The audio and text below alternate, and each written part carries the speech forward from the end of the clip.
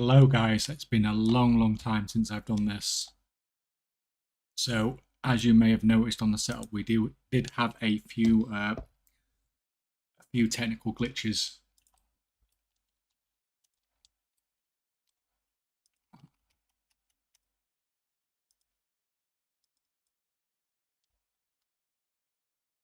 How are we all doing today then?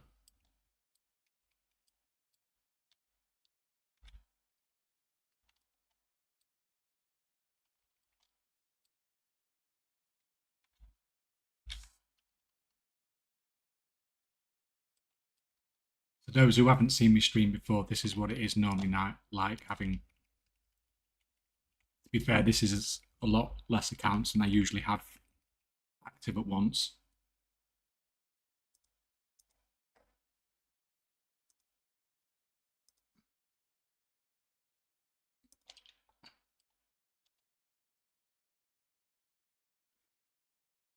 Currently taking the last of my 35 alts through the Dark Moon Fair. Oh my god. What is it, tailoring?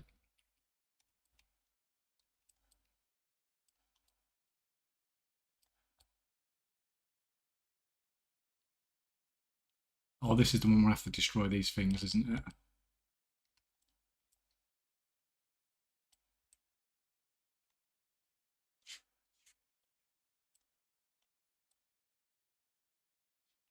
You can tell I barely ever leave the city.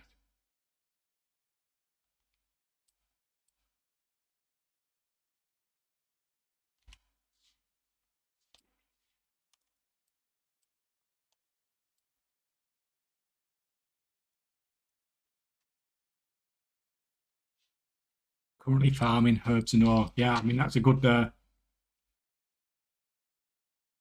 shout at the moment. Prices are probably going to be going up. Prices will be going up soon, especially if somebody's been buying them all up to make sure the prices make go up.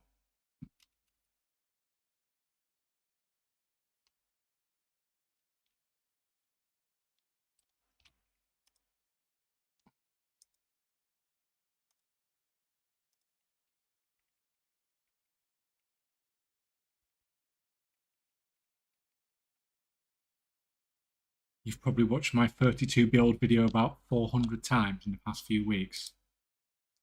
Well, that was pre-expansion release, so there should be some better stuff out there now. I mean, the builds aren't bad.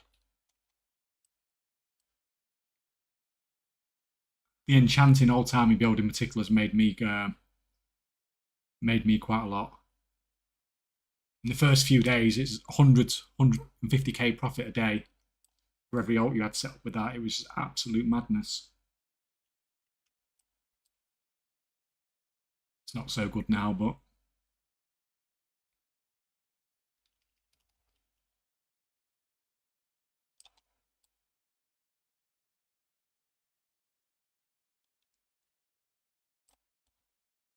love to your pro tips for multi-boxing. Yeah, I don't multi-box. I'm running multiple accounts. I don't multi-box. I did multi-box when it was a legit thing you could do for a little while, but mostly I just found it useful for listing auctions on many accounts at once. How many of these things do I need to off? We're nearly there.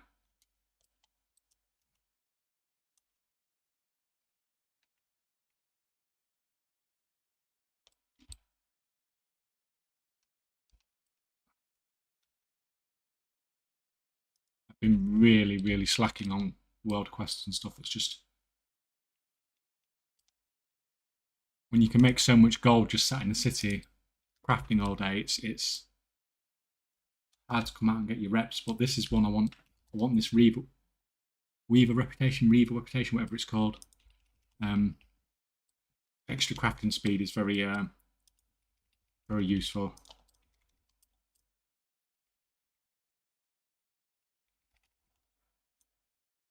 So when we are talking about crafting speed, there is one little tip here you may not know about. So this potion, this flask from Dragonflight actually works in, it says it doesn't work in the current expansion, but it does. See if I click it off, crafting speed 18%, crafting speed 48%, and these cost like nothing, so they're really useful to have.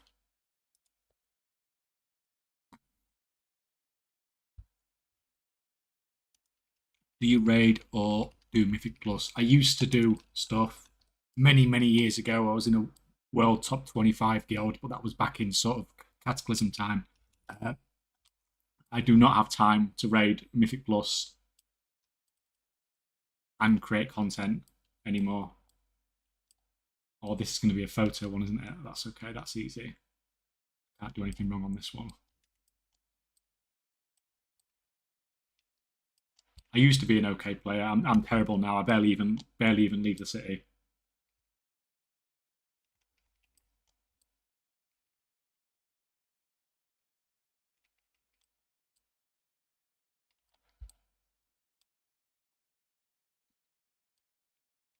So what's a good spec to get into with enchanting concentration builds? It was really good right at the start, but it's really died off now. Mostly because of what we assume was a bug with the Darkmoon Fair decks. See, I thought it was going to be the strongest alt army spec coming into the expansion, simply because getting the rank 3 crystals was going to be so difficult. I mean, imagine if the Darkmoon decks weren't here now, there'd be hardly no purple crystals whatsoever, and even less rank 3s. So then the concentration builds would have been making an absolute fortune. As it turns out, epics have been extremely easy to get, therefore crystals have been extremely easy to get, and that concentration build's lost a bit of its value. I mean, it's still fine. You can still set it up really quickly and easily, especially at the moment. But dust is just a bit expensive at the moment. Why are you not crafting?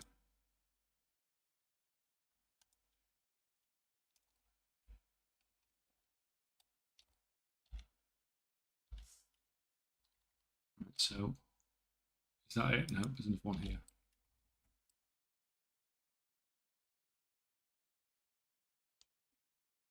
Oh, then pro tips with multiple characters at once through the TOS. I only ever have one in the world. Usually, I do sometimes farm with multiple characters, but I'll literally just have the characters sat there and do everything on one character, and the other guys will just be looting.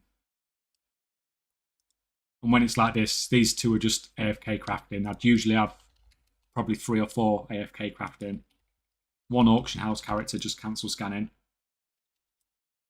and then playing on one.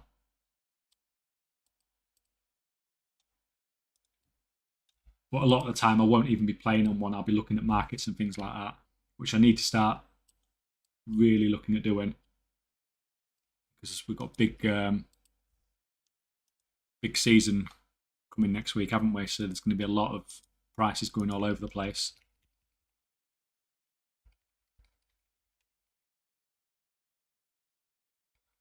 Yeah, it's boring cancel scanning, guys, but you know, you've got to get the sales.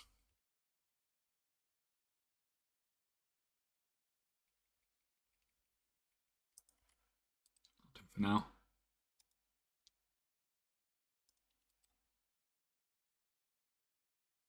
What do I do with the ink? So this is my Inscription character. This was a character I never intended on setting up coming into the expansion. So basically, I did a bit of a challenge. The most asked thing for on the channel was try to do a 0 to whatever challenge, because obviously I have a lot of gold. I can do lots of things with lots of gold. And I ended up doing it coming into this expansion. So this was the character I used. It was just, I had no starting gold or anything from any of my other characters. And I managed to get gold cap on this character in 5 days. So basically what I did is I ran this spec. So when people are making things like ciphers, you're going to go in ciphers, ciphers is fine. It's giving you all the skill, but all it gives you is skill. So what we have in the inscriptions, we have all these secondary stats. So pursuit of knowledge in particular gives you 3 resourcefulness and multicraft for every point, and then another 15 every 5. So multitasking gives you just shed loads of multi-craft, and resourcefulness just gives you loads of resourcefulness. So basically, this character is designed just to make lots and lots of crap, but make it cheaply. So what he is mostly making is the rank 1 boundless ciphers, but people use these because they go into treaties and things like that, so people don't care what the rank is. So basically, I mill, ink, and then turn them into ciphers. Now, because I've got all the, I'm basically BIS stats, secondary stats for crafting on this character now, and because I have all the profession gear, it means that there is no way someone can physically produce this cheaper unless they're buying their materials cheaper. So I get quite good profit margins on these. Let's have a look, see what it's currently looking like on profit margins. My other guy's not dead, is he? No.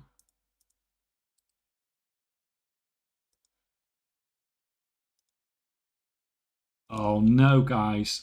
Oh no. Started in crafting the wrong rank of potion. There we go. I've crafted about 5,000 of the wrong rank potion. Oops. That's not how to make gold. This is the problem when you push in to just get into a rank. So you produce them at rank 2 and you're trying to keep your material cost as low as possible. If you're not careful, you can end up making a load at rank 1. It's not the first time I've done it. At least we spotted it then. So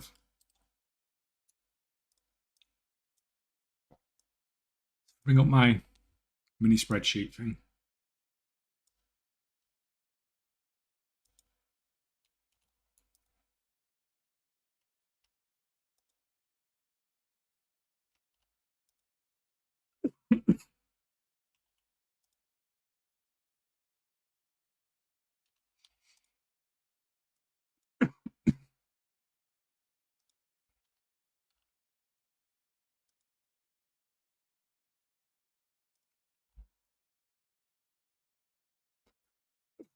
Oh, excuse me, guys. Alert drop.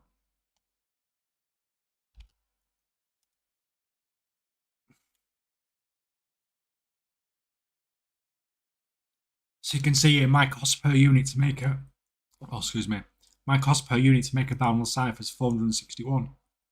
So that's where it tends to be, between 400 and about 470 or so, depending on the prices. That's if I make it start to finish. So they're selling for 550, so I make what, 20% profit on that.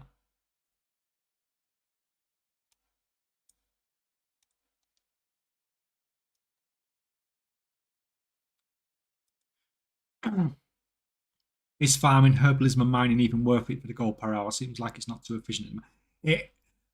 Obviously, the numbers are dropping, but at the same time, you can't lose gold by doing it, and you can definitely lose gold while crafting in the game at the moment.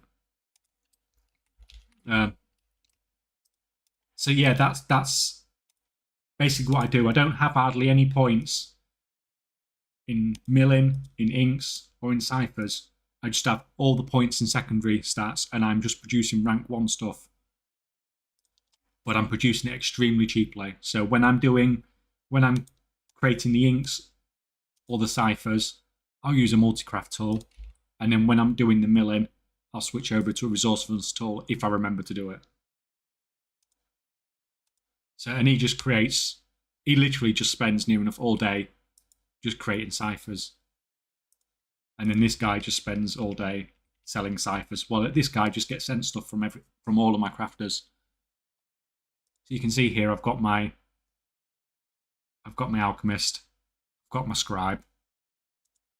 I've also got my Tailor at the moment, but I'm not making much on my Tailor because someone's been doing some crazy stuff in the market.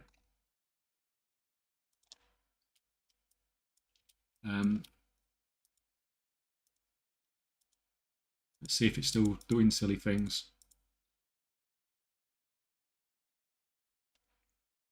Yeah, look.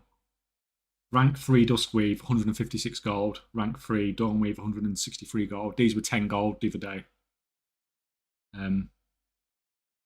Absolute madness. Someone's just buying it all out and trying to sell it at a higher price, which is fine for them. And they keep buying all my stuff that cost me 10 gold in original materials, so I'm making about 150, 1,500% markup on that. So that's pretty. Never thought about being best. Never thought about being best at making worse. Neither did I, honestly.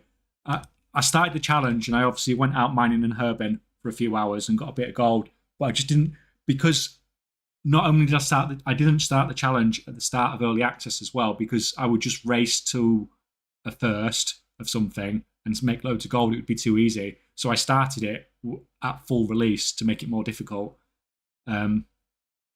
So yes, apparently making stuff in massive quantities but being very good at it is really good gold making, and that's probably, besides engineering, that's probably the profession that's made me the most this expansion.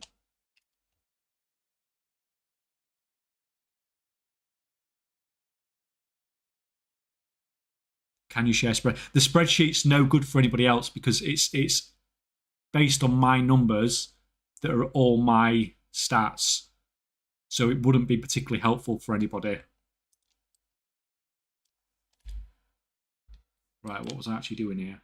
Bugs placed.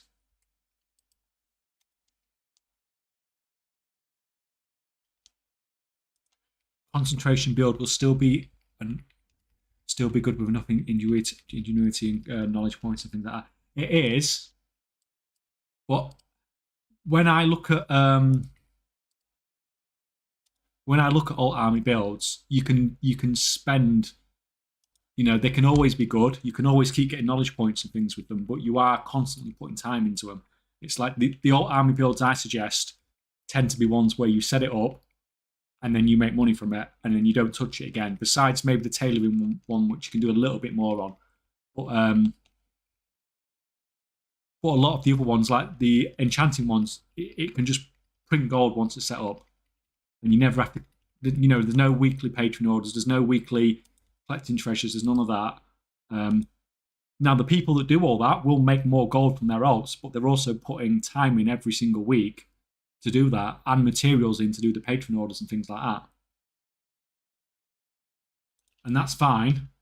I'm saying it earns more money, which it will do, but at the same time, you're putting more effort in. Whereas if you have just these alts you've just set up, you could be doing, oh no, oh guys, I'm going to die. I'm going to die. Sit up here for a minute. You can't get me up here.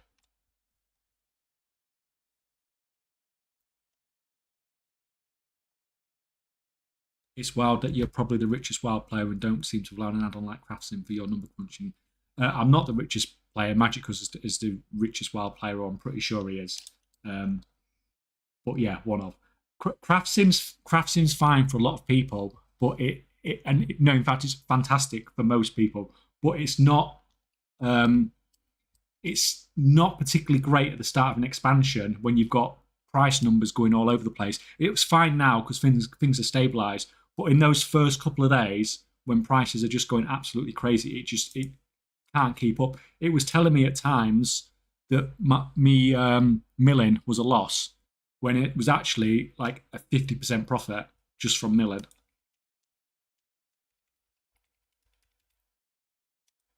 Right, you are making rank 2 potions now, aren't you? Yeah, good boy.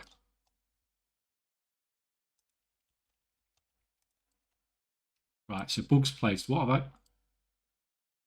got to actually do for this quest?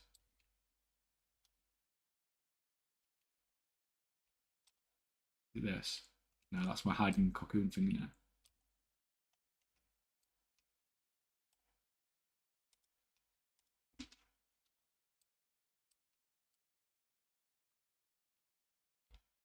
Right, I ain't got a clue.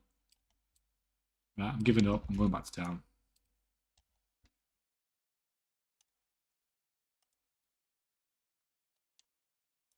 What we at?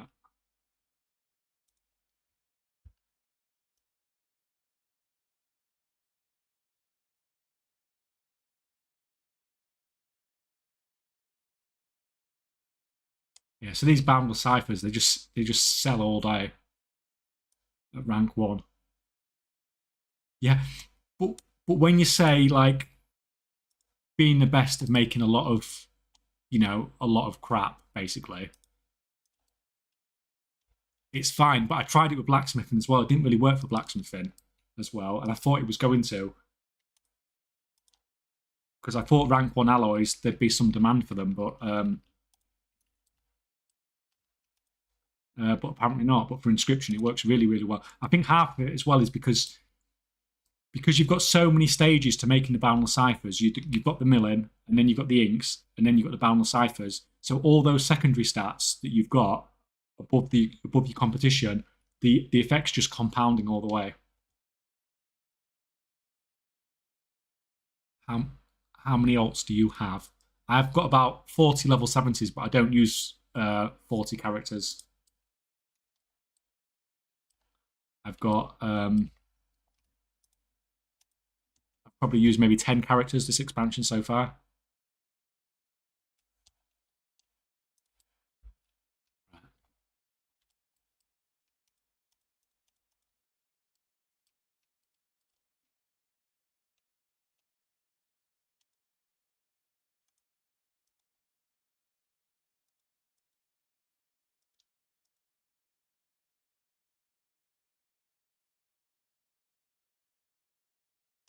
So many. See, I've just bought nearly all this up earlier. Show you. I can spell this stupid herb. M-Y. You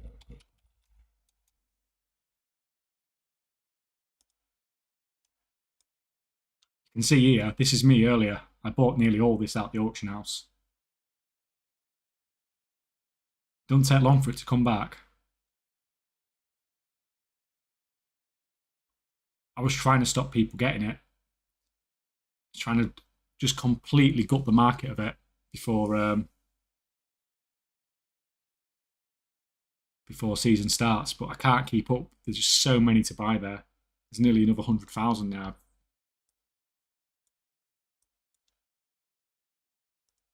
I did the same with Lure Drop as well. I think that's recovering a bit slower though.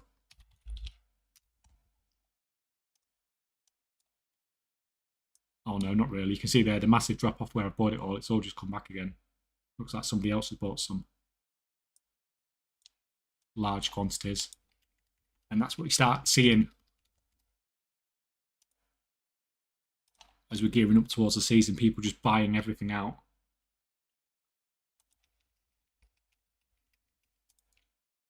And just mass stockpiling for the season release.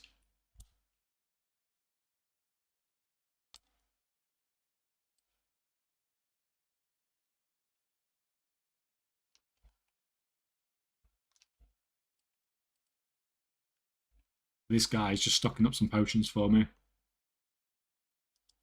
Few there.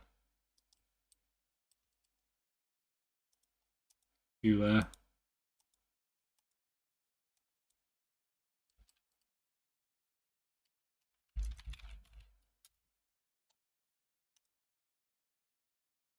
Put those in there. These are selling well already. So when it comes to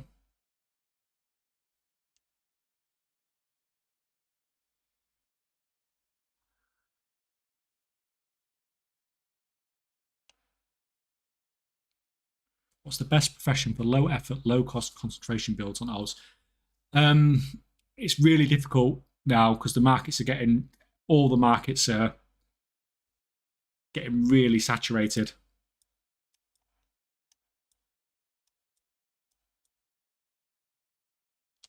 When prospecting, it seems to stop mass prospecting at about 1500 or then have to manually click any fixes. No, it's really, really annoying. I know what you mean. It's even more annoying. So if I put this on and we just do a bit of milling, like if you have resourcefulness procs as well, you'll end up with odd stacks about, and there's not really a fix for it. And when I'm prospecting on my prospector, I don't find it too bad because there's quite a long time period between, when you start prospecting and when you end prospecting. But when you're doing milling, it's super quick, so you're just having to constantly go back to that character. You done, right.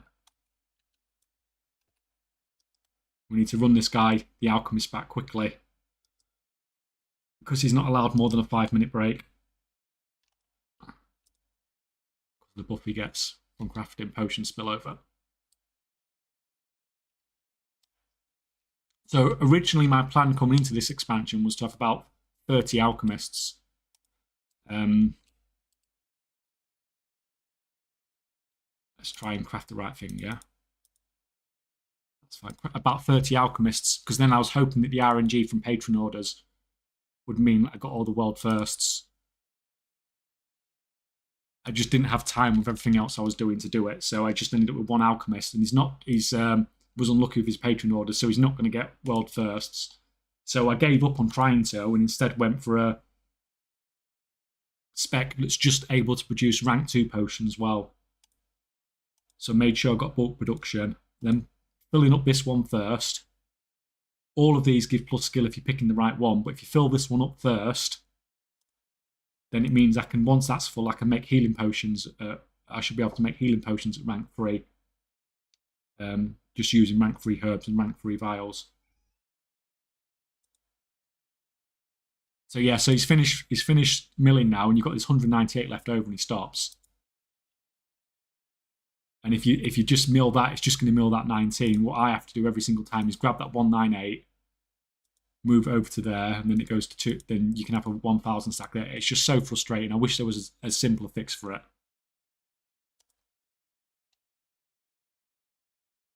Can alchemists guarantee rank 3 tempered potions yet, or are they close? Yes, some alchemists can, but I'm pretty sure they exploited to get it. Because there is an exploit where you could, well, yes, I would call it an exploit. An exploit to reset your patron orders, and you can pretty much do it as many times as you want. So even though I had bad RNG on my alchemist, I'm not sort of 30 or 40 knowledge points behind other people. I might be like 10 knowledge points behind the people that are doing really well. Oh god, is that actually Paul? Oh my god. How much gold do you have in total? About 1.1 billion in raw gold, and about 2 to 2.5 billion in stuff to sell, basically stock.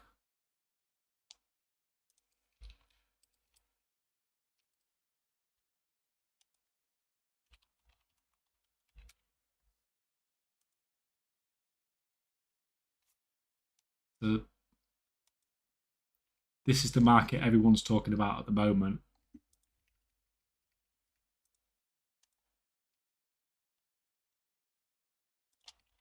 Yeah, we're going to stop making tinderboxes already because you can see how frustrating that is. It's just every 30 seconds having to go back to it. Putting back on inks because we can just leave into it then.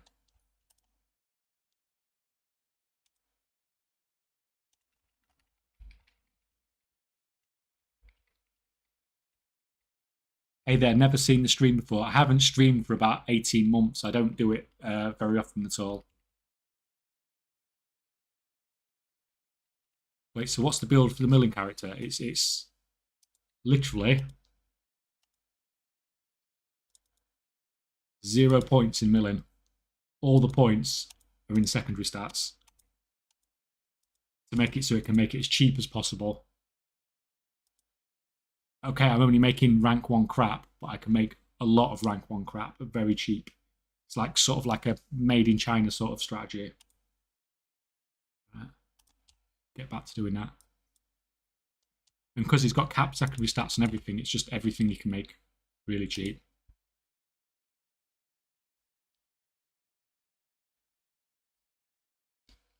Why did the crushed gemstone price crash so bad? I mean, my speculation would be because the prices of all have gone down so much. So it was costing me about 19 gold each, I think. for the Acarite, is it? For rank 1 Acarite. That's what I was prospecting at. And I got some today at 15 gold each. And as a byproduct of prospecting, I'm making crushed gems. So if I'm making them significantly cheaper, then obviously the price of everything associated with prospecting is going to come down.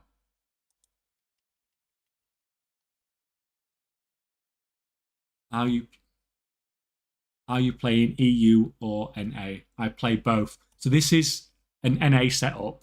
So I used to be mostly in the EU. I'm based in the EU, but I prefer the US markets. Mostly because I could mass manipulate stuff a lot better. So this is, so yeah, this set, all these characters here, US. I've not even, I'm only like level 71 on the EU at the moment. I've not even started particularly leveling up. How do you reset patron orders? I'm not going to tell you how to do the exploit, but it's pointless now anyway because everyone's already, even the rank 3 stuff is saturated basically. I feel like tinderboxes are going to be a problem like the Titan orbs of Dragonfly. It's funny you say that because I've just recorded a video talking about the tinderboxes and I compared them to the Titan orbs. Because obviously there's a lot of speculation going on regarding resetting these. I've got to say I have been tempted. I think when I looked earlier it was like 30 million, or it's got to 43 million to do a full reset on them. But like you said, and the Titan orbs got their drop rate significantly increased, and the value dropped by about 90% in just a few days. And the same thing could happen here. So I think when people are speculating and buying all these up, you've got to be really, really careful because you just don't know what's around the corner. You think the profound tinderbox market will rise on season start? It probably will, but we don't know because I've never seen a market before that's been so speculated on before a season releases. People are always buying up herbs or potions. I mean, you can see me stockpiling potions and things like that, but I've never seen something like this speculated before. And there's been lots of screenshots of people who've, have quite a lot of these, and the demand will definitely go up. But if there's suddenly a massive influx of supply as well, then the price could actually go down, even though the demand has gone up.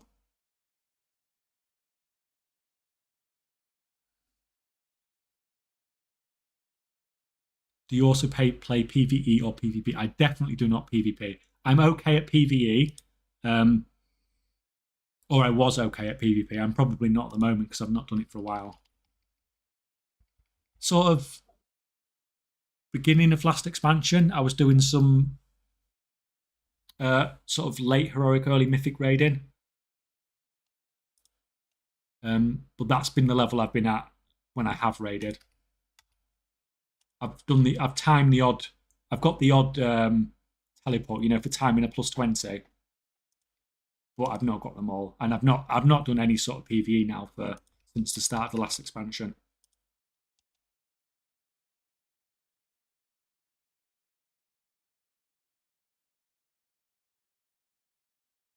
I'm a new player, to be honest. I can't catch a single thing about this gold making. Too many professions that I need to know, but I enjoy your life. Oh, thank you very much. If you're new and you're not sure what to do, herbalism mining, you just cannot go wrong.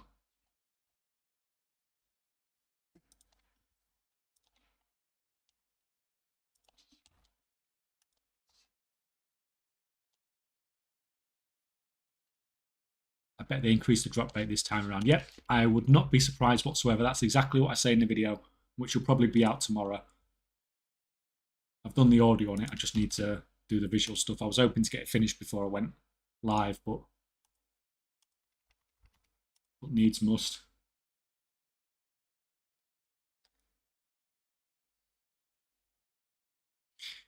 Have you been thinking about Null Lotus? I've been stocking up. Yep, it's not a bad idea.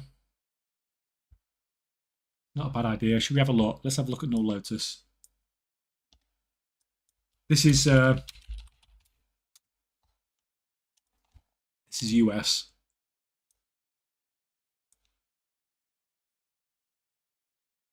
See, that's odd. See, the red line's how many is available, and the blue line's the price. The amount available and the price don't usually go up at the same time. But you can see here people are starting to buy them up because the amount available is going down, and that's on a weekend. So on a weekend, the amount available would usually go up because there's more people farming. So people have started buying these up now, you can see, and the price is slowly raising. But the best time to buy these up would have been back here. It's always, like, whatever the new Lotuses are, it's always good buying them up, like, sort of a week into the expansion, because you have, like, a week there where they're just useless. And you see there, 175 gold, 150 gold. You'll be killing for that price this time next week. Best investment right now. I am not going to give anyone investment advice in WoW because you just do not know what people are stockpiling. My general suggestion, and that video I do talk about investments, so my general suggestion is if you're going to invest in anything to increase in value, tend to go for something that you can put into that you can craft into something that you have profit on. So for example, I'm buying up huge amounts of herbs, but those herbs I have a good profit margin on in my crafting in both my potions and my inscription. So even if the price does absolutely drop, I've still got things I can do with them that make me profit.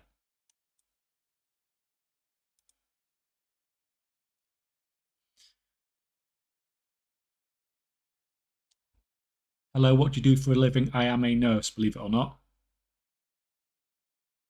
You could pay for boost through Mythic if you care about the cosmetics.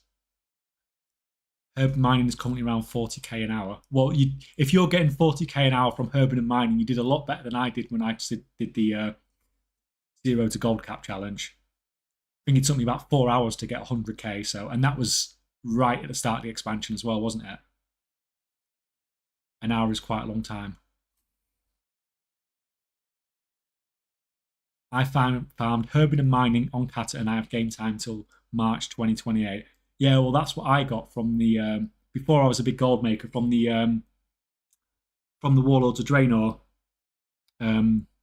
garrisons. Ridiculous amount of game time from that for years and years. When you suggest people to herb and mine, you want more mats in the auction house you can buy. I actually want less mats because the less of something that there is in the auction house, the more I can manipulate it.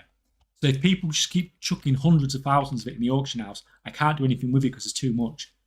But like I bought out nearly all the rank 2, the one beginning, the new common herb. I bought nearly all of it out of the US auction house earlier, as I showed you in the graph earlier. But it's just got flooded in again. But I'd rather people not be farming it because then I can manipulate the price much better.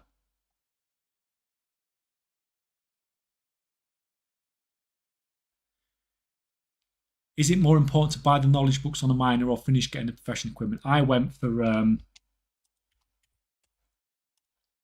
getting the books first, simply because 15 knowledge points, you get 15 on a gathering profession, not 10 like you do on the crafting. That's huge. But that also means you get an extra 25 arts and security back as well.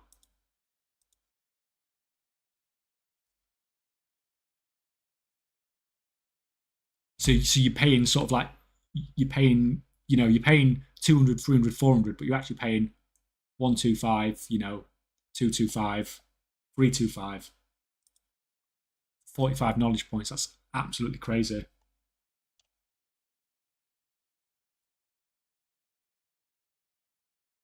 Do you share your TSN profiles? My TSN is absolutely terrible. There's nothing special about it. Literally, it's just stuff.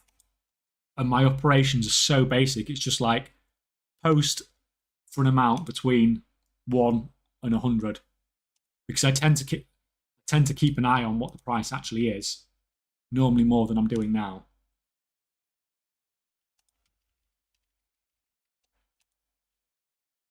See that lure drop pigment? that was at 30 gold earlier, but because I bought up all the rank 1 lure drop now, it's gone up to 37 gold over the course of the day. It should just keep going up. Just stock back up. Restock packs.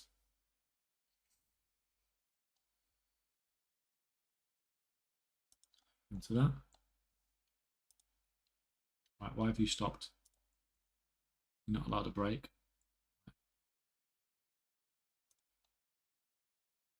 Right, he's run out of rank.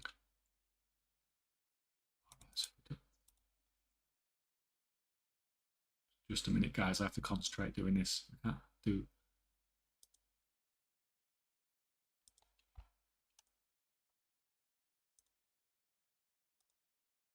Need some rank ones.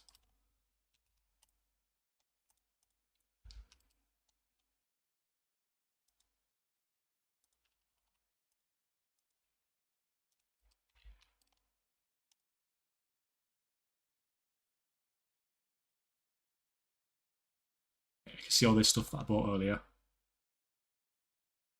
Completely filling my bags now.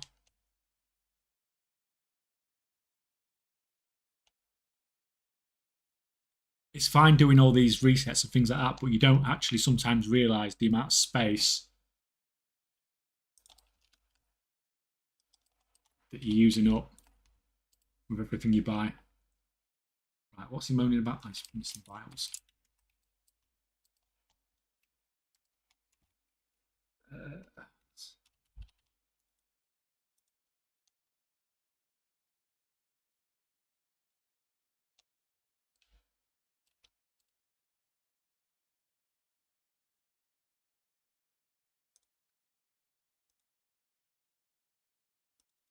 Do rank 2, rank 2. So that's what I wanted, just to get over that threshold to make the rank 2s.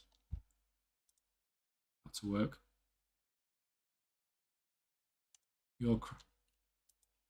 His buffs run off. It's fine, we can't have been crafting that slow. You're restocked. So you can sit there.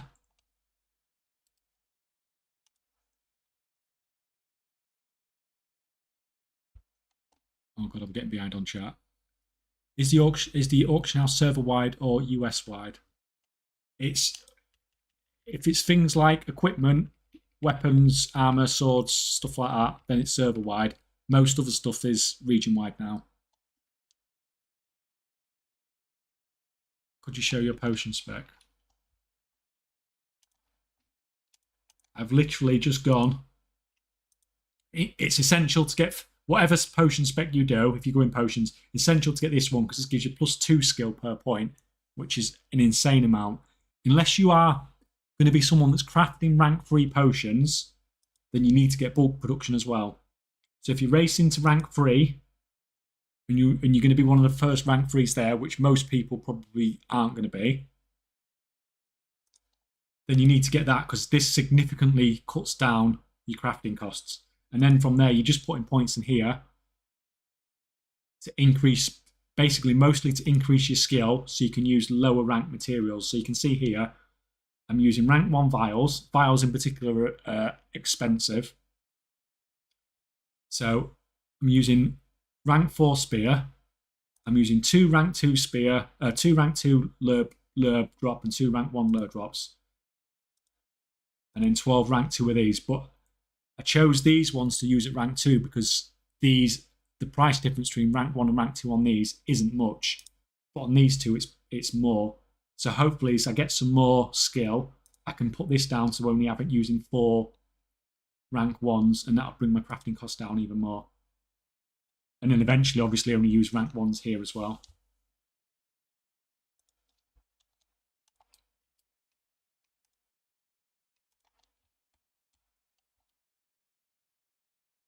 Why is a Raffles spear so much more expensive than your herbs? I've got no idea. When I go out gathering, I seem to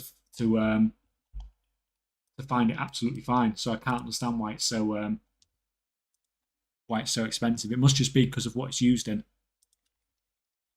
You see, I'd think lure drop would be more expensive because I just use it in the tens of thousands every day. And when I herb, I don't seem to get that much more of it than anything else. So yeah, no idea. But it'll just be that someone somewhere is eating it all up. How many wild tokens have you bought? An absolutely ridiculous amount. Is formula affecting the market in a significant way by equalising the prices between the commodities somewhat? Yeah, I think it's doing a really good job of stopping sort of materials get to like silly prices like we've seen in the past, where you've got like cloth at like 1 silver and things like that.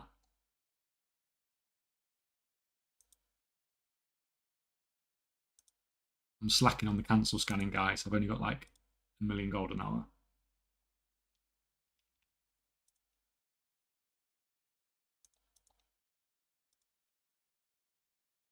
Where's all my stuff?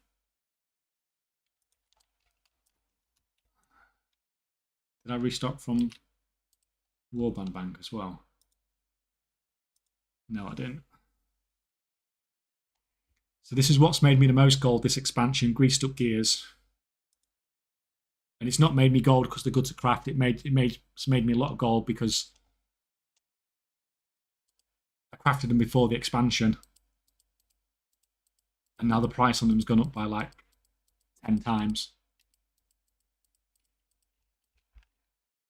Absolutely crazy. I wasn't expecting that. I was supposed to be using them to make the engineering mounts. I wasn't expecting the price to go so crazy.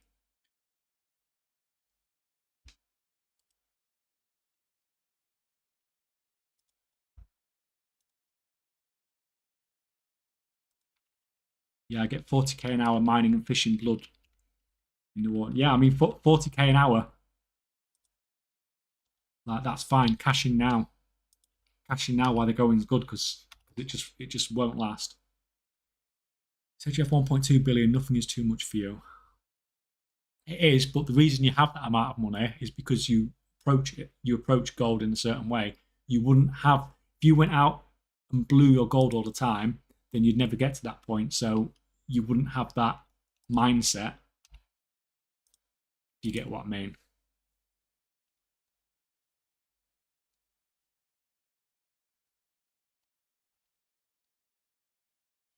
If you go for bulk production for alchemy, should this be spec'd before going into alchemy mastery? If it's your main crafter and not an alt made only for concentration. Right, so we're talking about sort of like using it properly then. So let me read that again. If you go for bulk production for alchemy, should this be spec'd before going to alchemy mastery? If you're wanting to mass produce potions, then I think you have to have bulk production, because I mean you can see here it's giving me 240 multicraft, and that's just from the buff. That's not including you're getting 3 per point in this tree, so that's another 75 multicraft. So that's over 300 multicraft, and then you've got sort of the bonuses for resourcefulness on there as well. It's just huge amounts of multicraft. Look, 24% multicraft. See, it's 6. Of course, I get no procs as soon as I turn the screen on, but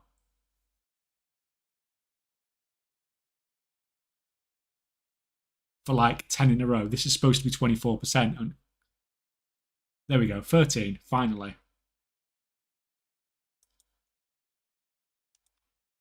Yeah, I mean, if you go to the other way and you go and get all the plus skill, it is going to bring your crafting cost down, but you're going to be producing less. So the amount you're paying per potion that you're actually producing will probably be higher.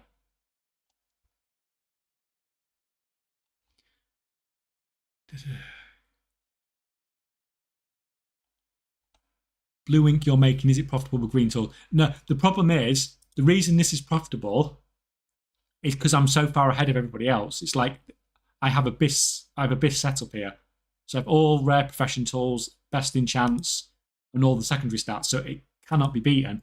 But even with this, I'm still running at sort of not fantastic profit margins. It was fantastic. This a week ago was absolutely amazing. But everybody's catching up now, so in a week, this is probably going to be dead. If you've got green crafting tools now, then you just you're probably just too far behind for it to be worth doing.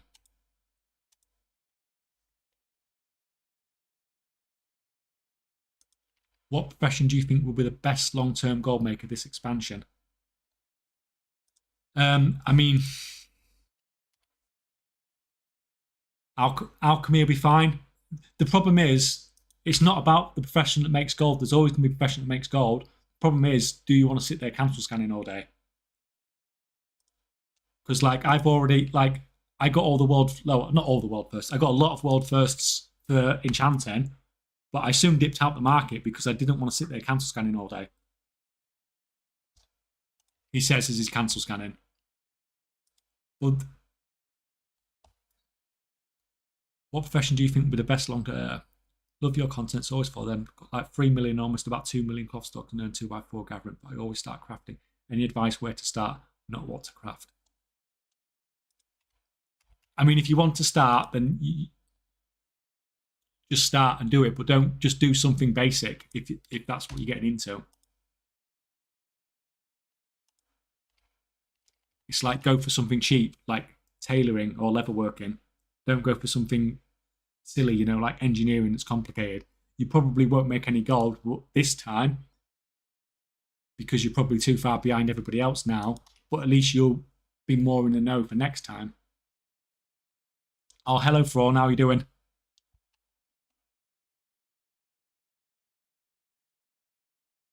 Oh, hi, Squid. Yeah, not spoken to you for a couple of days. Hey, man. God, I'm miles behind on chat. Sorry, guys. You have a Discord server? No, I don't have a Discord server. How big of a deal was it the auctioning amount became available? It was actually that started me in gold making, so I wasn't actually a gold maker till then.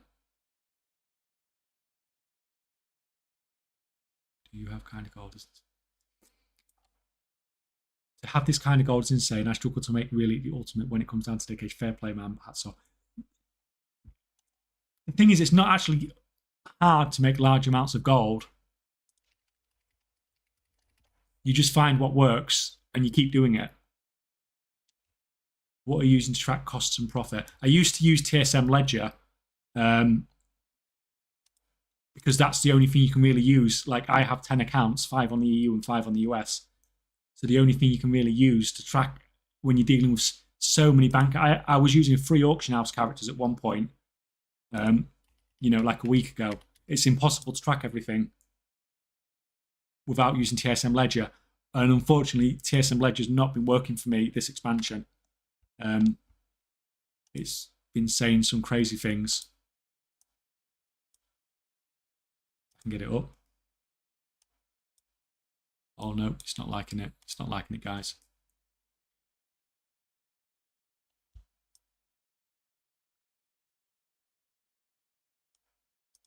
Yeah, what's it saying? So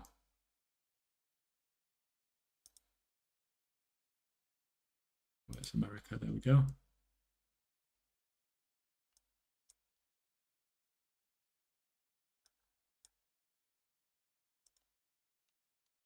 Oh no, it's not liking it, guys. I can't show you that. It's just looking a mess. Well, basically, you can see this bit anyway. See there, it's telling me I've made a £52 million loss in the last 7 days, but it's because it's not tracking my sales properly at all. So I actually don't know where I stand as far as how much gold I've made this expansion. I know I've got lots because I've seen the gold number going up and up and up.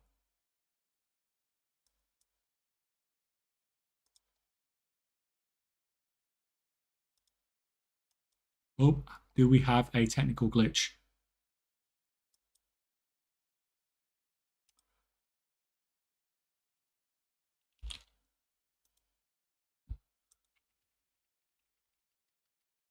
Is it back? Is it back? Oh, that's back.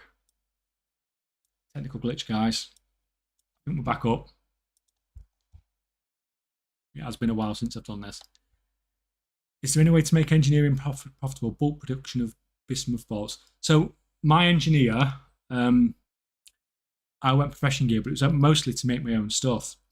I was looking. Oh God, have you gone down again? What is going on with this?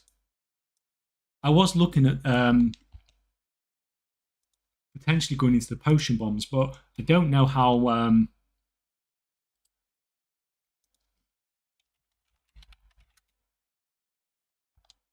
So these, oh god, the price on these has gone down. These were like 1,000 gold the other day. But you can see there's hardly any of these on the auction house. So look, there's 372, 178, 155. This is region wide and this is consumable, you know, like a potion. Now I can imagine these aren't getting used. If these are good in Mythic Plus, then these could go crazy next week. So I was tempted to do an engineer to make those because there just doesn't seem to be anybody making them at rank 3 at all.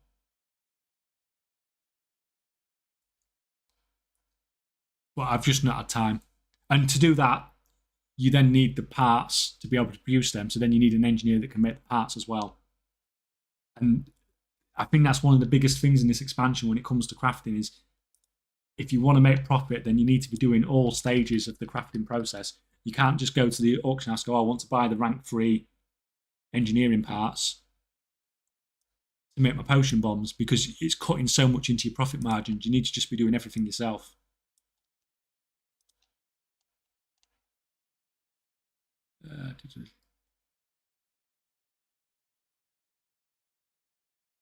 Do you raid? No, not anymore. Just gold make and YouTube nowadays when it comes to WoW.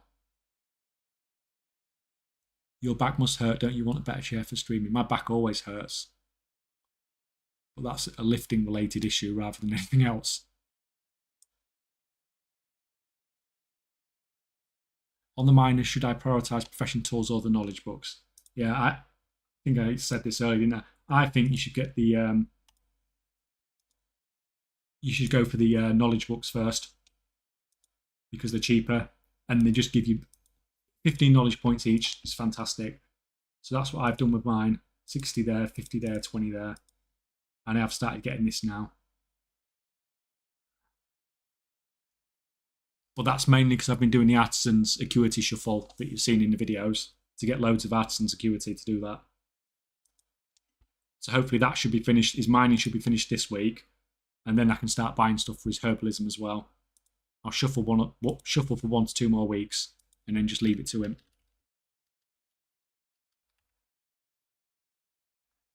You should go to Wall Street, mate. No, I shouldn't. It's fine messing up with gold in the game, but no, not my real life money, I don't think. Oh, hey Boopy, good to see you in here as well. Should I sell herbs and all now? I mean, speculation would say the prices will go up. Okay, but the prices could go down as well. So how the hell did you get that much Artisan Security? I've got 2 videos on it on the channel. So the one that came out yesterday is the better video that explains it better, because the first one I did was sort of one for early access and things like that. That one yesterday is one you can do now, but I think it's been nerfed slightly.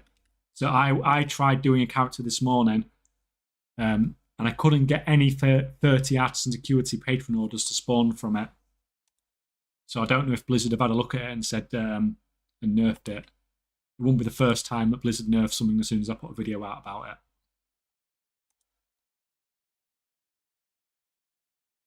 What country? I'm from the UK, basically.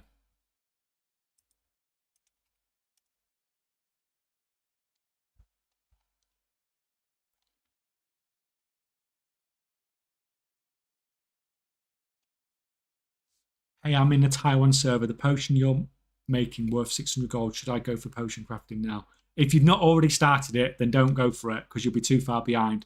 Because whoever is crafting the potions will be crafting them cheaper than you. Do you raid as well, or only play WoW for money? I do not raid. I only play it to gold make. I don't get money from it. Obviously, I've got a real life job. This is just a, something you do for a bit of fun on the side, YouTube, etc. How do you even sell that amount of potions? You sell that amount of potions by cancel scanning on reset day. How many WoW accounts do you have? 5 EU, 5 US.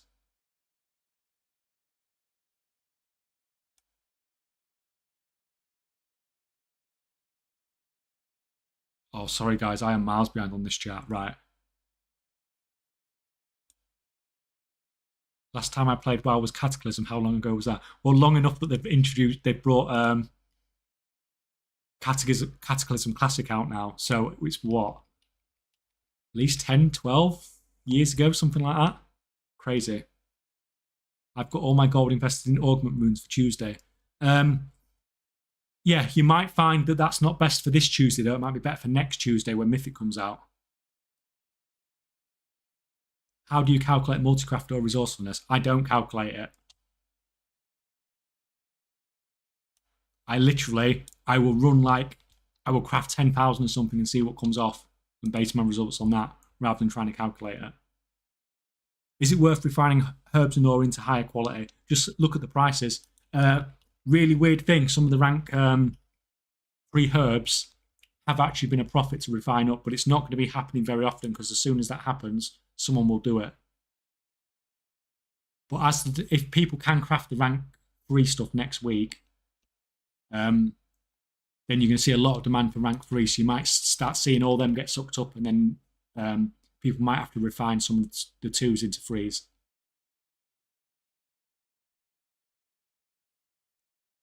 How's it going? Looks like you're busy. This isn't particularly busy, to be honest. This is only four accounts. I can start getting FPS issues and things like that if I run too many at once, especially if I do my crafting on my engineer and things like that. So yeah, so I'm just running 4 today. I might get this one crafting something. I've got no crafter on that one. Right, let's open. Let's actually open another crafter up. Just a minute.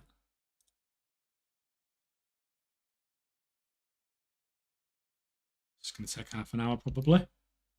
See if I can try and catch back up on chat while that works.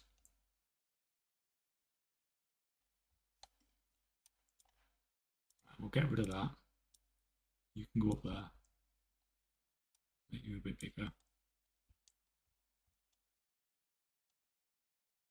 Right, so we'll bring my tailor in as well. You can do some crafting.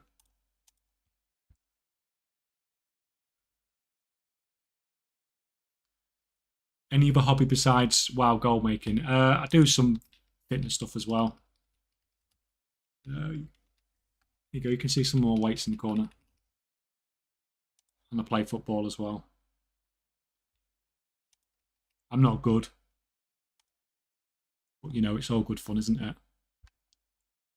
Excited for the season launch. Oh, yes. It should be fun.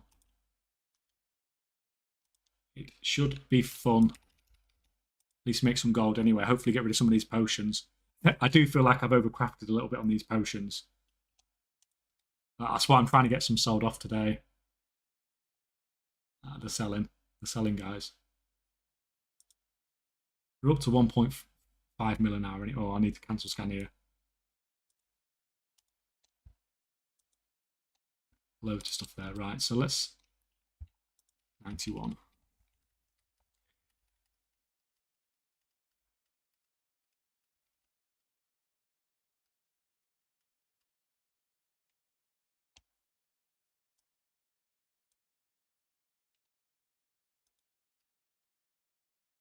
How many alts do you have?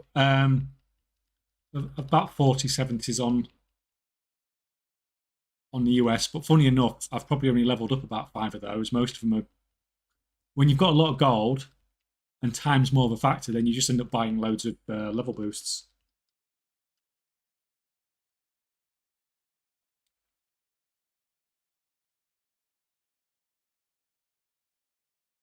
Were you a medic in real life? No, I'm a nurse. So, but yeah, same issues with the back. But like I said, mine's more from lifting stuff, lifting weights rather than stupidly than patience.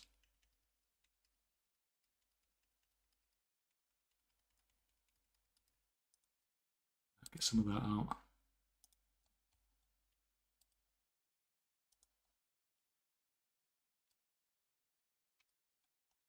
We'll need to do some more maths, guys. I'm going to catch up on chat and then I'll do some maths. Right. That was 2009, yeah. How are you enjoying the Warvin so far? It's been one of the most... I've not made as much gold as I did at launch of Dragonflight, because that was silly. That was absolutely silly. But yeah, it's been good fun. What's your professions in herbalism? I've not touched my herbalism yet because I'm dropping herbalism every week to shuffle between professions to get artisan security. So I've barely touched my herbalism yet. Everything's gone into mining. How close to rank 3 tempered potions? I'm not close to rank 3 tempered potions because I gave up. I knew I'd fallen behind other people. So if you're going for rank 3 potions, you can't pick bulk production because you have to put all your points and plus skill. Because you need to fill these. You need to fill out the associated ones here.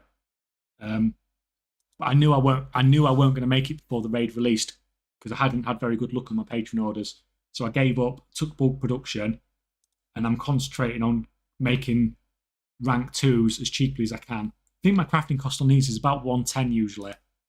And if you look, what's the price at the moment on them?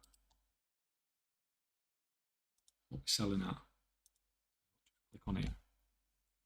110. So they're going for 160 at the moment. So like, okay, I've not got the rank 3s, but I have got something I can mass sell that's giving me like, 50% profit margin or close enough. So you can't really argue with that. So yeah, I won't get rank. I will get rank 3s well behind even the normal person that's going for them because they've got a 25 knowledge point head start because I picked up bulk production. But it's fine because I can just make these so cheap.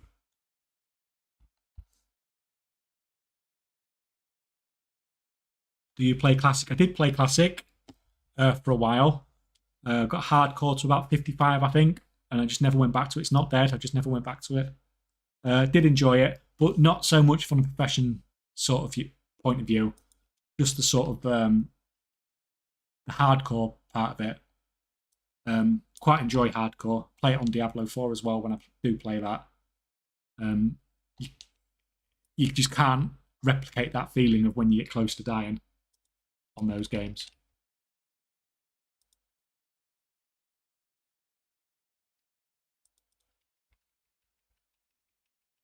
Right, so this is my... Oh, God, guys, there's too many of you. I've never had this many people in chat before. Right, the next week people can craft tier 3 tempered potions. Yes, they probably will be able to. I've never had much gold, but would you like to make some of this expansion? What profession would you suggest? I'm herbing and mining. Like, with herbing and mining, you cannot go wrong because you cannot lose gold. You are just, whatever you do, you are gaining gold. So just stick with it. Maybe like dip your toes into a cheap profession like something like tailoring, but you're not going to make gold of it. You're gonna lose gold from it, but at least you'll learn more about the systems for next time when maybe you can make some gold from it.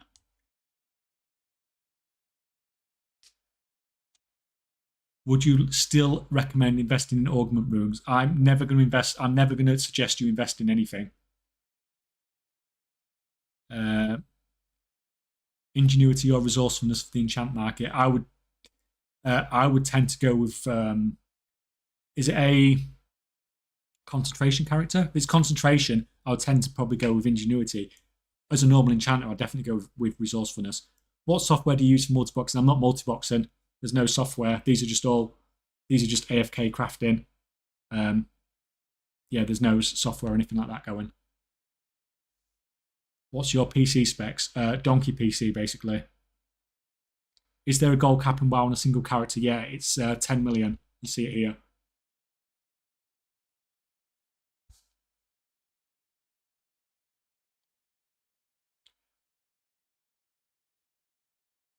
Are rank 2 flask profitable if no multicraft? And how many multicrafts do you need for it to be profitable? Like, if you're not sure if something's profitable, just get Craft Sim.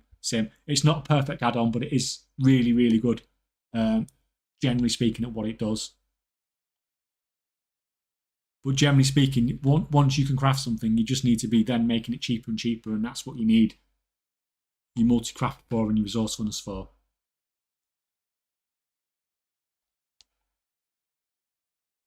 What do you think about concentration, good or bad change? I think for the general player, I think it was absolutely fantastic. So for, like, as you've probably seen in some of my videos, you can set up these characters really, really easy to be able to use concentration, make stuff at rank 3, and make, in the early days, it was ridiculous amounts of gold. I set up 4 enchanters sort of day 1, I think it was, day 1, day 2, and 150k a pop every time they used concentration. It was absolutely crazy, and it was so easy to set up. So yeah, I think it's better because it just means everyone has access to being able to make gold, a limited amount of gold, but at least they can craft something that gives them the opportunity to do that. Yeah, so it's just really good, and it's good if you set up these characters for crafting for yourself as well. So if you are someone that does a lot of content, then you can sort of set that concentration up to make all your enchants, to make all your stuff. So even if you're not selling the stuff, then it is making stuff a lot cheaper for you. Where would you start if you had close to 0 gold to get to 5 million? Well, when I did the 0 to sort of gold cap challenge, I had to start mining and herbing because you need gold to make gold. But then from there, it's figuring out what makes gold and just keep doing it. And it's hard. Oh God, guys, this is what happens when I'm not paying attention. Someone's sniping on the potions. Look, 90 gold. Oh no, that's fine. It's the crappy rank 1 ones. I didn't realise I had some of those.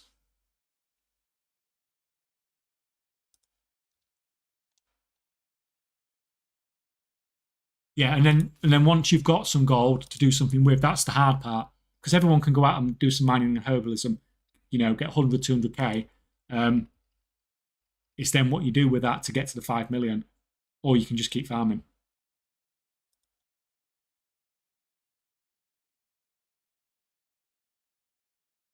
I'd invested tons into region crafting for level working, but I feel like concentration crafters have completely ruined all profit margins. Got any advice? Well, are you min-maxed first? So do you have all your secondary stats that you possibly have? Do you have all the plus skill so you can use lower rank regions if possible?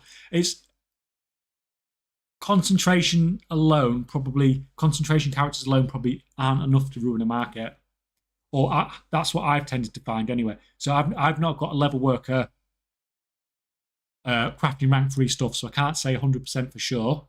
But the quantity of things from concentration does not seem particularly high compared to the demand for most things. So it doesn't really. So like when I got my world first enchanting, all that stuff, there was loads of enchants already on the auction house from people that made concentration, but it didn't particularly affect the market because there was so few of it. Yeah, all blue enchanting throughs rank 3. I did Acuity Shuffle. Well, is it EU or US? Level working regions can be crafted rank 3 with rank 2 mats without using concentration. That's the problem level. Yeah, I talk about that in. I touched on that in one of my videos as well. So all the level working stuff, you can actually craft rank 3 using green tools. And this is sometimes a problem when they make things easier. It makes it more accessible. The more barriers to entry into something, the harder it is. The less people that do it, so the more profit margin you've got. No, not only. Well, if that's the case, that just really sucks. Like when you put all that effort in and then you don't get anything out of it, especially if you're doing the shuffling things as well.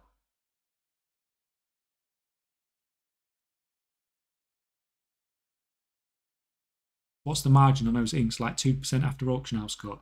If I mill to ink to cipher, I think I get about 25%, something like that.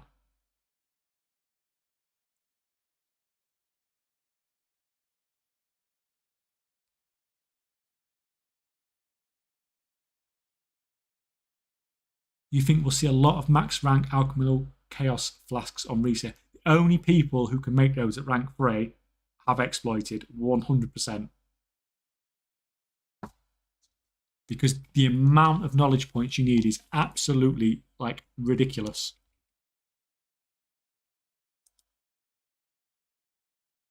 But unless this, it's just going to be so obvious if someone's done it and exploited those. So you'll see from the amount on the auction house. There's no way anyone can naturally get that amount of knowledge points.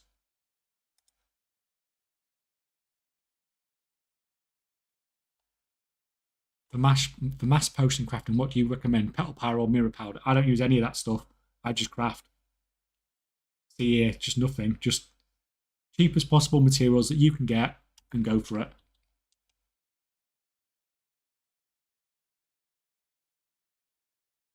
Trying to figure out how to take a low amount of gold starting and end up with a steady source of gold. I mean, cheap concentration builds. But you can look for yourself as to what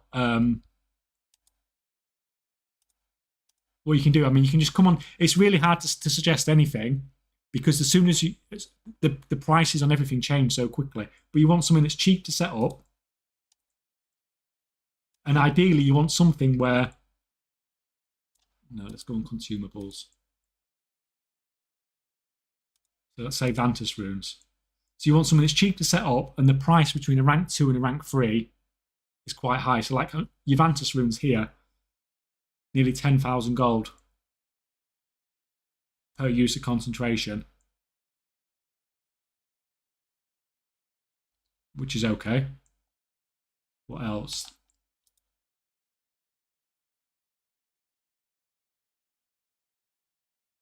There we go. 7,800 gold per flask, but you make 2 of those every time you do a concentration proc. Every time you use your concentration, sorry. But once again, once that can be mass produced, then the use of that spec is going to be a lot. So you just basically want to go through and look to see what you can produce at rank 3.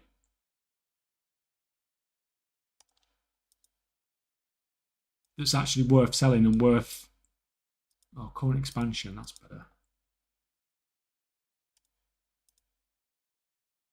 That's worth the effort on.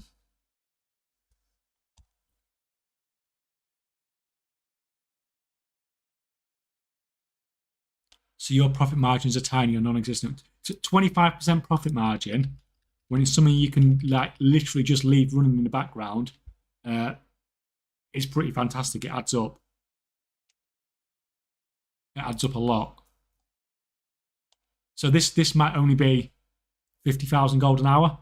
This one might be 50,000 gold an hour. But when I've got, 4 or 5 of these running, it turns into a lot of gold an hour for not actually doing anything myself. Right, so let's see if we can make some gold on this. Right, are we caught? What was a dragonflight flask for crafting speed? It's this one here. File of quick hands.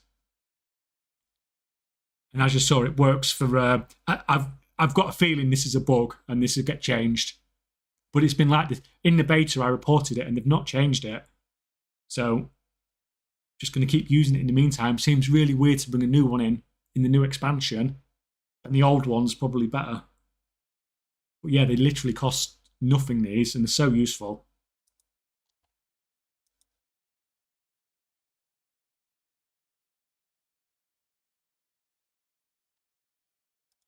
Is it worth using quality 3 of File of Truesight?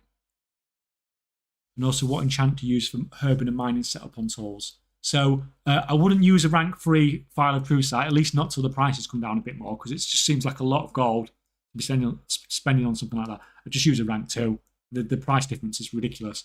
For my profession tools, for mining, I use Perception with a Perception enchant. And for herbalism, I use Finesse. Because a lot of the herbalism nodes have bonuses to Finesse. Whereas mining, I like Perception because you want the null stones. That's what I go with. But an argument can be made for Perception or Finesse on either of them, to be fair. Do you think people who exploited patron orders should get banned? well, I think it should at least get rolled back. But it's down to Blizzard. I'm not going to say anything because I've done stuff in the past. Well, I mean, like the Artisan Security Shuffle. That's not how the game's supposed to be. That's obviously not what Blizzard intended when they introduced the system. And I've used it a lot. But, you know, that would come under sort of clever use of game mechanics sort of thing. Whereas when people are doing the exploit, when you have to use paid character services and pay real life money to be able to reset your patron orders, then, you know, it's looking a bit more exploity, shall we say. Your video for professions and gaining artisan security 1,000 a week or so is brilliant. I'm working on it today. Oh, that's. I'm glad you found it useful. I don't know if it's been nerfed though, like I said earlier, because I tried it on a character this morning, because I was going to try doing some of the bag gambling to get recipes, and then I couldn't find any 30 artisan security patron orders, so I don't know if it's been changed.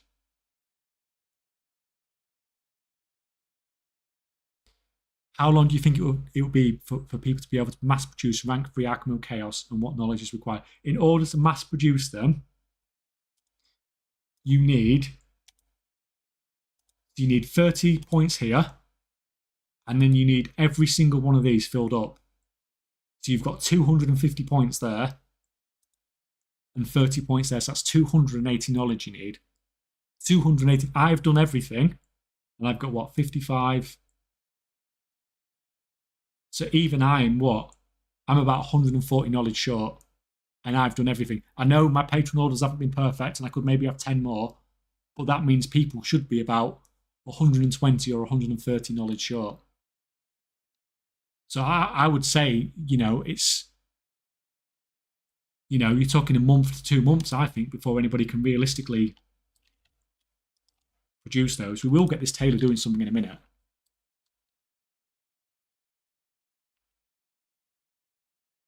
Some more potions. Oh, my game doesn't like streaming and having 4 WoWs open.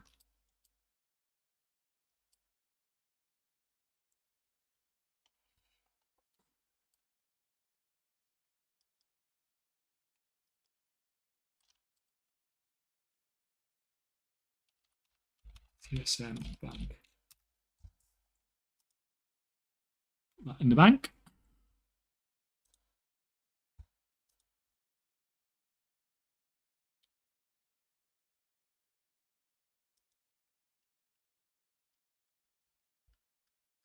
How do you make rank 2 potions profitable? Am I missing something?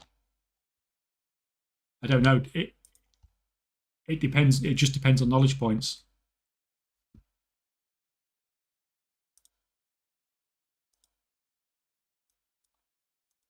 Like, that's what I've got. You need that max. You need that max. And then every point you get in plus. Once you've got your bulk production, every point you're putting into plus skill means you can use cheaper reagents. So I get away with using the vials as the trap, because vials give you a lot of skill and it looks like they're good to use, but they're so expensive. It's like 200G for 1 rank 2 vial in America.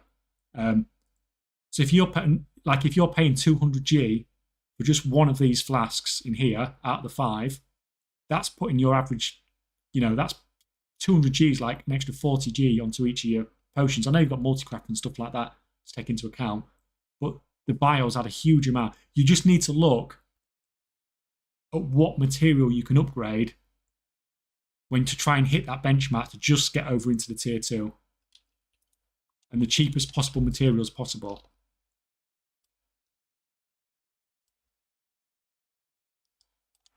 Because if we have a quick look.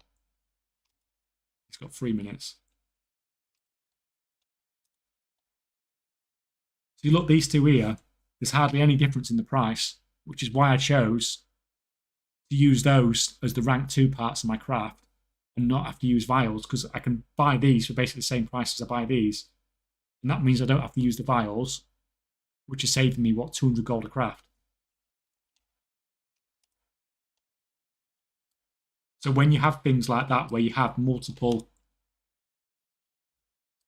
multiple regions, and you do need to use some of them to get to rank 2, then you just need to have a look at all of them and see what you can get cheap. Right. Get back to it.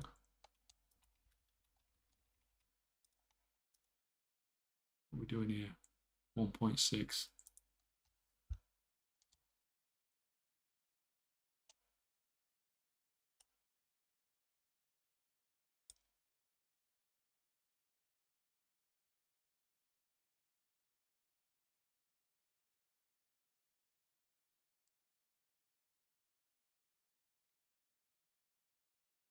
You can stack Weaver's buff plus ambidextrous and quick hands to get max crafting speed. All right, that's interesting to know. The problem I have is when my crafting speed gets too high, my PC does not like it. So I craft the Dragonflight engineering parts as well, because I had a capped out engineer for that, and I've been crafting some of that, but I can't do it on stream because it just melts my PC.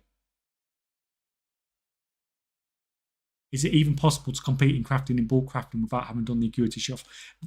The problem is, it's very hard to compete with someone who's got like 1,000 artisans acuity more than you.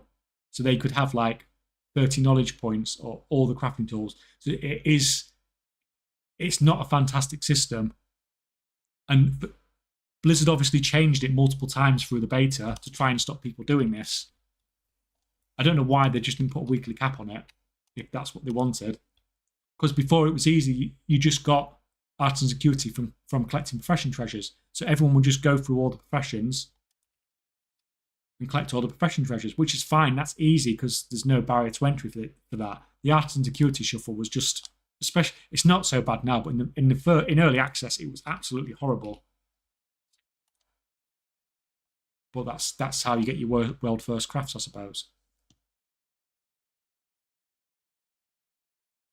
I have 2 scribes, one with milling resource, one with inks and multi. Do not see much profit right now. Any tip?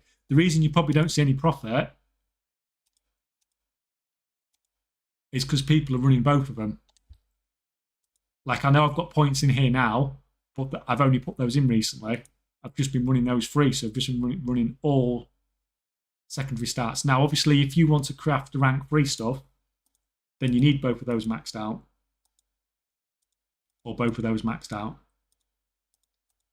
But I won't be crafting rank 3 stuff for a while, but I'm making good profit in the rank 1, so I'll just keep doing that.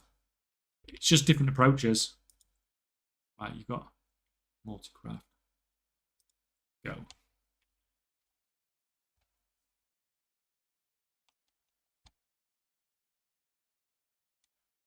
There are 30 artisans work orders. All right, as long as somebody's getting them, then I didn't get them this morning, that was all. And they were still there. Yeah, that's fine. It's sad that multi-box is still with me. I'm not multi-boxing. These characters are literally not linked in any way.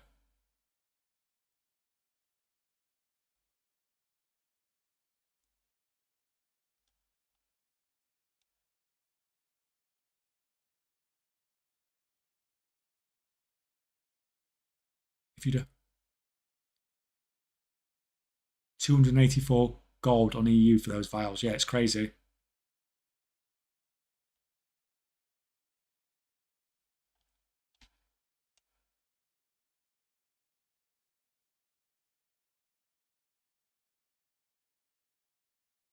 Are tinderbox and blast smite going to go up once the season starts? Tinderboxes, I don't know. We will see. There's a lot of stockpiled. Blast for might, I think probably not. I think there's too many of them, but we'll see. I've been wrong more than once. Hi, Zan. It's good to see you again as well. Everyone's here today. Do you prefer the old profession system or the new one, the Dragonfly one? The old system was better for the mega tryhards. So I made loads more money, but the new system is better for the game, definitely. The shuffle only works for the 1%. The shuffle works for whoever does it first, basically.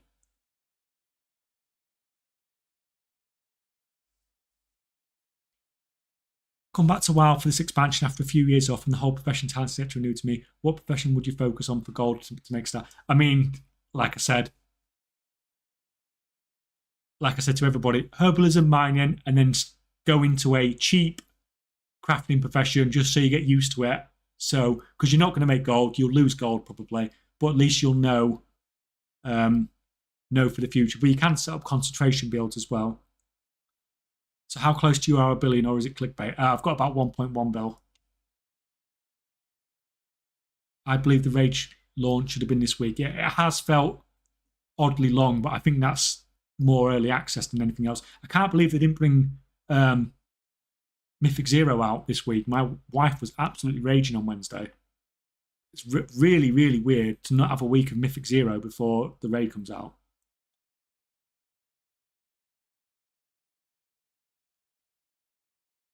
Is Inscription and Alchemy your money-making professions at the moment? Inscription, Alchemy, Engineering, and Tailoring, mostly.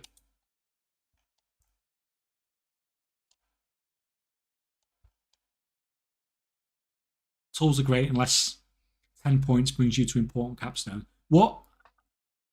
Yeah, I mean, yeah, they're just pretty essential. Do you think Blizzard should adjust their approach to profession, since in general they seem to be alienating people who are not already wealthy due to the gold cost barrier to entry to company? I don't... Like, there has to be some sort of system by which people are able to achieve more. It's like a gold maker coming along and saying, oh, we shouldn't have Mythic Plus, we shouldn't have Mythic Dungeons, we should just have Heroic Dungeons because that's the only level I want to play at. So that's all there should be, which is ridiculous. Mythic Plus should cap at +5 because that's all that I want to play at. So that's the sort of approach that some people have to professions. So there needs to be a system by which those that want to put in a lot can get a lot out. But at the same time, there needs to be a system by which those people that want to play it casually can do it as well. I think they've done a pretty good job with concentration. I just wished things would have been a bit slower. Like, people unlocking rank 3 crafts, 24 hours into early access was just, it was just ridiculous. Like, it was 70 knowledge points for me to max out rank 3 enchanting crafts. And it's just too easy. If they'd have made it 100, at least it'd been it'd been like 2 weeks instead of 24 hours. And that's makes a huge difference on the amount of gold that casuals can make for it. Are you doing a shuffle right now? No, I'm not sure. I've mostly stopped shuffling now. The only character I'm carrying on shuffling on now is my Miner and Herber, because everybody else is basically Biss. What's going on with tailoring? This tailor is going to be doing loads of stuff when I catch up with chat, but I'm not used to having this many people in chat. Professions have never been in better state than they are right now in terms of fund systems. Yeah, 100% agree, Zan. How much to profit on the tempered potions and what's needed to profit on potions? I'm new to gold making. My profit margin on these tends to be, it goes between 30 and 50%. Tends to get to about 50% this time of day and then sort of 30% earlier on. But you just need loads of knowledge points. Like, I've just done everything. So you need the skill to be able to use the cheapest possible materials, and you need the bulk production to mass produce.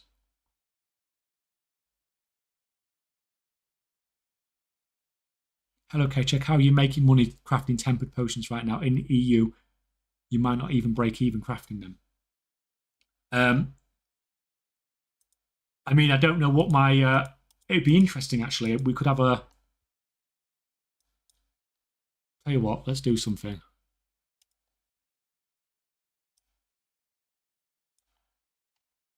So let me have a look at that. Oh God, you guys cannot laugh at this. This was not supposed to be for public eyes. Right. So if we look at...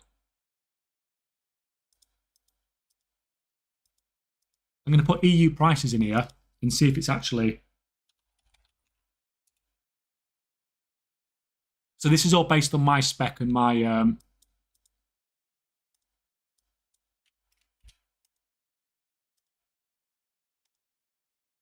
So would I be profitable in the EU?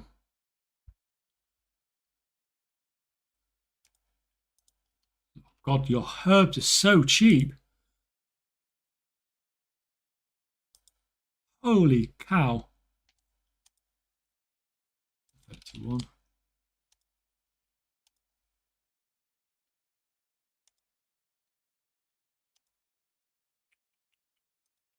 Oh no, sorry. Wrong one. What was low drop again? What did I just change that from?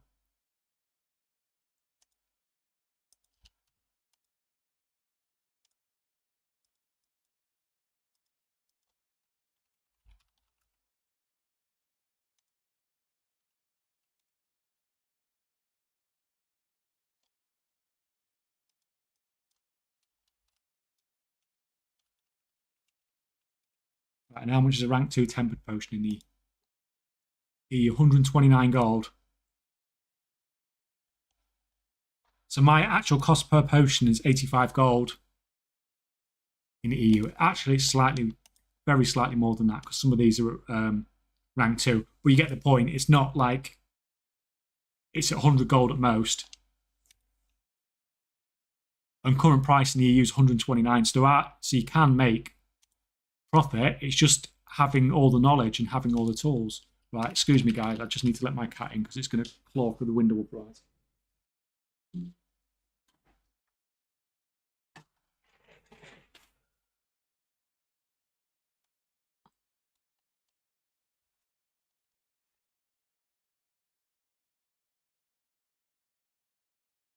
What's the alchemy knowledge cap right now? Well, it seems to be about 9,000 based on what I've seen in trade chat with some people, what they've been selling. So,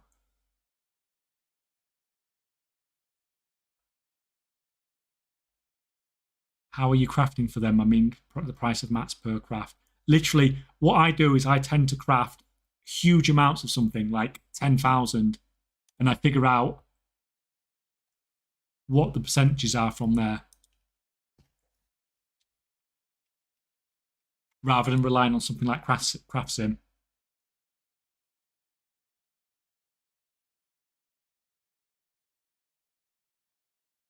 How do you think Blizzard could address the rapid fall off and profitability of professions? I think it's really challenging because it's like all things in the game. As soon as something makes money, everybody rushes to it.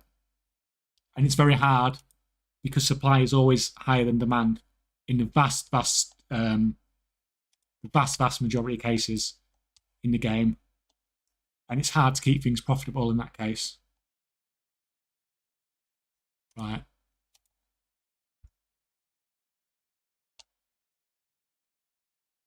Thanks for the chill stream. Going for a long night. We'll see how it goes. See how it goes. Wife's on a night shift tonight, so I haven't got a bedtime.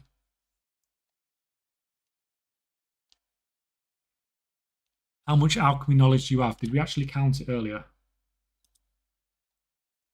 So what, 55, 105, 105 plus 36, was that 141? 141, right, so might be something else available soon, actually.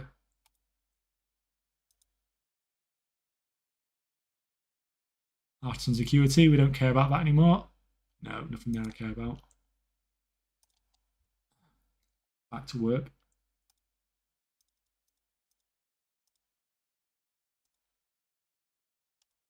Right. This guy seems to have stopped as well. So that's, I can make 3,500 crafts. 7, I need 7, 14, about 20,000 spears.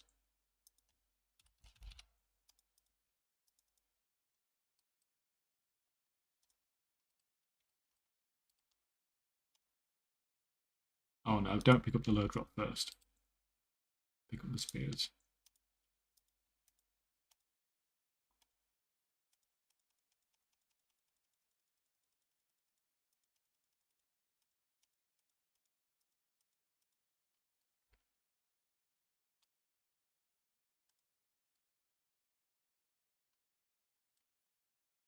And your flask's running out as well.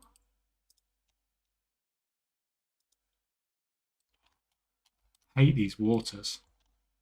Like, just buying like 50,000 of them every hour. It's ridiculous.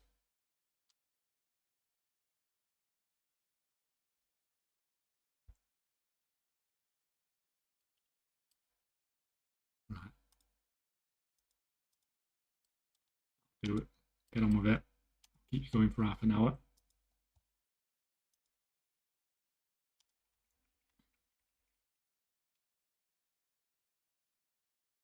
Hey man, I want to get to the point where I can guarantee 3-star potions without concentration. Is that possible? Everything's possible to craft at rank 3. But you need every knowledge point that gives you plus skill, and you need all your profession tools to blue in the vast majority of cases. How often do patrons come in? I don't actually know. It seems really random, and the duration on them seems really random as well.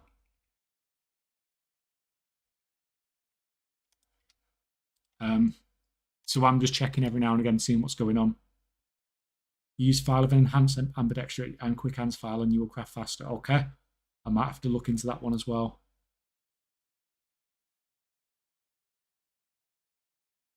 What are people disenchanting that gives the crystals that come from Epic Gear? Right? The disenchanting the Dark Moon decks that are dropping at an absolutely ridiculous rate.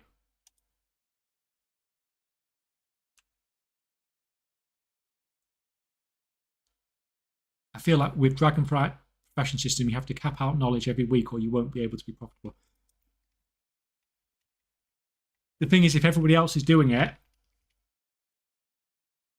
then yeah, to be profitable, because how are you going to compete with them if they've got lower crafting costs to you? But that doesn't mean there shouldn't be a catch-up system in the game whereby if you miss a couple of weeks, you can't catch up that knowledge. Now, they did say something about it happening, but we don't know exactly how it's going to work yet.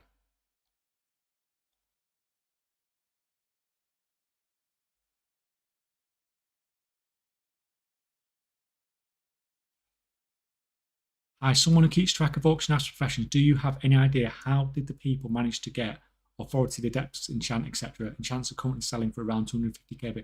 What they've done is they've got their alts, they've taken an alt, and they've gone and grinded up to 600 arts and security. I'll show you on here, close by anyway. So obviously you come to the expansion, you come in here, and you get the quest that gives you 350 arts and security. They've then done they've done like a mini arts and security shuffle to get another 250 arts and security.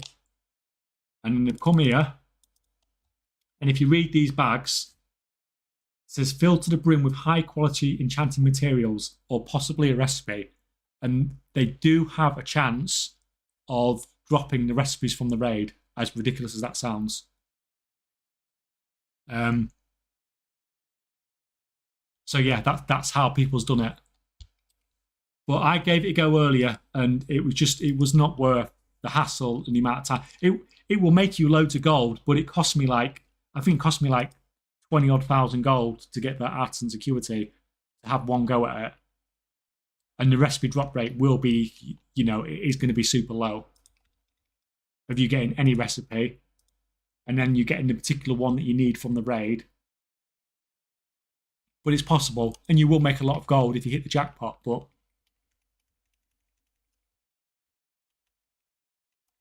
the odds of you hitting the jackpot are low. And the thing is, if people have already got it, then you're just going to be competing, cancel scanning with them anyway. And your market's only going to last a couple of days, because once the raid comes out, everyone's going to have it.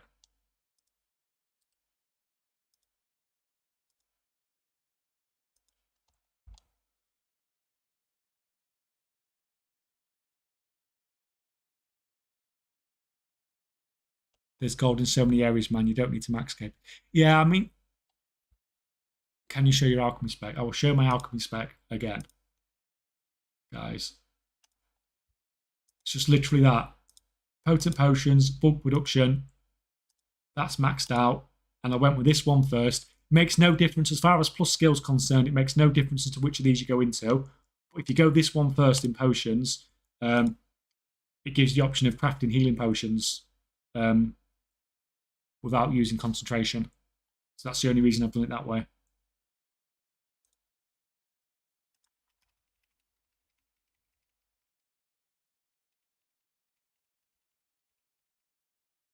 How many people do you think have close to your 1 billion gold? There's plenty out there.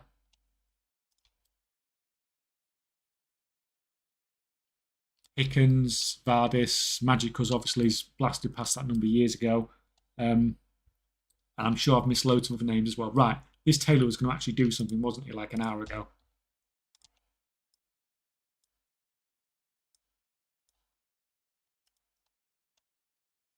So we'll bring up the crappy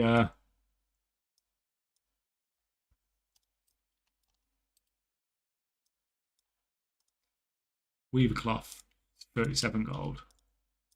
Dusk weave, 153 gold. That is absolutely crazy. Dawn weave, 159 gold. Those are the only ones we actually need. Right. Spore prices. Weaver cloth, 16. Dusk weave, 195.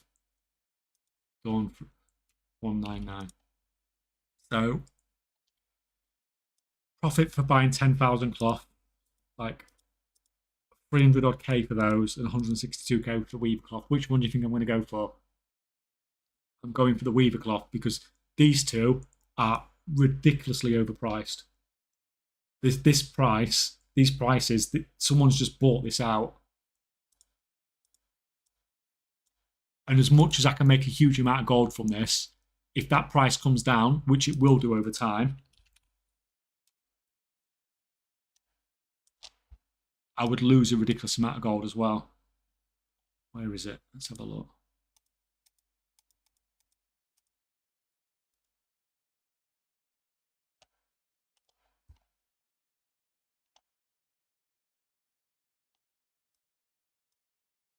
You can see that price there, look. Like I was saying to you the other day, this was at like 10 gold, 11 gold. It's just... And now we're at like over 100 gold. It's completely artificially done by market manipulation, so that won't last. So I'm not going to risk crafting those, even though the profit margins are really high, so I'll just buy 10,000 of this. Because that's just like a more normal price. And what do we say with that? 162,000 gold profit before auction house cut. We can live with that. So my tail, I'll show you my tailor in a second as well. So this is an unraveler tailor. So this was to produce rank 3. So it's got almost all rank 5 equipment, but that one doesn't need to be rank 5 anyway because it doesn't affect this, because only resourcefulness affects it anyway. Spec wise, we're doing that for the plus skill, and then we went down here to get the resourcefulness. Once you've got that, and that, then you bis unraveling. And the other thing you need to be bis unraveling is the bag as well.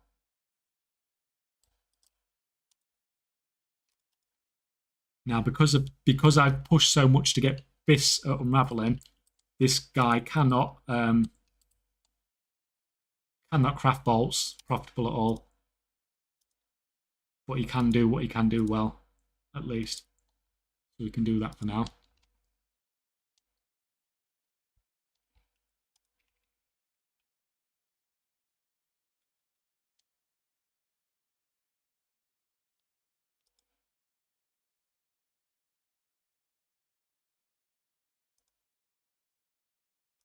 How do you calculate with the undercutting on the auction house? I don't. I literally, my operations are literally saying, just post unless the number is ridiculously low, and I just keep an eye on it. Now, normally I'd be keeping more of an eye on it than I am today, because I have been undercut a few times and I have posted when I shouldn't have done.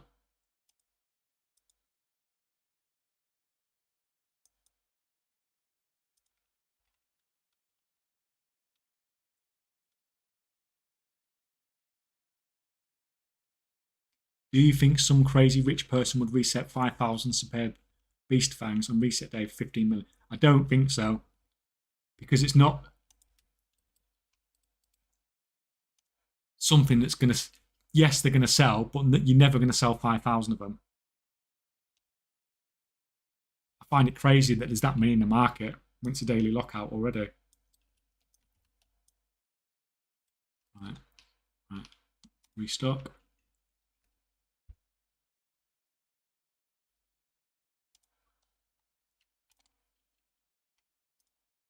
You have to be careful when you click over because it does that. It changes its materials over. I was nearly crafting rank 1s again.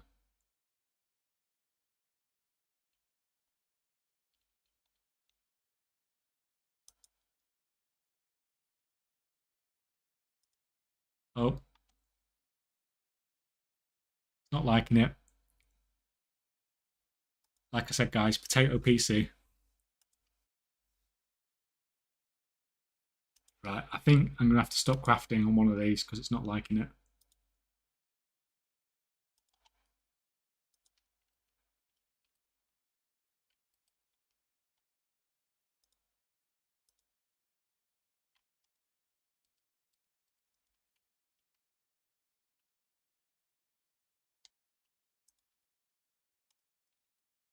I think we've got enough potions. You've seen what's in the bank, haven't you? So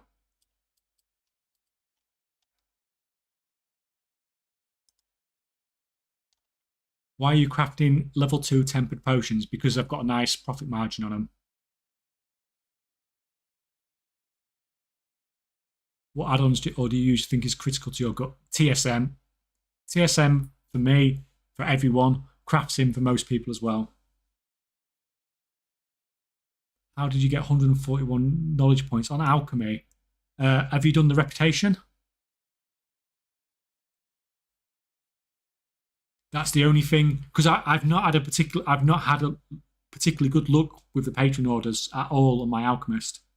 So people could definitely have more than me. So I've done the reputation, I've done the kedge, I've done all the patron orders and all the first time crafts. I've not even done anything extreme, so I've not even gone and bought all the recipes for the knowledge points from that either. So I've not done anything crazy on the alchemy character at all, really.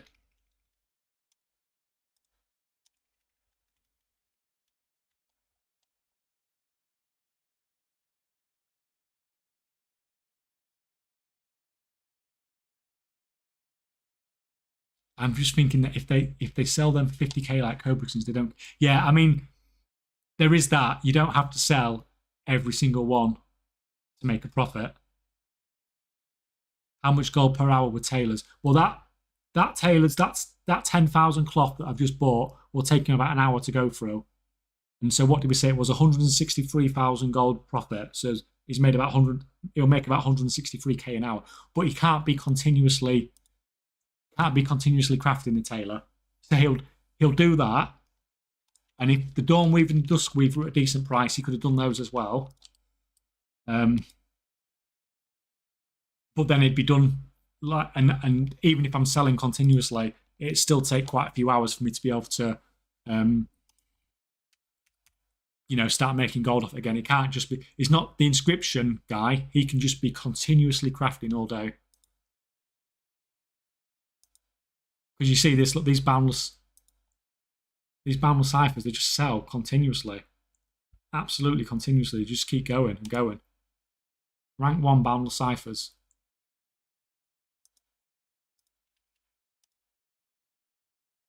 It will just keep going all day.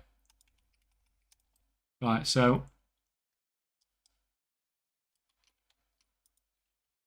this is one of my dual crafting characters. He's my prospector. So he's not got that as rare, but it doesn't make any difference because it doesn't help with prospecting. Just got those two, and that's his setup. So he's nearly completely capped out with his prospecting. Oh, he's got some more to do anyway, so he can get started on that.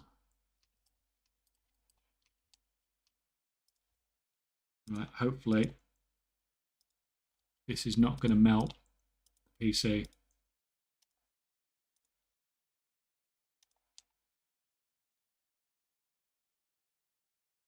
Hey, K-Chat, do you know what happened to those cloths and threads? The prices are crazy right now. What, and the dusk and the dawn with? So someone's just reset them, and they nicely did it right after I just bought a load. So there's been some crazy markups on there. May I ask what buffs you use to craft faster, for example? Didn't you mention a potion from Dragonflight? Yeah, it's this Vial of the Quick Hands from Dragonflight. It works at the moment. I don't know if it'll stay that way, but it works for now. Really useful. My setup for the cipher. It's got these, but you can ignore this because this isn't important. What was important is this. All three of these to make it as cheap as possible. So this is all the secondary stats you can get from Inscription. And if you've got those, it's just making your craft so ridiculously cheap.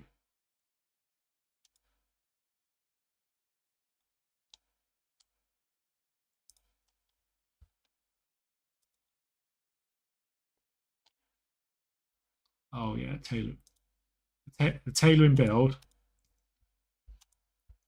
So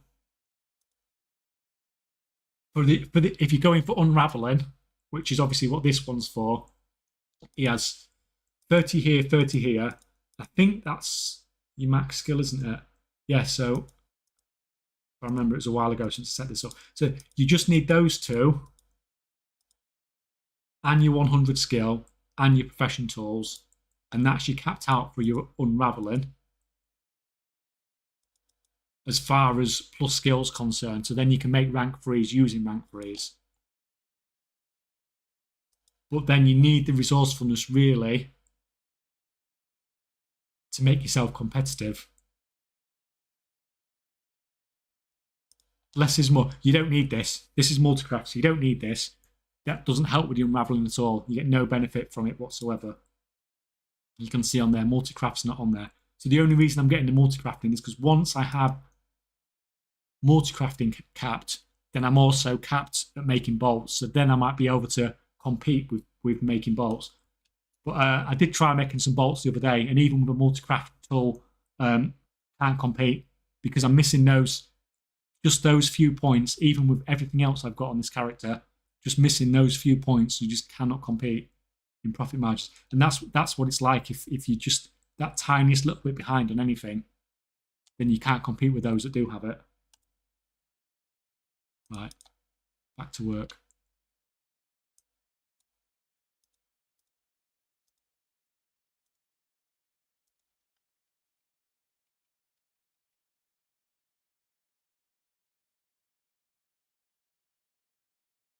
AK, any tricks on how to make gold with alchemy? All I can say is it's one of the most competitive professions, and you just need lots and lots of knowledge points.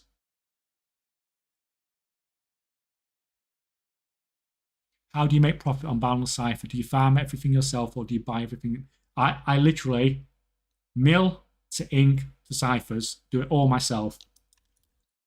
You can see there, loads of herbs, loads of inks, loads of everything. Just do it all myself. If you have that, and that capped, then you are capped on your secondary stats. Obviously, along with having all the tools capped as well. So then there is no way that can be produced any cheaper unless someone is getting materials cheaper from somewhere else than you are.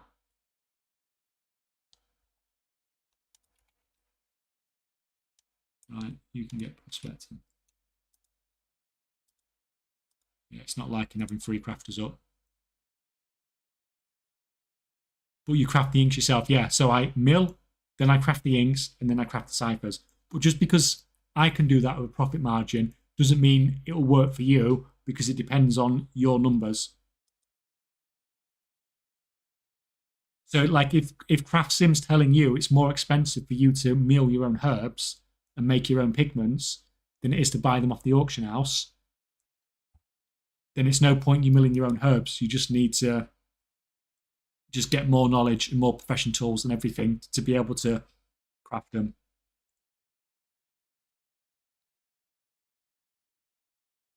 How much gold per hour is the inspiration? Is the scribe doing? It's not. The scribe's not great gold per hour. I'd say it's probably what 50, 60, 70,000 gold an hour or something like that. But the thing with the scribe is it can just always be doing something. It can just be running this literally all day.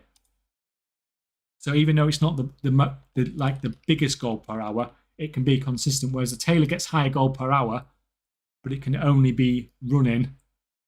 Like it produces more than I need to sell everything, sort of in a couple of hours for the whole day.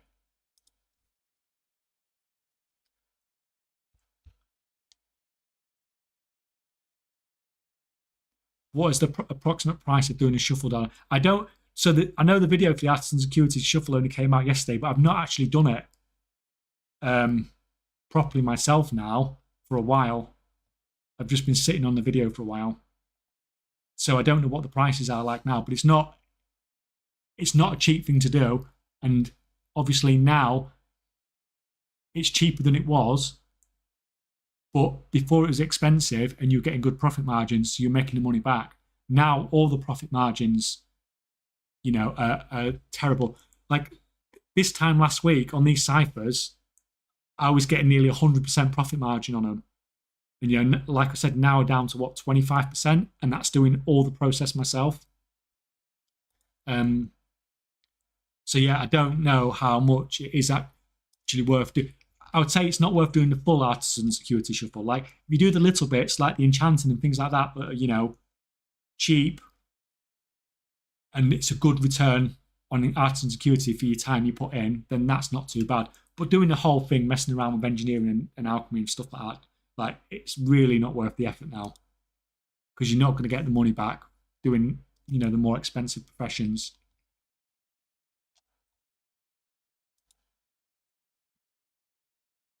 We're not doing very well on sales today.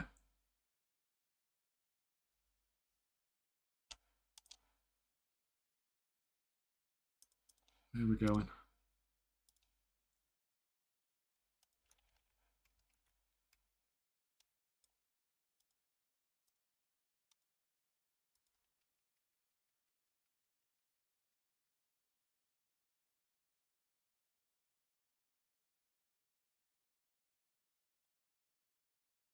So is there actually a way to craft boundless ciphers at quality 3 right now?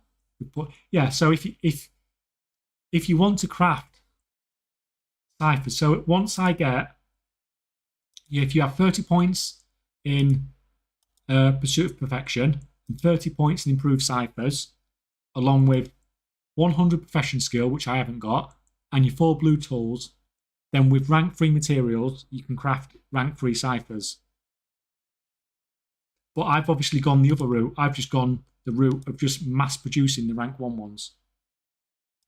But the rank 3 ciphers are in demand. I've had to buy loads myself for various things. But it's just not a market.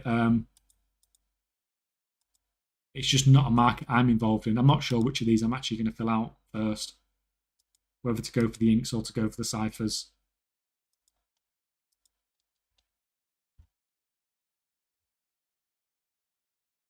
How much gold do you make per day on average? On a normal average over a long period of time, I'd probably say it's like 1 million gold a day. But that's mostly, so all this stuff you're seeing here is fine, but this isn't how I tend to make my gold normally. I have auction house characters on every server in the EU and US that have stuff listed on the auction house. In fact, we can probably show you. You can stop doing that for a minute. So I make most of my gold. We come down. What is going on with my monitor? So we pick a random server.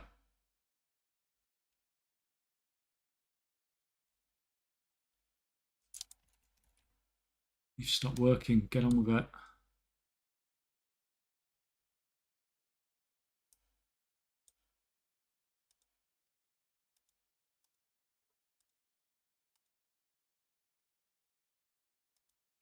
Yeah, so so every 48 hours, I list my auctions at 48 hours and then just leave them. I have to go through every server in the EU and the US and post all my auctions.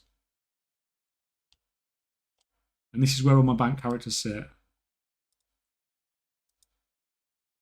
So every like, you see here, 10 million gold's worth of auctions. And this is about sort of fairly average as to what I've got listed on most servers across all EU and US servers.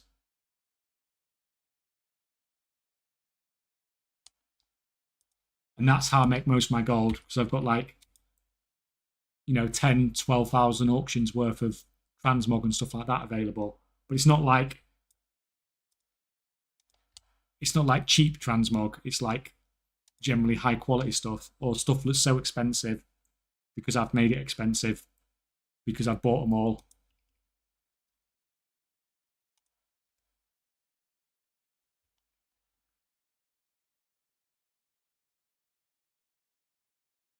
Can I hire you for a week to make me gold on a TSM profile? You do not want me making you a TSM profile. Is prospecting good at the moment? No, it's not particularly good at the moment. It was good a few days ago. It was making me like 100k an hour a few days ago, but it seems to have come down quite a lot now, like everything.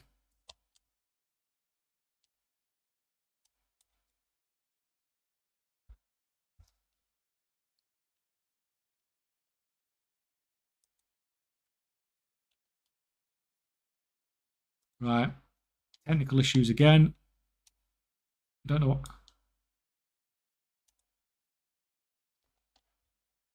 And we are back.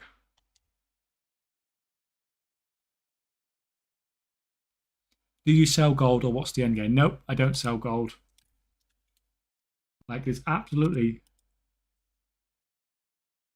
no point in making gold the way I do it and sell it. If you want to make gold to sell it and do something illegal like that, then you may as well just be botting because you're already breaking the terms of service anyway. I'm not going to lose an account that's like, or I'm not going to lose loads of accounts that are like 15 years old to make a little bit of money on the side.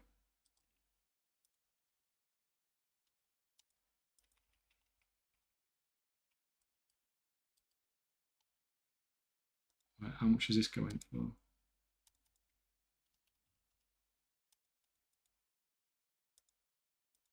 I'm not even bothered to check the profitability. Just go with it. What's in here? It's like I have most of my crafters sat inside facing walls because of my potato PC. There you go. That's perfect. That's using no processing power whatsoever, just facing that wall.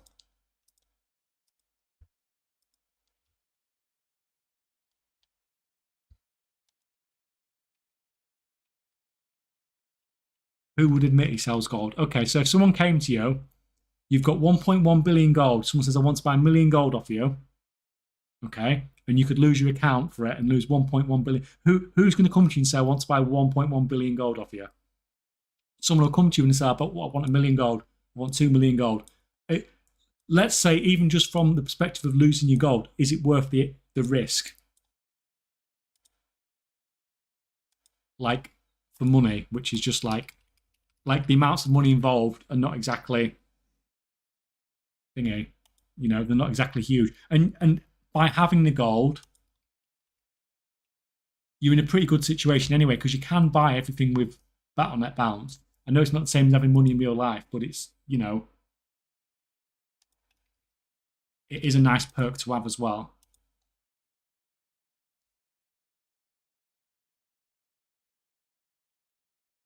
Hey, I'm fully spec'd into chest ring enchants and I have a purple spec item with resourcefulness. When do I start seeing profit? Lol. Yeah, I once I got too much competition in that enchanting market, I was out. It was just such a hassle. What do you do with your gold at this point? Giveaways, mythic average. I was doing giveaways for a while on the channel with every video, but it was just so much hassle every single time. It was just like an extra thing I had to do, so I stopped doing it.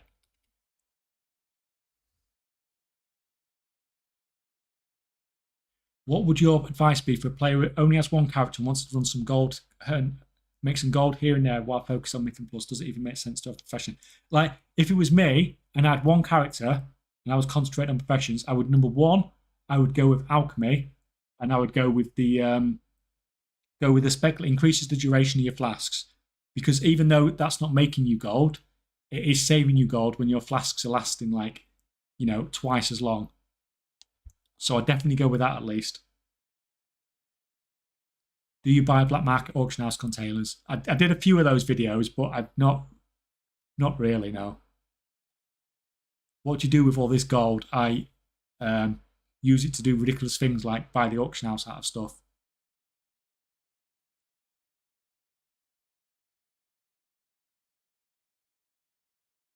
Do you think the Algari healing potions rank 3 mass making will be a thing? Like, I've got no idea. There's obviously going to be demand for them, but they are quite easy to get. You're going to have bulk production and be able to make them at rank 3, I think, to be able to see any profit. You can make 50k easy euros from my gold. I don't think so. I think when I figured it out a while ago, it was like 30,000, 30,000, you know, 35,000 euros in BattleNet balance. So no one's going to give you 50,000 in real life for that.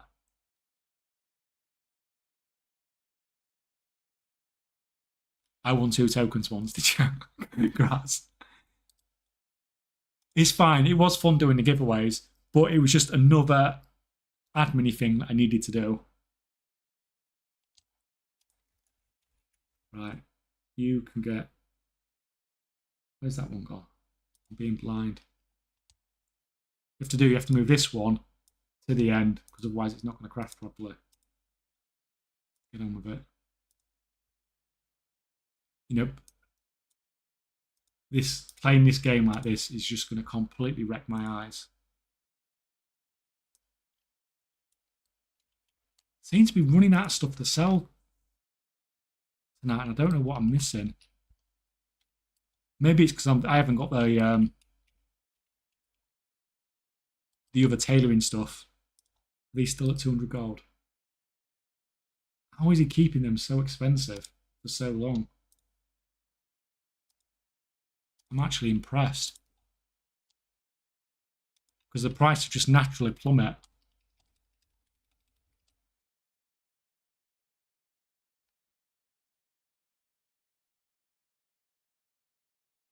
Why is everything in alchemy and cooking in the red with craft sim? Nothing is profitable because according to the information provided by the add-on, it's better to sell the materials. What do you think? I mean, if that's like craft sim is an amazing add-on. So for the vast majority of people, I would listen to what it says, but it's not always right, which is why I use all my own. Horrible looking spreadsheets and stuff like that.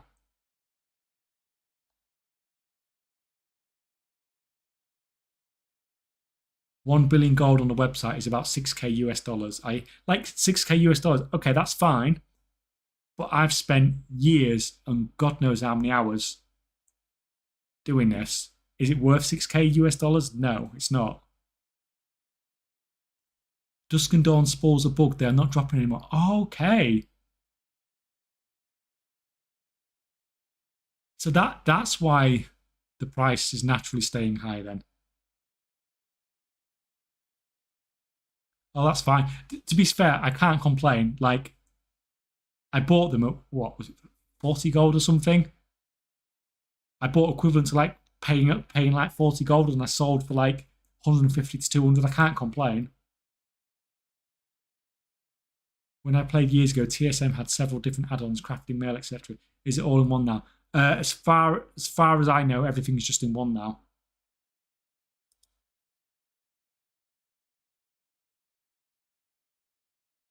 How do you deal with the memory leak from crafting multiple items? Is there a fix to it? Apparently, if you just update your graphics card, it does work. But you know, yeah, I'll do it today, tomorrow.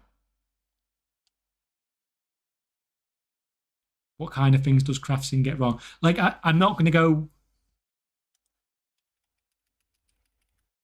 All I know is it was telling me at the start of the expansion that some things were unprofitable that were profitable. But it's right the vast majority of the time, which is why most people should listen to what it says, because you don't want to lose gold, basically. Unfortunately, if it's telling you something's unprofitable, it's probably because you've either got idiots posting things below crafting cost, or because somebody else has just got more knowledge than you have. Like, I'm sure there's somebody out there in the US that's saying boundless ciphers are unprofitable. But we know I'm getting like, 25% profit, 100 odd gold per 100 odd gold per sale.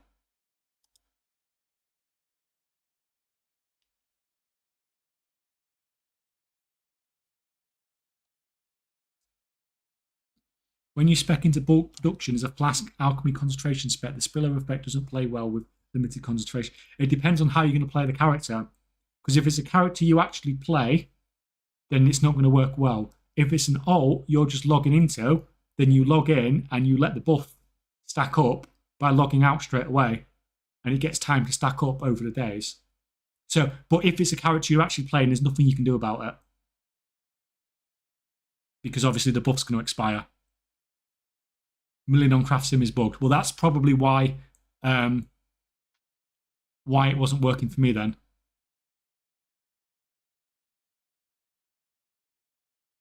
Hey, K-Check. How well tempered potions flask will sell, considering every guild can drop a cauldron for like 5k gold that yields 80 charges of 5 potions.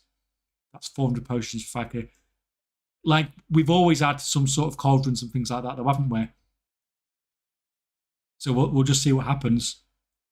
The thing is, it's very hard. The economy is very hard to predict. Like, I went into this expansion thinking one thing, and lots of things happened that I didn't expect. And I ended up with very different professions to what I expected. Like, I've got a tailor, a jewel crafter, and an inscription here. I didn't plan for any of these characters, but that's just what's ended up happening. You never know what's going to happen. Do you farm the materials, or do you buy them and start doing the crafting professions? I do have a mining herbalism character, but I barely play it. So you think people earlier were saying like 30, 40k an hour mining and herbalism? Well, I'm making more than that on each of my crafters. So why would I do mining and herbalism? But I do sometimes because I don't mind it. I find it quite relaxing, to be honest. Not so much for the gold.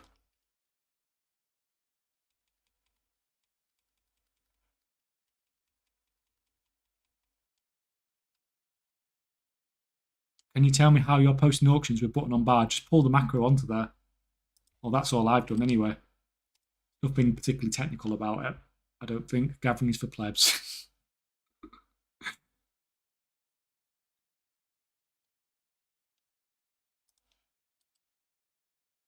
Gathering gets everyone started, and you can't lose gold from doing it, can you? So, just a second. Some of these prices look a bit dodgy. 198.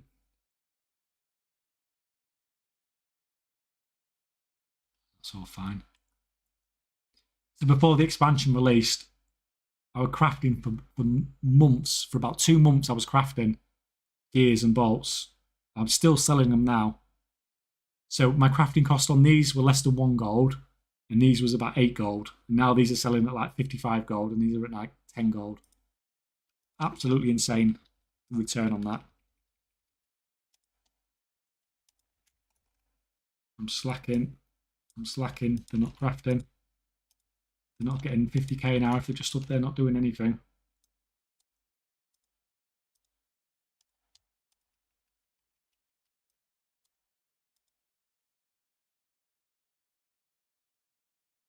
Alchemy and engineering any good for a main PvE character? Well, alchemy I like just because of the passive flask duration, and there's also the thing where if you get further down, you can craft. You can get your soulbound flasks as well, which is really nice.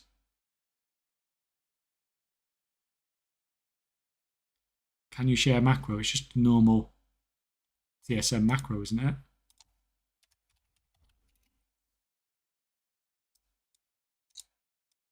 It's just that. And just drag it onto your bar, assuming you're using TSM, of course.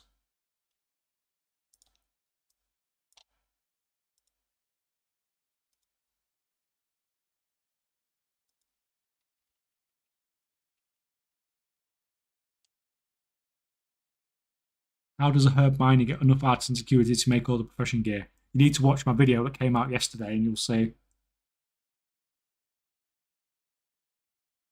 Do I have a brother named Anton? Nope.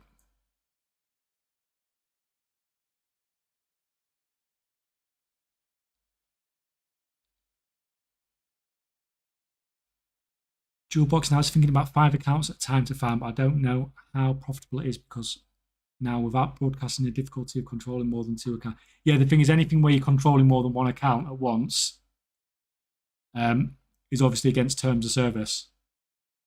But if you want characters that are just going to sit there and not do anything, and they're just there for the extra loot, I mean, that works fine.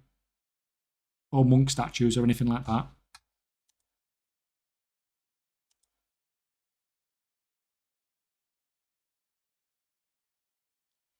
I'm pretty bummed this expansion being well past the gold cap by this point in the past, and this time I'm net negative in gold earnings, getting stuff running that made no profit being brutal. Yeah, I do think,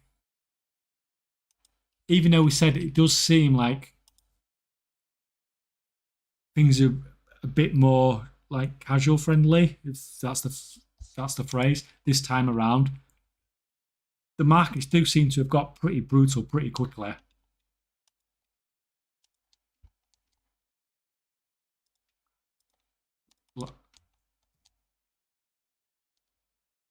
Like, I just can't believe how quick some of it's crashed, to be honest. It's amazing 90% of the chat is normies with less than 100k gold. Yeah, that's why they're watching now, isn't it?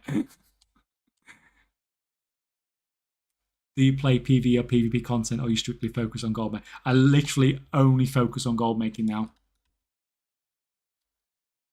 I dabbled in PvP. No, I'm not very good at all. Raiding Mythic Plus, I'm fine, but just no time for it. No time for it anymore. Right, I think he needs to refill.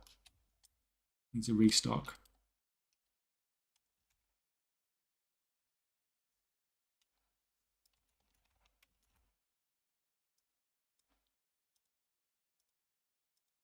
Doing that.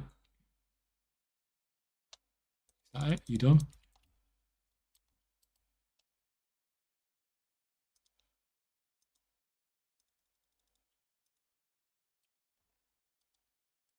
Nearly out of gears. I've nearly sold them all. It's taken weeks to get through all those.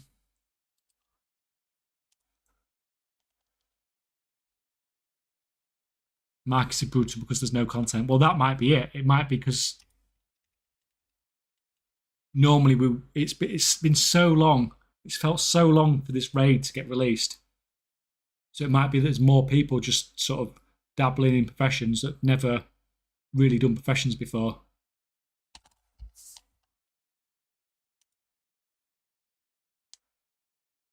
And that's maybe what's crashing markets a little bit. Or maybe it's idiots telling everyone how to do the artisan security shuffle. So once idiots tell everybody how to do it, then everybody has to do it to be able to compete.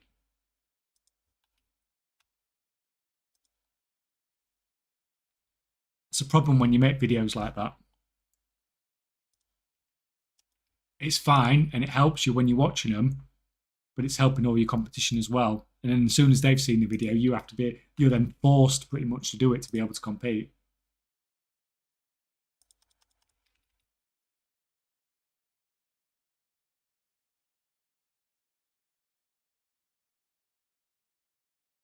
augment runes will spike, but not a gold maker, but no gold maker will ever say. I would never.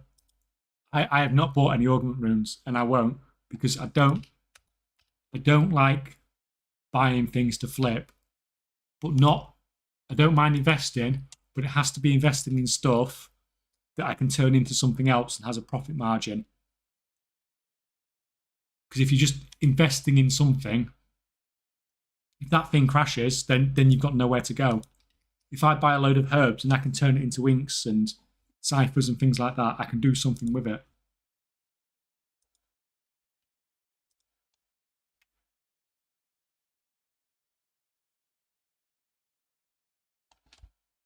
Bots are getting smarter and crashing the markets.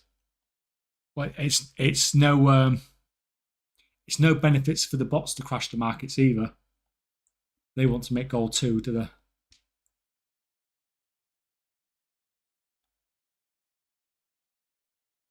If I drop skinning that I have, and I have to pick it up again, do I lose all my knowledge points? No, you lose everything else, but knowledge points stay. Of course, augment runes will spike. You would have to be an idiot to think they were. The problem is, it's you're looking at it, and you don't know what people have in their banks, and this is always the case when it comes to those sort of things. If it was a case, if it was 100% going to happen, then everyone would buy them up. Let's have a check something.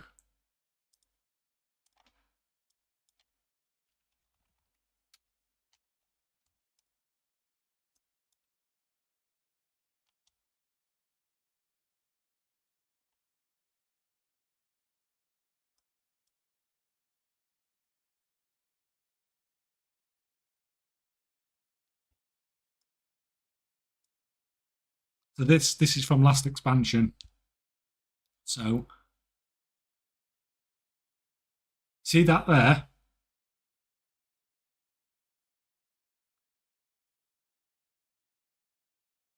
Look at that. The amount that got posted on the auction house. You're going from 10,000 to 47,000 posted on the auction house. You do not know how many people have sat in their banks waiting to post on the auction house. So you can be looking at the auction house here and say, oh, there's only 10,000 augment runes. It's fine. And then like, oh, 50,000 augment runes. It's just, price has still gone up, which, you know, you can see, but you can see it here as well. So this is when season 2 releases. Massive spike in the amount they are on the auction house. Now, once again, it does go up, but it only goes up a little bit. It goes up a bit later on, but it goes up later on when somebody's reset that market because they bought them all out and brought it down to there. That's why the price has gone up. So that's gone up because of a market reset. So yeah, they could, and they probably would go up, but it's not 100% going to happen because there could be tens of thousands of them sat in people's banks. And when there's that many sat in people's banks, why have you stopped crafting? You just don't know what's going to happen with the market. If it were that easy, I would just buy them all up. It's like with the tinder boxes as well, like we were talking about earlier. If it was that easy, I would just buy them all up. If I knew the price was going to double, 30 million to buy them all on the US, buy them all up, easiest 30 million gold ever. But it's, you just don't know how the market's going to work. Like,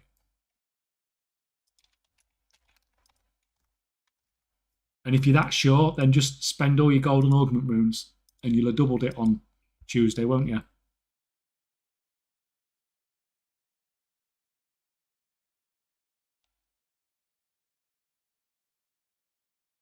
Is crafting more accessible now compared to other expansions? I would say it's got a higher... I would say as far as crafting is concerned, then there is more to learn, definitely. So it's probably not as accessible as it has been previously. And it's quite unforgiving in the fact that you can't refund your knowledge points as well. But you can always give it a go with a cheap profession anyway.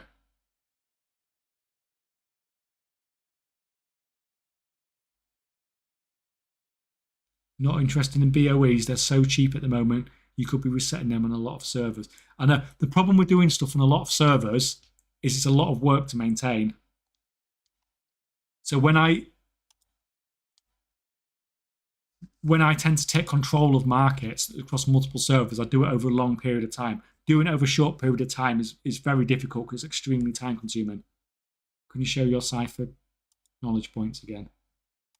So the important part, like, that's not important because it's plus skill. I don't care about plus skill. I'm just crafting. I'm making my crafts as cheap as possible. So you need pursuit of knowledge. You need multitasking. It's all multi-craft. That's all multi-craft and resourcefulness. And then resourcefulness at the bottom. So that's the 90 points that makes you BIS as far as your crafting costs are concerned. Along with your obviously your crafting tools and things. So it's multi-craft for your inks and your ciphers, and resourcefulness for your for when you're doing your milling.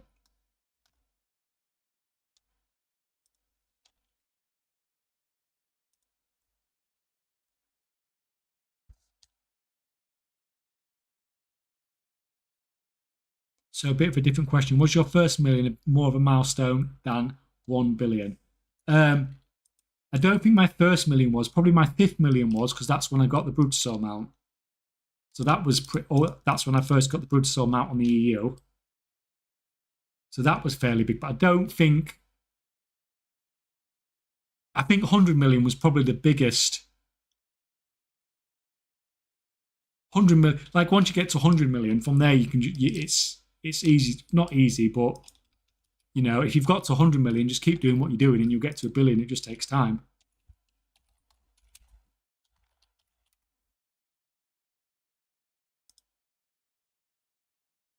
Oh no, you said not that.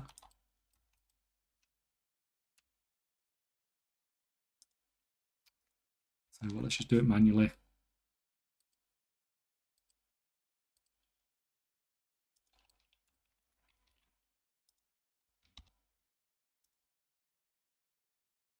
Are you on Kazakh? Are you on Kazakh also? I've got characters on every server. But it'll only be a level 10 bank character.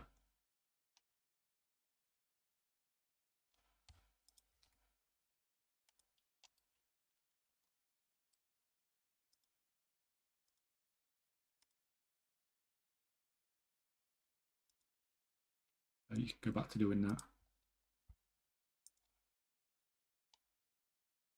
Prospecting. My prospecting tree. So when you go prospecting, I'd say you need to max that first, or you need to max this, and then you need to either max these two, or you need to max the blue and the green one together, because these both get more bonuses prospecting Iron Claw, and then you want to concentrate on prospecting Iron Claw, and these two get the bonuses of prospecting this one. So that's what I'm concentrating on. But hopefully I'll get 10 more points after reset on Tuesday, and then I can prospect them both.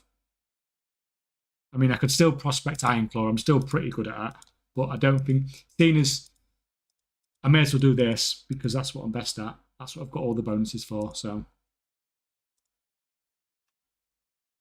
Oh, he stopped. Where's he stopped?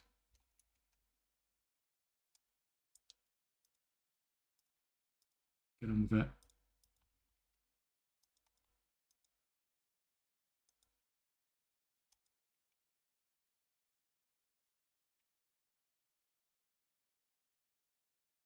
Is it bad if I already invested my points into bulk production as a flask crafter? Nope, you just have to do what I do and concentrate on making rank 2 flasks as cheap as you can.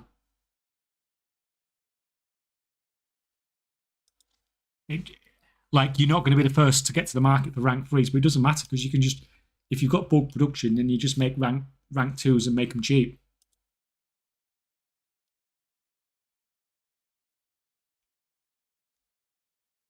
Think I should buy enchants, flasks, gems for next week already, or wait until reset when everyone has more knowledge points? Again, what, buy for yourself? You mean?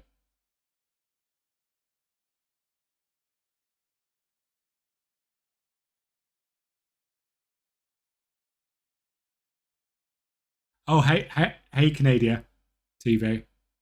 But you was usually streaming by now. I have been lurking, by the way, a few times. I've not said anything, but I have been lurking in the background. I think I was on there yesterday. It was yesterday you were on.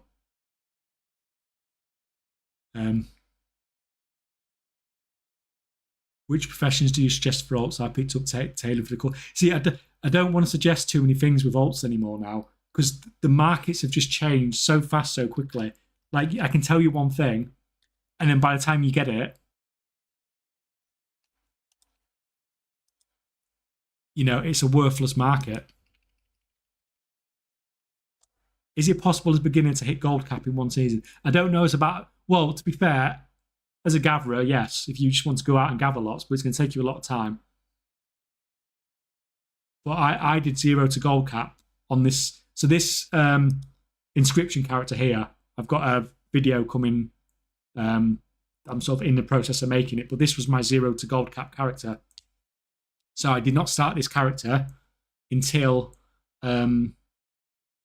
release, worldwide release, not early access. So, and my plan was to start from 0 and get to gold cap as quick as I could, with no help from any other characters, no gold, no nothing. Took 5 days. But that's why I ended up going with this weird spec where I'm just trying to produce lots of cheap, low quality crap, but crap that people want to buy. Because the way this character was done, I couldn't, sort of my normal plan would be to rush to a world first, be a first to market, or do something along those lines, or do something crazy like I did with engineering and crafting bolts and gears for months before the expansion release. So I had to come up with something different. So this is what I decided to do, and just go, right, we don't care about plus skill, we don't care about making ciphers at rank 2 or rank 3, we're just going to make them at rank 1, but we're just going to make them really, really cheaply, which is what we're doing. But you do have to take multiple factors into account here. So first, is there any more of these coming into the market? So the ciphers, you use a lot of these when you're leveling your skill. So you're not likely to get waste coming into the market from people leveling. So like with blacksmithing, there's a lot of people that are leveling their skill, and when they're leveling it, they're dumping stuff into the market, and some of the ignates and things like that are getting dumped into the market because people are just trying to get rid of them. So there's no point in you being really good at mass producing those, because there's people that are willing to sell them at less than cost because they've just leveled and they just want the knowledge point and then they just want to get rid of it. So that's one thing. You don't want there to be any more coming into the market. Now, because you need like 13 or 14 of these to craft to get your inscription skill up, your inscription profession fully leveled up, then you're not likely to see people who are leveling up their inscription putting these into the market because they're not going to have any left over. If anything, they might even be buying them off you. And so we need nobody else to be putting anything into the market, but then we actually need a use for these. So if there's no use for rank 1 ciphers, then no one's going to be buying them. Luckily, they're used in everything. In like the most important one is probably the treatise. So the rank on this doesn't matter at all. So every single person that's having a profession and is using a treatise is using a cipher, and they're probably using a rank 1 one, which is why I thought there might be a demand for just producing these as cheaply as possible. And it turns out there was a demand for them, quite a ridiculous demand, in fact, as you can see.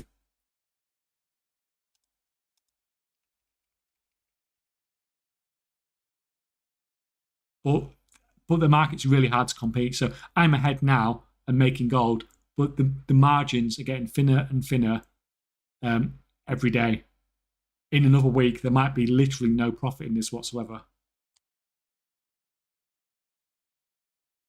Should I change my tailoring alts to skinning to kill the rare all days? I don't. It's like the skinning daily thing. It's not actually selling for a lot at the moment, is it? But the thing is, we don't know where we stand on that market because nobody's really using any yet. At least not in decent quantities. Right, where's the...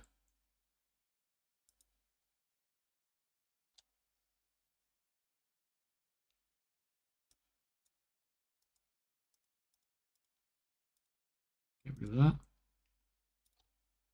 that. The ore, I'm just using that one. Acarite or whatever it's called. That's the only one I can really prospect at the moment. Once I get those over 10 knowledge points, then I'll be able to do Iron Claw as well.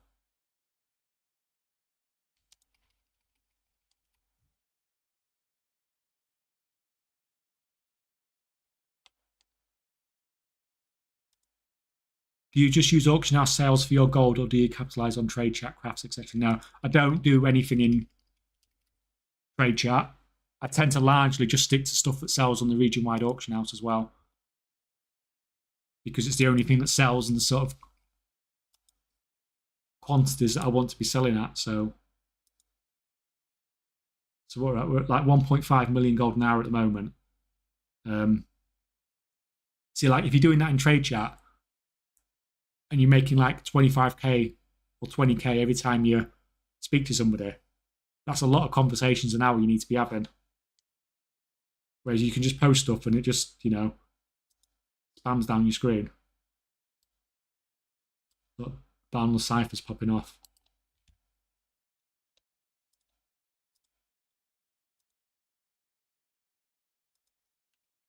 Well, that doesn't mean it's not a great way to make gold. Especially crafting orders this expansion. So most of my characters, my crafters are on low population realms. So getting your profession tools made is actually a right pain in the ass because nobody on the server can do it. But now that you can do cross-realm guilds, I was able to find people on higher population servers, invite them to my guild, and then get them to craft my crafting tools, sort of as a guild order. Well, that means if you're someone that's selling things that you'd normally sell through trade chat, like, you know, all your crafting orders and things like that, it means you could actually do it cross server. And when you find somebody, you just invite them to the guild, invite them to your guild, do the craft for them, and then they leave the guild and go back to their server. So you could actually, with cross-server guilds now, you could do crafting orders cross-server, which is interesting. Do you have a Discord channel? No, I don't have a Discord channel, simply because I don't have, because like I'm working full-time and everything, I do not have the time to spend enough time, you know, in there for me to feel like it warrants having it.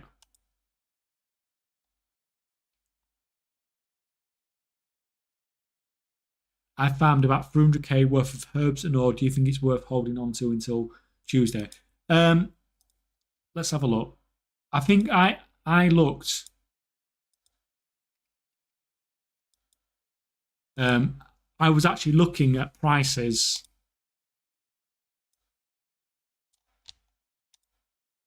So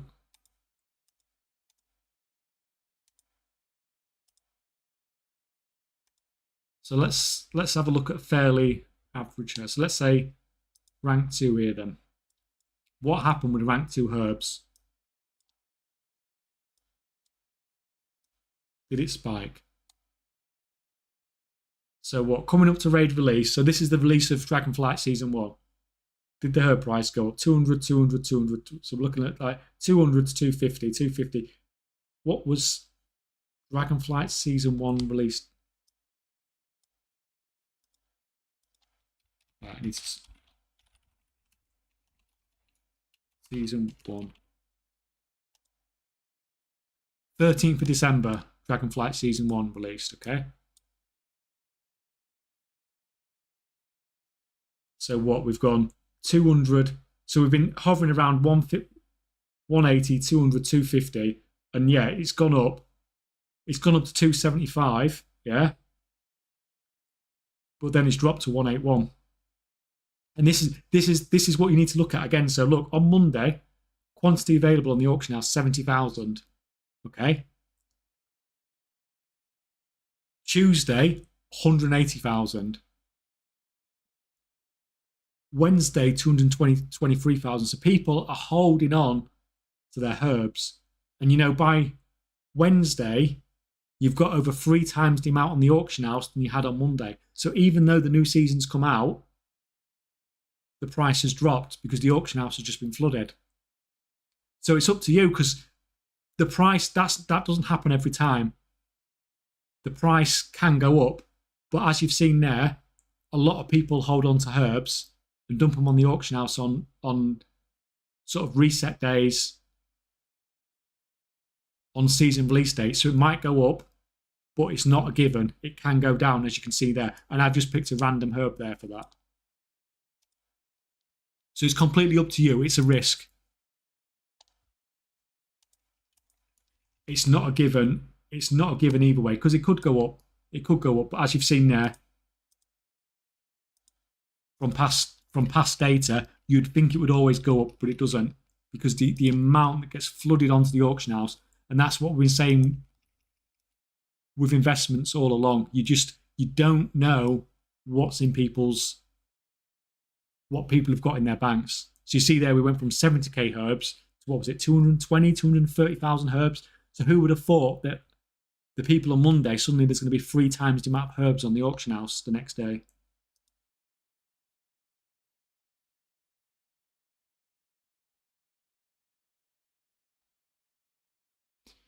I was watching your video for 1,000 artisans per week, and I forgot a profession to learn another one. Will I lose my progress from the main profession? You will lose everything except knowledge, which is why in this expansion it's actually BIS to only have 1 crafting profession per character, which is sort of like really sucky, but unfortunately it's the system we've got,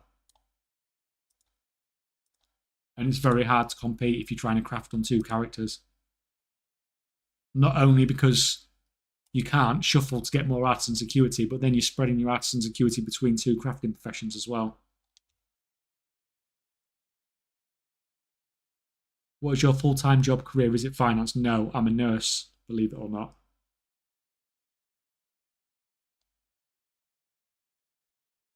I believe daily skinning will be good gold because it's so cheap to set up. Yeah, I mean, there is that. Like, the thing about the skinning one as a daily thing is, unlike the vast majority of the other daily stuff, it doesn't cost you any gold to set up, really.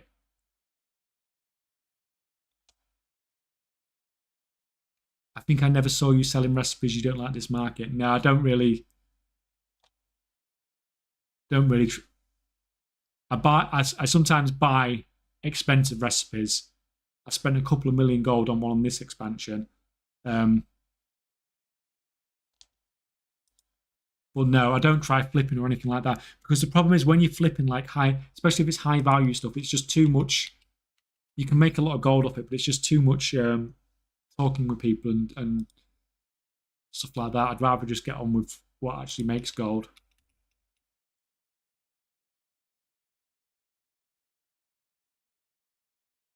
How much do you play each day? At the moment, quite a lot, because I'm off work.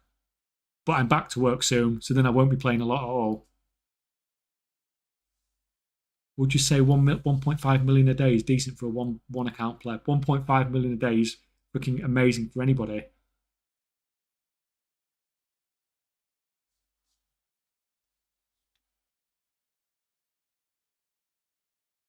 Hey, if you want to craft rank 3 flasks, is it worth to put points into bulk prediction, or put knowledge points into a herb tree so that I can get rank 3 earlier because of the skill points from herb tree? I mean, that is up to you.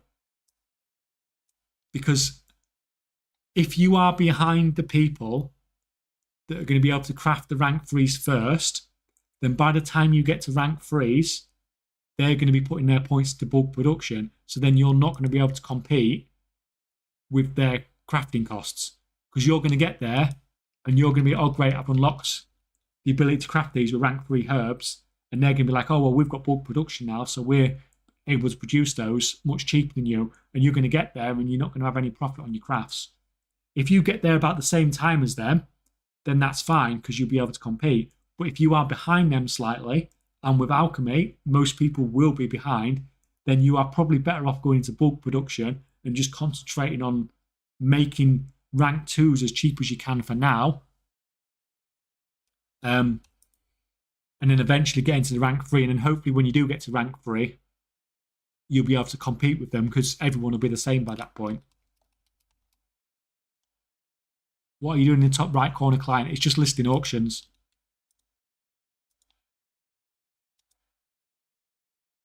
Just selling stuff. Just trying to sell stuff. Although no one's biting with the potions, although they've gone up to 160 gold. That's nice.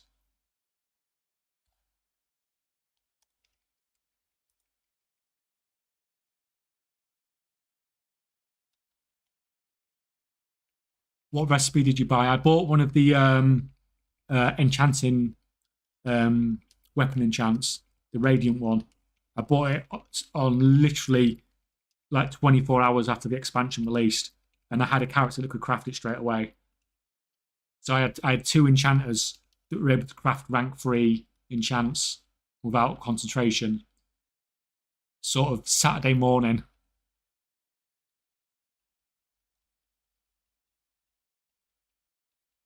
So I had that up and running straight away, and I was selling those at like 100, 150k a pop. So I did make my money back on it.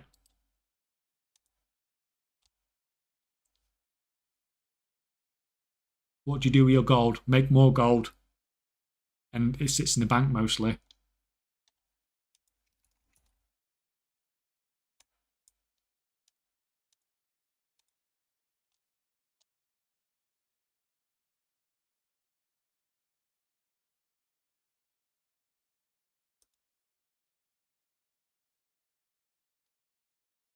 Finished?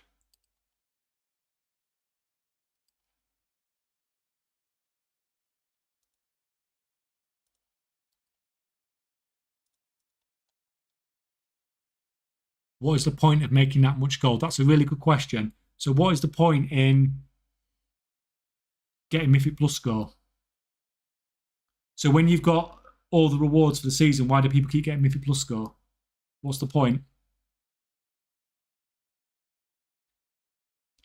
You bought it from me, 2 million on Illidan. It probably was. It was 2 million. It was dead on 2 million. Yeah. It was like on. I think it was on Friday. It might have been Saturday morning after release.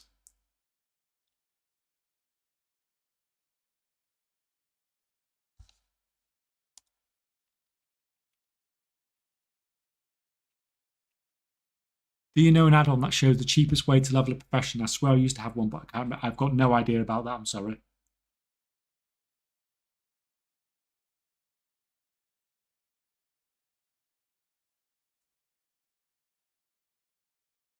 How can you craft rank 3 weapon enchants without concentration?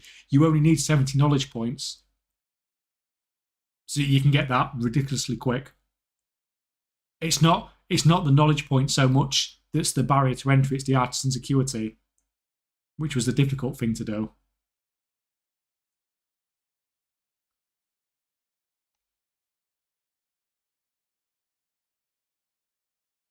Do you think the meat and fish, and also the feast when season 1 releases, the cheapest feast to make that gives the most primary stat, but it's also the most expensive?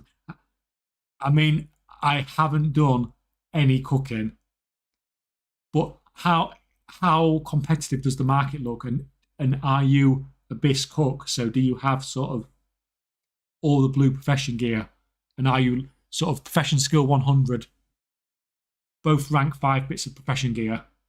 Because if that's the case, if you're BIS, then it might be worth it. If you're not BIS, then I won't worry about it because there will be somebody who is BIS and does have the recipe.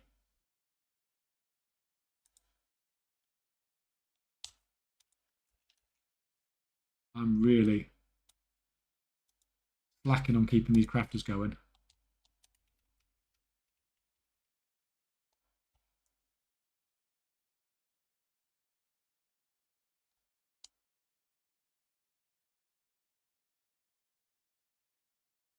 Do you mill your own herbs or buy in pigment? No, everything on this, everything on the inscription character is done on his own.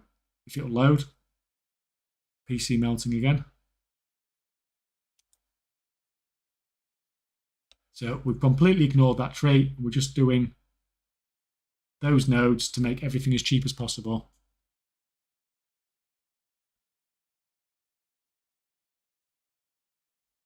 And then when we switch between inks and ciphers and milling, we just switch weapons.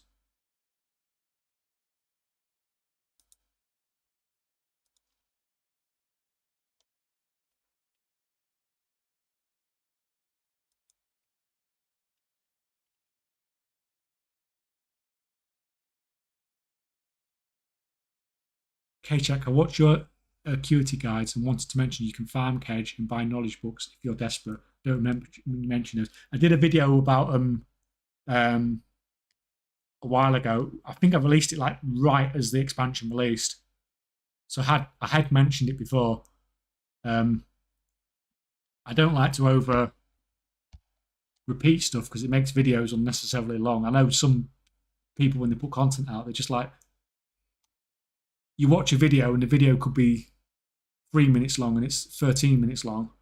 I'd rather just keep it 3 minutes long. I know, you make less money and stuff like that, but don't do this for money, really. You don't get any money, really. You guys would be shocked if you knew how much actual YouTube pays.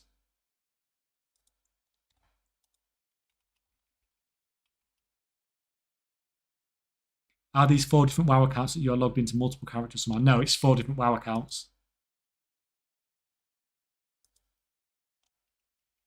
Price on those potions is coming down again.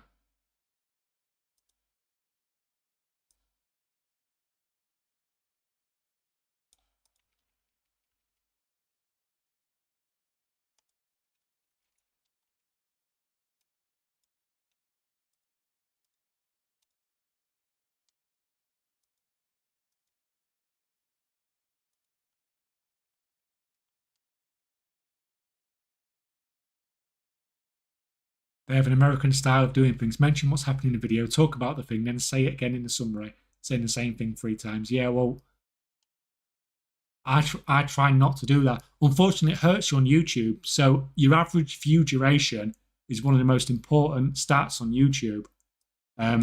So if you say exactly the same thing and do an 8-minute video on it instead of a 4-minute video, and you have 50% watch time on both of them, the 8-minute video will do significantly better than the 4-minute video. So you're sort of rewarded for boring people and dragging a video out, which is fine, because from YouTube's perspective, they just want to make money. They just want you being on the platform for as long as possible, which is fair enough. They're just doing their thing.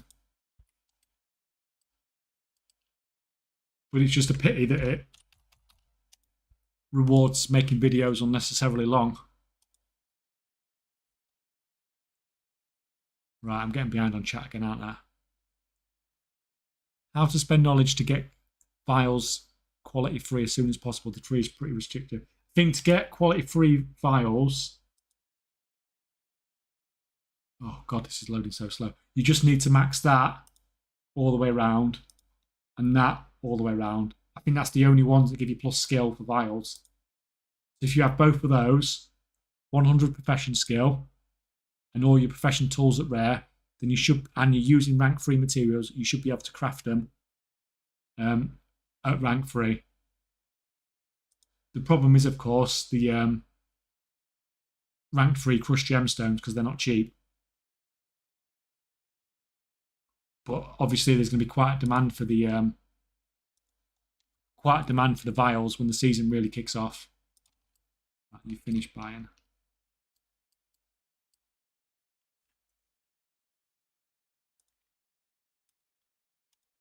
All right, get on with it, guy. Too far away from the table. Come on.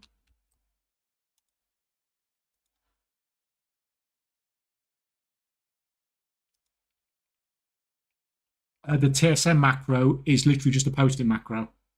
So whereas most people have it as mouse roll, I just have it as a press a button. You can actually have one as a mouse over macro and one as a push. So then you can push on one and mouse over on the other, and you can post on two at once, which is really useful when I'm posting all my auctions on many different servers at once.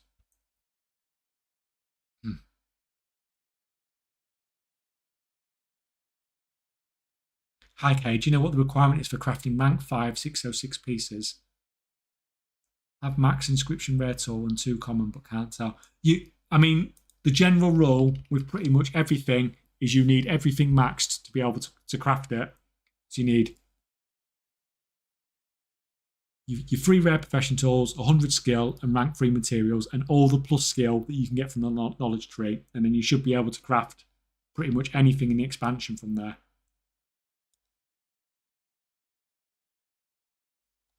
Are you relisting your items when searching manually on the top right? I'm just literally every time I click that, it's just listing.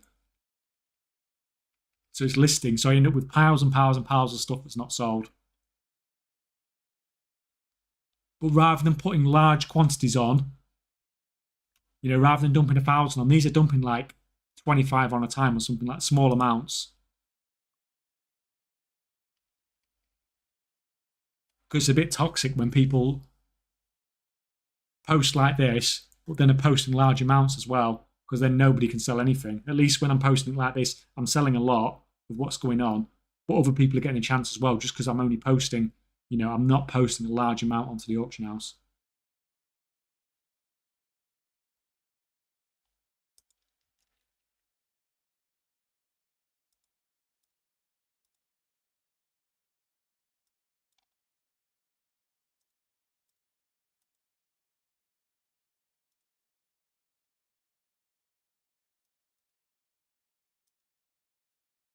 What are you doing with all those tailoring spools? Is it a good way to make gold? I mean, my tailor is BIS basically, so it's got everything it can possibly have. So it's got all the resourcefulness, all the best tools, the bag, and everything. So that I can sell on the auction house, and that is making me gold. I can't turn it into bolts because I'm not a good. Even though I've got pretty much everything, I don't have the multi-craft tree. So I can't produce bolts. Now, if I could make the bolts as well, I'd probably make even more gold. But I can't. I need another, 10, 16 knowledge points. And then I'll be able to make the bolts as well. And maybe be competitive. But until then, I've just make the spools and sell the spools. They're making decent profit at least anyway for now.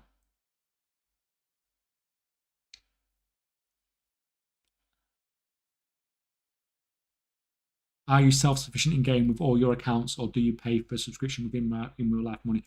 Everything gets paid with gold. I've not paid for anything in WoW for a very long time. All 10 accounts pay for themselves.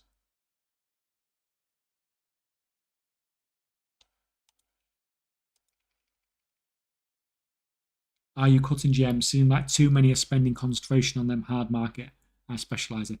Yeah, unfortunately, it is quite a good market for the concentration builds. Because the crushed gems, the rank 3 is so freaking expensive. So to be able to just use like rank 1 ones, so expensive cut gems as well, aren't they? Well, not that one, but like 30 crushed gemstones. So needing 30 of those at rank 3, and obviously the engraved gem cut as well, but 30 of those at rank 3 just seems like it's something that's really good for doing as a concentration build, really, because the amount of the price difference between those. Let's have a quick look. Crushed gemstones. Yeah, so what? There's over 200 gold difference for each one, and you're making 30 of them. So that's like 6,000 gold difference in your crafting cost alone. So that's really hard to compete with. But when it comes down to it, the concentration builds can only make so many gems. And when the demand really kicks in, you know, they'll just be out the market because the stuff will just sell too quickly.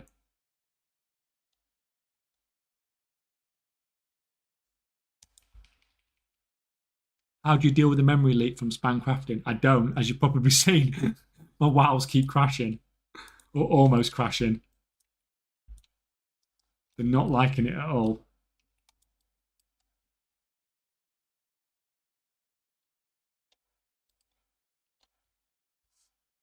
Right. Even the rank. Oh no, but that's not cheap. It's just somebody baiting.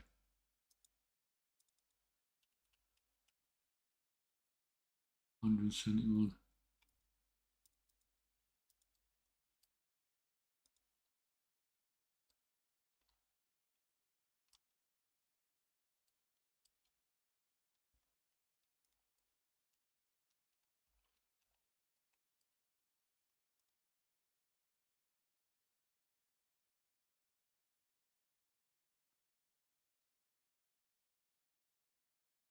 I've been doing a lot of prospecting profitably, but I am manually listing everything at whatever price it is. Is there a way of having TSM know the prospecting cost, crafting cost of prospect? TSM can do all sorts of things, but I am not the person who knows it. Like, you're best off asking him on the TSM Discord, because my TSM is so basic.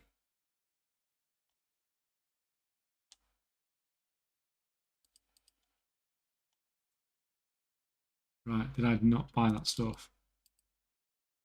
There it is.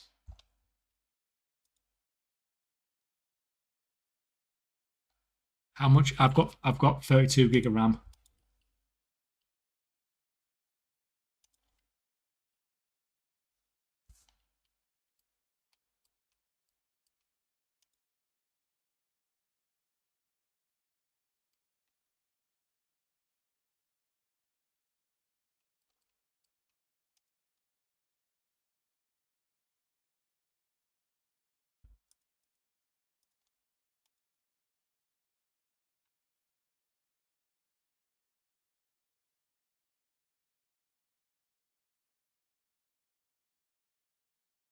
Is there an easy way to spot price fixes? I mean, sometimes when I put up the third lowest price, they get insta bought anyway. If you're putting up stuff that's selling on the region-wide auction house, it sell like if you're putting herbs or ore on the auction house, then it's getting sold and bought at massive quantities, literally every second. As long as you're not, if people are bait posting and you're posting ridiculously low, as long as you're not falling for that, it's fine.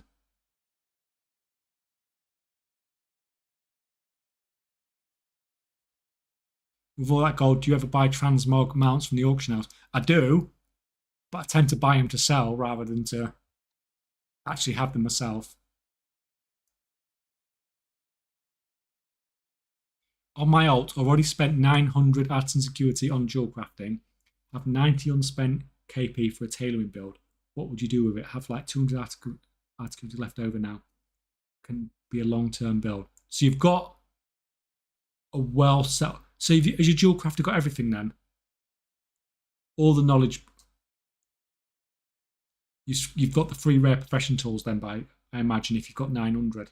Spent 900.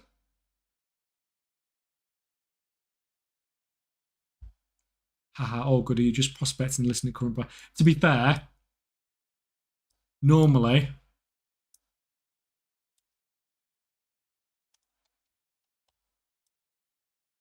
I would be doing a little bit of maths. But whenever I start doing maths, I end up coming back and I've got like 20 messages on chat because I'm not used to having this many people in chat. So today I'm just prospecting. The only thing I'm probably doing different to you is I've got a character set up to make rank 2 vials. You can do if you get. I think he's got 80s. So what? Which account's he on? Can't remember which account's he on. I think he's on this one. This guy deserves a break anyway.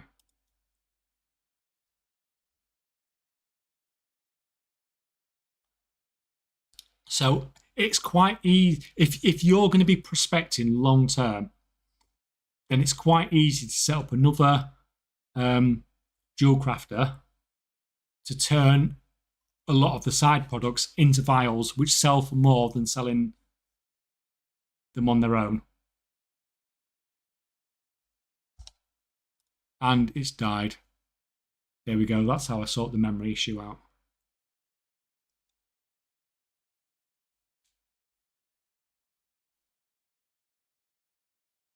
How do you get so much acuity for free blue tools? Watch the video I put out yesterday, and you can get like 1,000 acuity a week.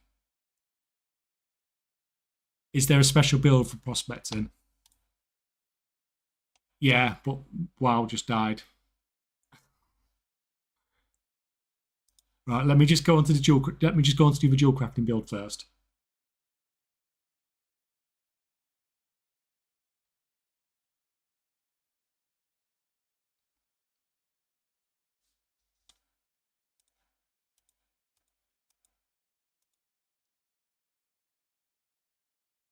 Yeah, so I found that turning the byproducts of prospecting into vials rather than just selling it on the auction house was making me like an extra 10,000 gold every time I did about 10,000 ore, which is not a huge amount, but you know it's extra gold, and it doesn't take a lot to set up that particular spec. You don't need a lot of knowledge points or anything like that. But it depends. If it's something if you're going to be prospecting a whole expansion, then it's worth doing. If you're only going to do it for a few weeks, then it's not worth the effort.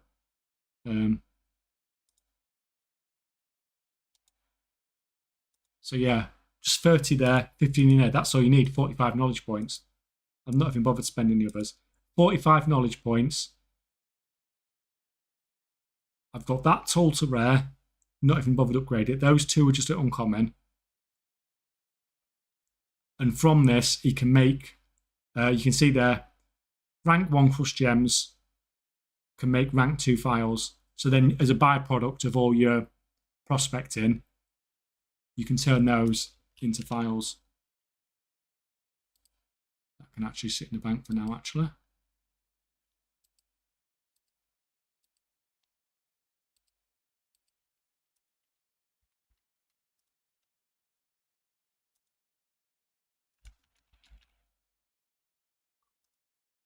Well, it's just another step you have to do, but it will make you more gold. Or it makes me more gold, at least, anyway. As long as you can turn them into rank, because rank 1 vials are worthless, because obviously you can just buy those from the vendor. But if you can get the rank, you can make the rank 2 vials with the rank 1 gem dust, then that's quite good, because those things sell for ridiculous amounts.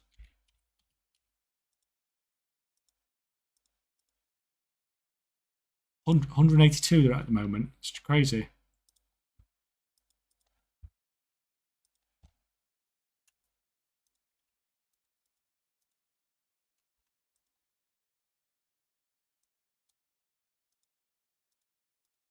Right, that guy's nearly done. It would normally have been a lot quicker, but I've not been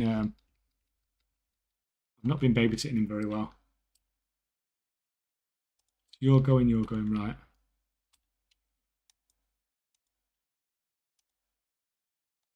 You're going to go back to work. Right.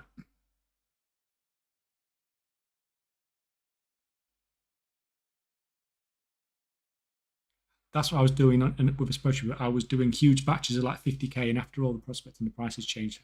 They changed. Like, yeah, but if you do it so everything updates, like if all my prices change, everything in my spreadsheet updates. You put your gem. I can put my gem prices in, put my ore price in. It tells me what my profit is from the gems and what my profit is from the vials. And like you can just like do whatever, put whatever your numbers and change. It doesn't look pretty, but it gives you the right numbers at least anyway. That's the important thing. And hopefully, The only time I need to change that is when my spec changes or I get better profession gear, because I'll run like 50,000 or like you did and get all my numbers from that. But luckily, I only need 10 more knowledge points and I'm BIS prospecting, so then I don't need to update it again once I've got numbers for that.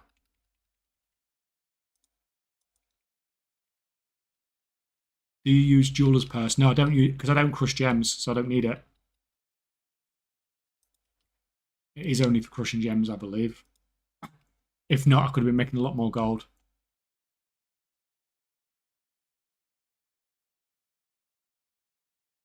Doing alchemy chaos crafts, can they multi-craft? It's grayed out when I craft for concentration. I've not heard of that whatsoever. We'll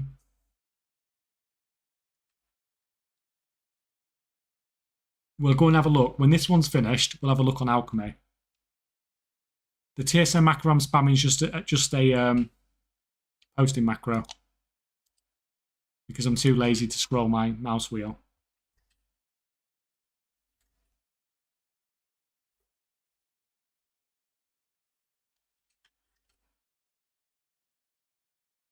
Is unraveling profitable, or are you doing something else with it? It's profitable for me, but I have everything. So I have the bag, I have the tools,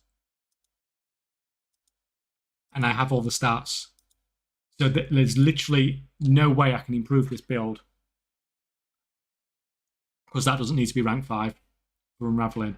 So it's profitable for me, but if unraveling was profitable for anybody, it would be for me because I'm BIS. But if you haven't got all that, then it might not be profitable for you. So you just have to see what CraftSim tells you, basically. What are the best professions for alts that are cheap to set up for concentration builds? Everyone's equal with that one today, aren't they?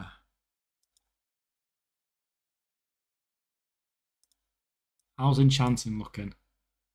The thing is, we can look. I can look here.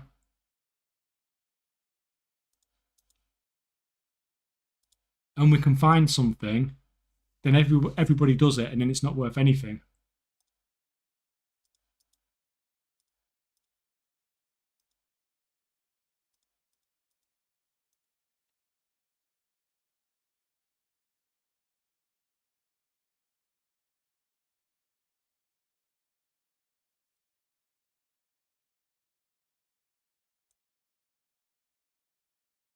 I mean, the weapon enchants are okay, I suppose.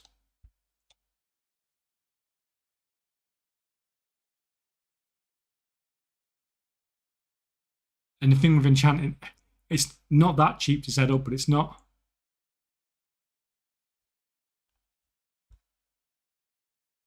The spell threads are okay. How much are the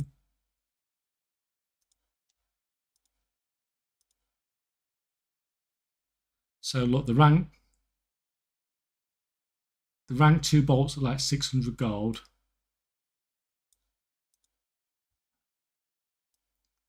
How many do we need for spell thread? 8. Yeah, 8. So using 8 of those, so that's 8, 16,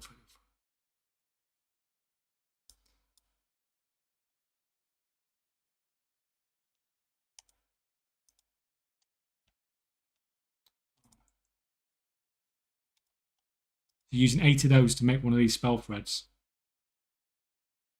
So I mean,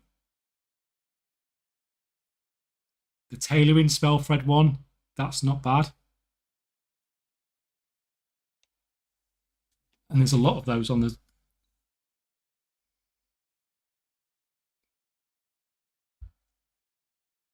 So that's not necessarily concentrating on producing the cooldown cloth.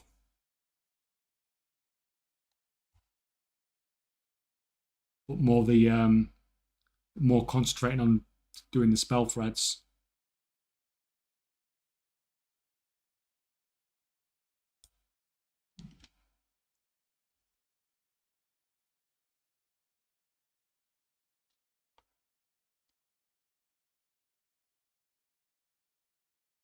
How do you prevent the wild experimentation from alchemy to not backfire every time? You need the we were going to go over to alchemy anyway, wasn't it? Didn't we say? Let's go over to alchemy just a minute. There's a thing you craft. I can't remember what it's called. Something courage. If you craft one of those, then you can just keep going with your experimentation.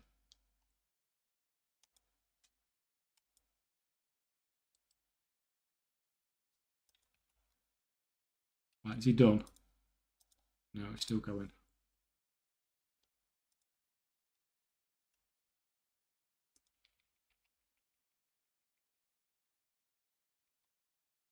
Well, I can see why you like US markets more. Token is cheaper and prices in game are higher. I tell you what, there is that, but the reason I like it more is because quantities are lower of everything. Like, it's harder to manipulate stuff in the EU because there's just so much of it. Everything gets farmed so much more.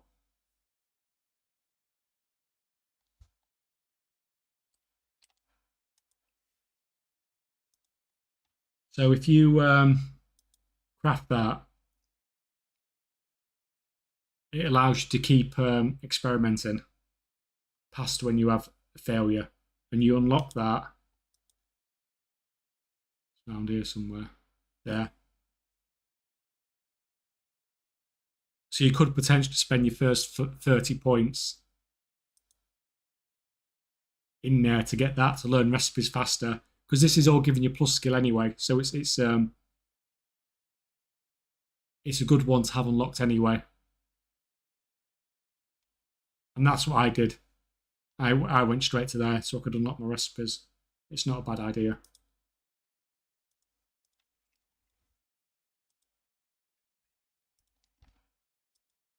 Oh, you want feeding, don't you? Can hear you. She's not happy. Right, let's go and dump this in the bank.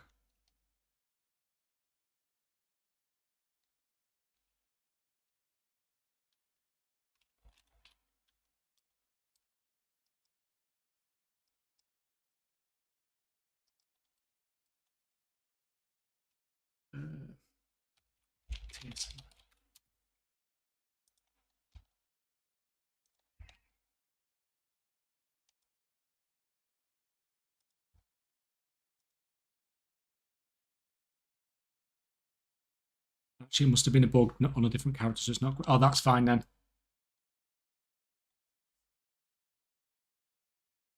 Would you say crafting is better than TSM to show profit for crafting? Well, people that are using TSM are using crafting, so they must find it's better. But I don't use either for crafting. So, since we're on a topic of glittering class, how do you get it prospecting? Doesn't seem reliable. Well, it's random, but you do get a fairly consistent amount of it. So that's how I've got all mine, just prospecting lots and lots and lots.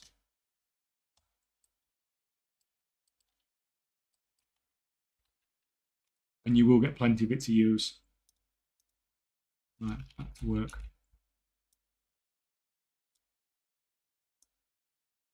That's fine. Go, go, go. You done. Overpowered Vulpera racial.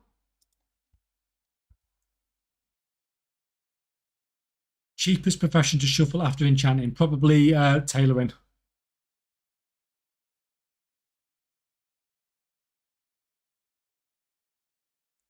Best secondary profession? I mean, if I were to choose, I'd probably go with cooking. But it depends if you can put the time into it. If you like with everything, if you can't get bis at it, then it's usually just not worth the effort.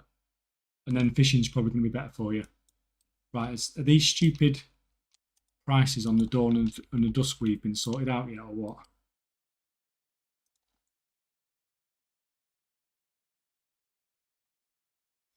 No, but they have come. They must be dropping because the prices dropped. These were like 350 earlier, weren't they? But I don't want it. And as much that profit margin there, that price difference, when I craft these, I craft basically one for one. So if there's a price difference of 10 gold, that's like 10,000 gold if I do an hour's crafting. So when there's a difference of like 30 gold, that's like 300,000 gold an hour to spend 2 hours crafting those. But I'm not going to do it. If these if these prices are coming down, people are getting them from somewhere. So those prices are going to come down and those prices are going to come down. I'm not crafting those at 150 gold, even if that is 600,000 gold profit there for 2 hours crafting. It's too risky. Could end up making like massive, massive losses if those go back to normal price and these are like 50 gold.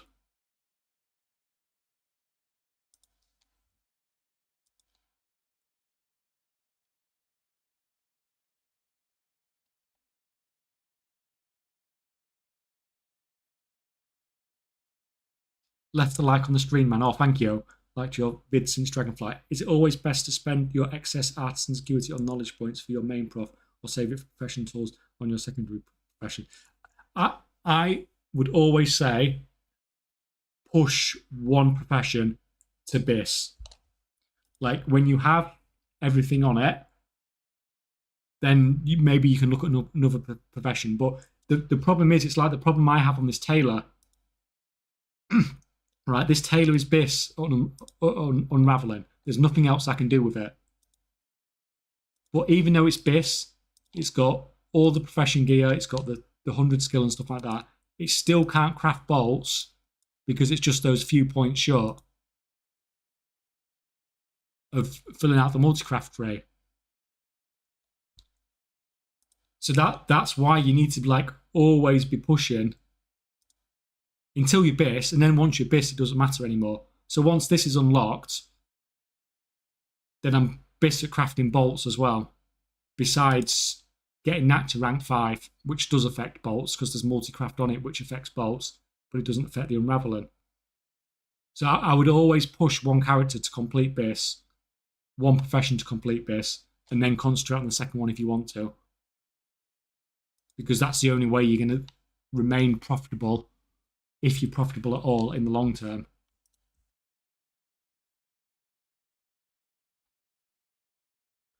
Any tips for a noob to make gold? Do gathering lol. Yeah.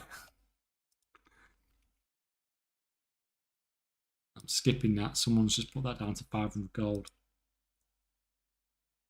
There we go. See, it didn't last long. See, if I hadn't skipped that, I'd be posting at 500 gold now. See, I do occasionally pay attention.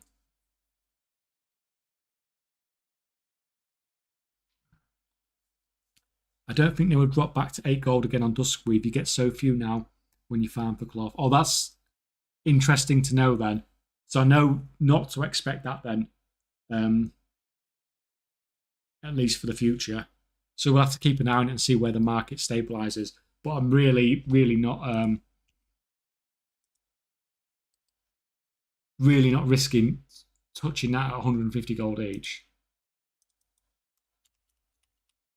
Yeah, that's 1.5 million for 10,000. That's absolutely crazy prices. Absolutely crazy prices. Do you get profit prospecting? Yeah, usually, but not. It's not fantastic. Do you use any potion while crafting alchemy stuff? Yeah, I just use the crafting speed one.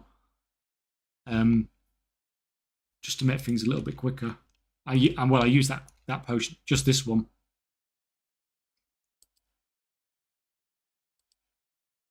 Tend to use it on everybody all the time.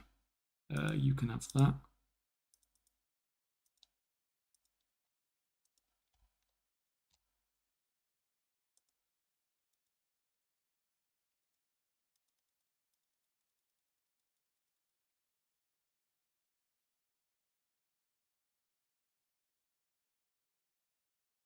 I had to AFK. Our concentration for a set of rules or class. Oh, do you mean what to do for concentration builds with dual crafting?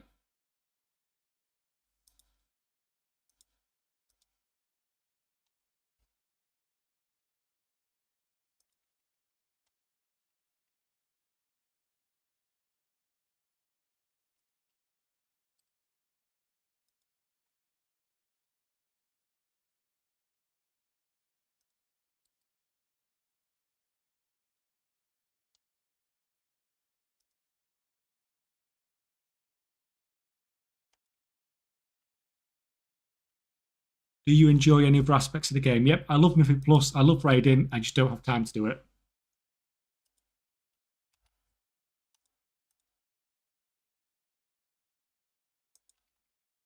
It's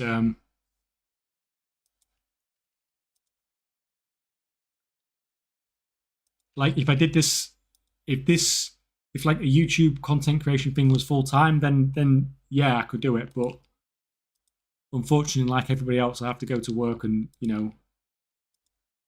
earn money and stuff like that, which means I can't be a gold maker and a content creator and raid at the same time. It's just not possible.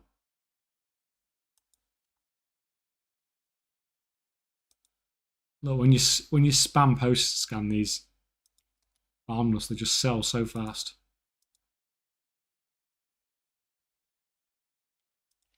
Yeah, the Spools of Dawnfred still selling at 195 gold. It's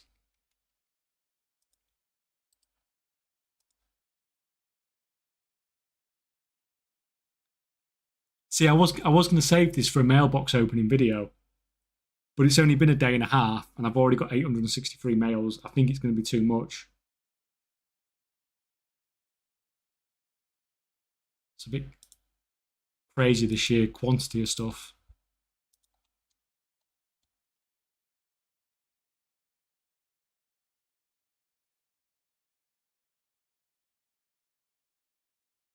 Does any of your WoW market knowledge carry over into the real world, like stocks or anything?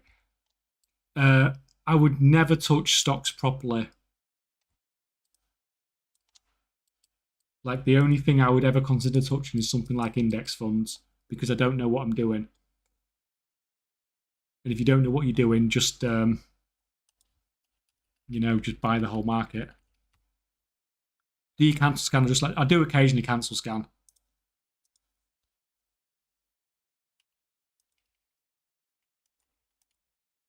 I then cancel scan for a minute, but sometimes I just forget, to be honest.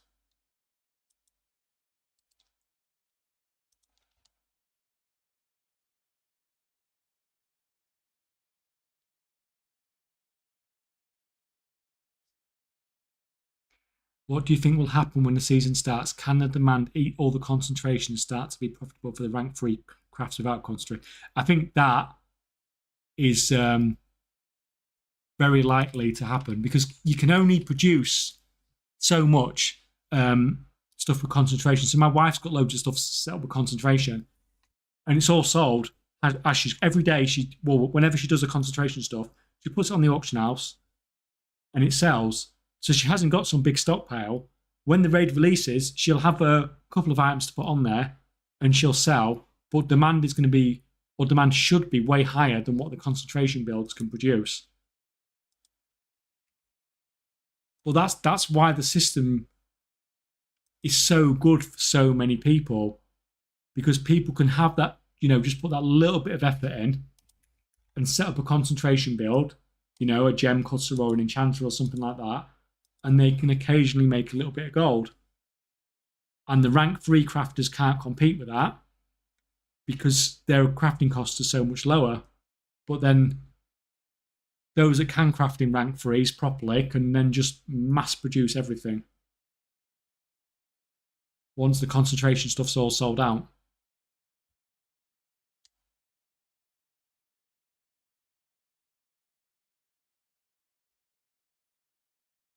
What is the program you are running there?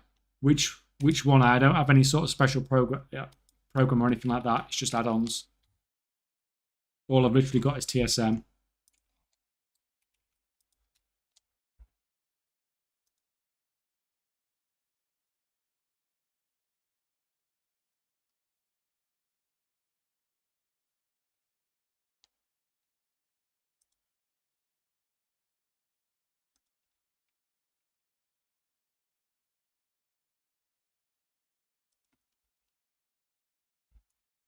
Yeah, I think we need another restock.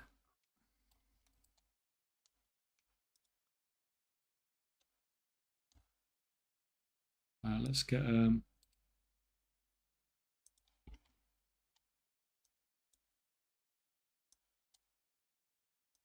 of you. Look at the kitty. Right, so if we go back,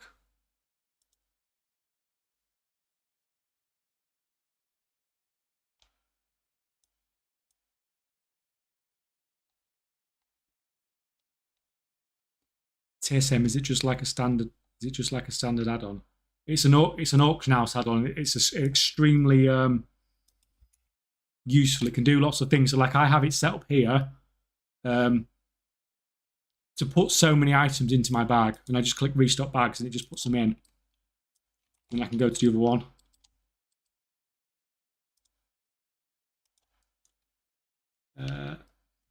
Restock bags, and it just puts them in. It's just really, really useful, time-saving sort of quality of life thing.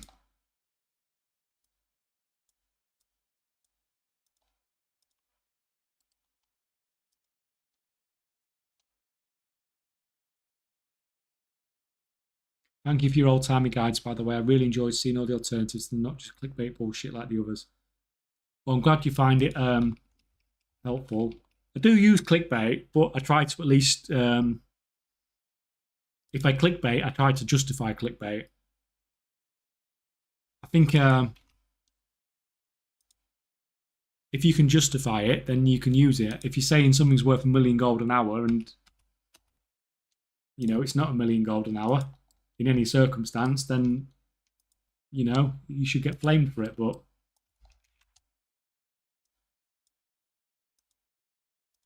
if you tell someone it's $1 million gold an hour and it is $1 million gold an hour, then, you know, put it on your thumbnail.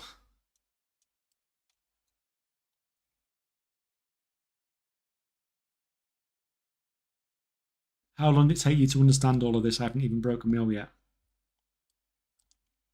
You just learn over time. So I literally only started gold making sort of the back end of BFA to get the auction house mount.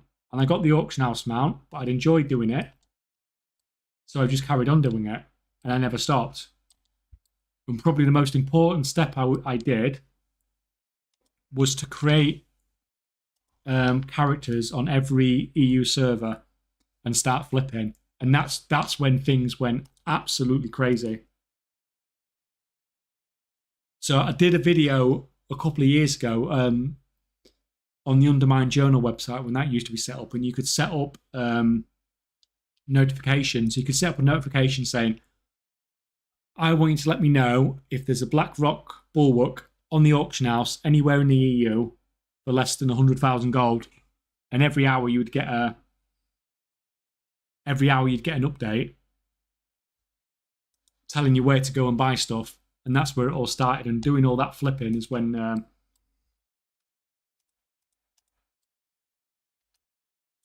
what really got me started. And that's when things went absolutely crazy. And I just never stopped. Then I spread over to the US as well.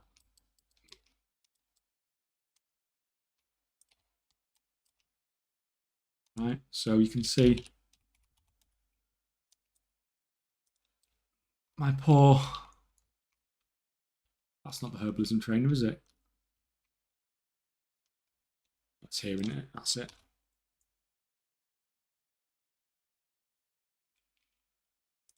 What's the tool you said to get the notifications? There's a website that used to be called the Undermined Journal. It doesn't exist anymore. You can do sort of similar things with TSM and things like that. But I don't do it anymore because I don't flip so much anymore. Literally, I don't bother flipping. I just go and buy all of something in the whole EU and the whole US. And if you own everything, you can set the price. And if people don't want to buy it, then if they don't want to pay your price, that's fine. They just don't buy it.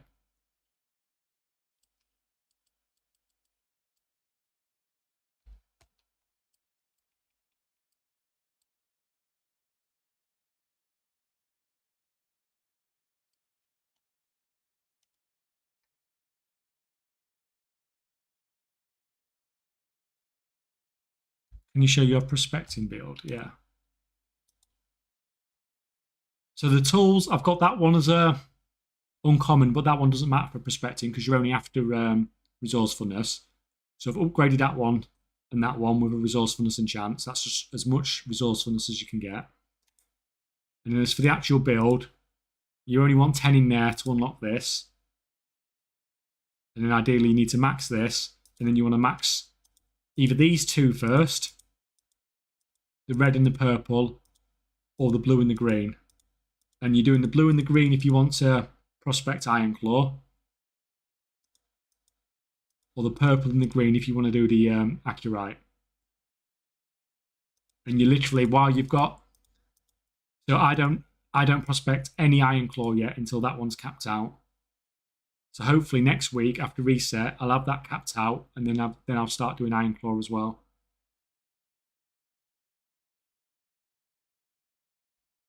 To be fair, I probably can do Iron Claw now,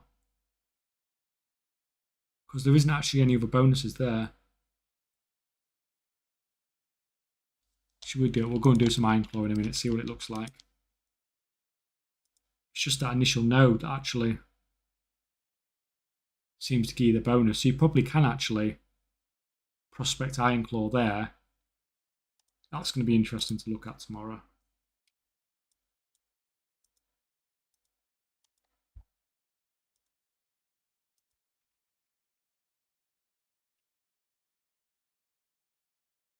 Thoughts on Null Lotus price for season 1? Well, like when we looked at the herbs and stuff earlier, it could go up, but it could go down because people might be massively stockpiling it. You just don't know. So it sounds like a reasonable investment, but I'm never suggesting anybody invest in anything, because I've just seen it backfire. It's every single season release, it backfires to loads of people. Oh, quick. Go. Like people put these posts on like the WoW economy subreddit and places like that, and they've made perfectly logical arguments as to why they've done what they've done, but they've still lost loads of gold because 100 other people have done the same thing and just flooded the market and killed the price.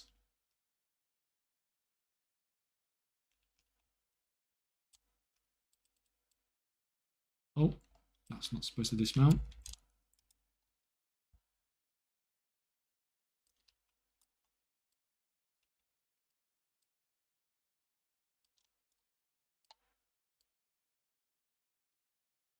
Oh god, I hate these things.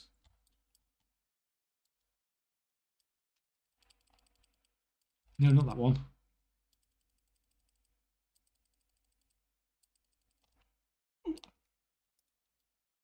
No, I weren't trying for 4.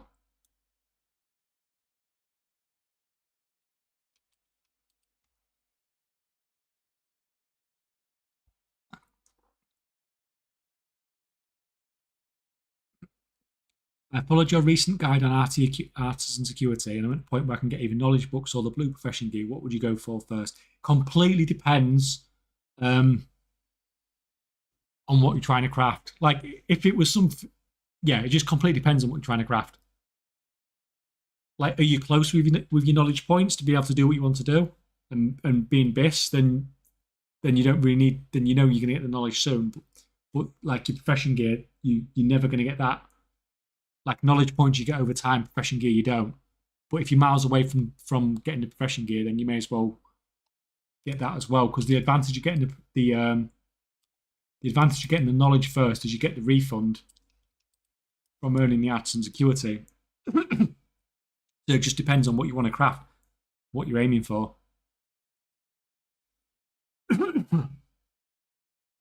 Do you think it's smart to buy like rank 3 flasks? Nobody can make them without concentration, and come raid week demand it will be there'll be concentration. Yeah, so Moose Me, I'm not. There are people that can craft rank 3 flasks already.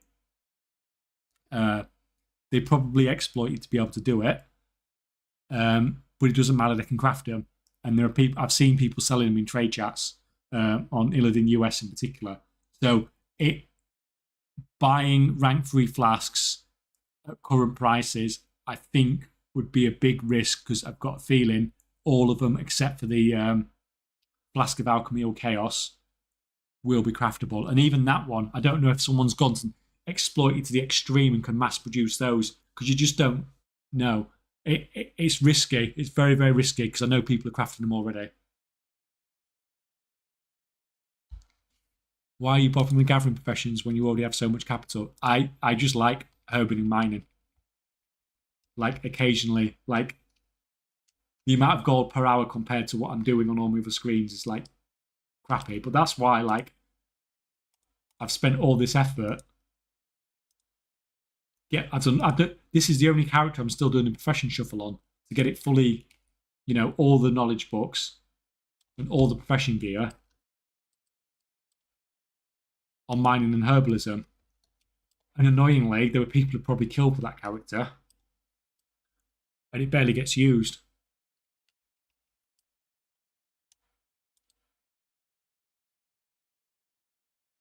Just like going around, clicking on stuff, I suppose. It's probably actually losing me gold per hour because I'm not concentrating on doing the stuff I should be doing to make gold.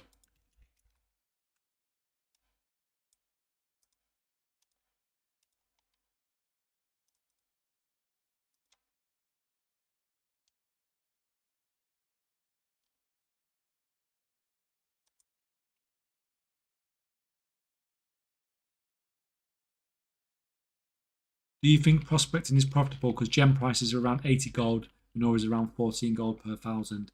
Yeah, it's happened overnight, didn't it? Like I came on this morning and gem prices are just absolutely just hit the ground. So I don't know what's I don't know why they've dropped so much so quickly. Like I said, I just usually put everything in my spreadsheet, and if it's profitable by a decent amount, then I'll do it, and if it's not, then I won't do it. Simple as that, basically.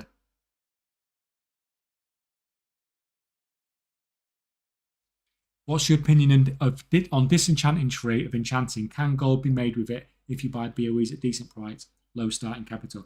I think I made a video, which I didn't release, calling disenchanting probably the best profession of the expansion. This was before the expansion release, the video was made. And then I didn't release it because disenchanting became such a big thing because of the Dark Moon decks. So I never released the video in the end. It is a way of making gold if you've got a good setup. So you need to have 30 points in the top node and the 30 points in the node into whichever one you're going to be disenchanting. Ideally, if you can get the better profession tools as well, it does help because the plus skill helps increase what yield is. But yeah, it's a good way to make gold. A lot of people are doing it with blacksmithing now, aren't they? Because the dust is where the most of the gold is made at, because the amount of the quantity of dust you need is ridiculous. So if you can make up a blacksmith that runs the that buff build, the one on the far left, I forget what it's called now. Let's have a look on Woward.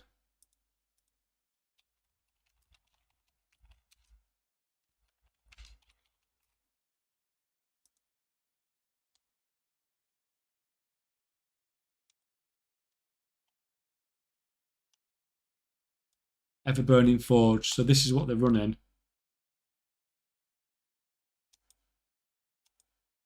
So they're using ever-burning forge. So like my inscription spec, just to craft things as cheaply as possible. So they're using it to craft the alloys and then craft blacksmithing hammers, which are disenchanting. So you can. It depends what's cheaper. So a blacksmithing hammer takes one alloy to craft.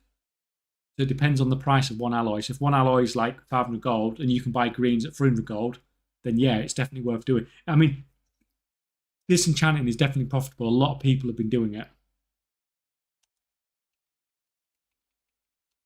But just check, make sure you are making gold from it when you do it.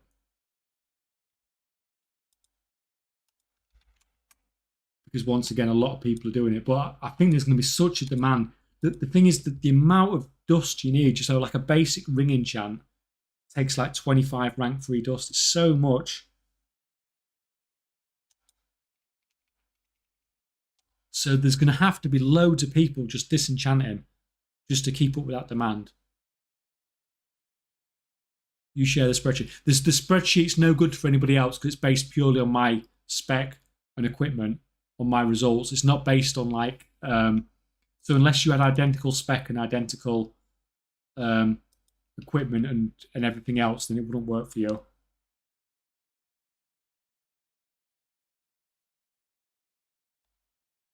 All I'm doing on here is just listing auctions,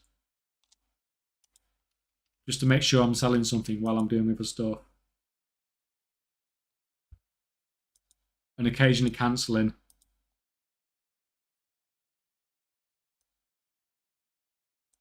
Problem with these, it's not automated, so it's kind of it's not automated, so you have to press your button sort of every couple of seconds, but you've got to remember stuff that's annoying and frustrating to do is profitable because it's annoying and frustrating to do and nobody wants to do it.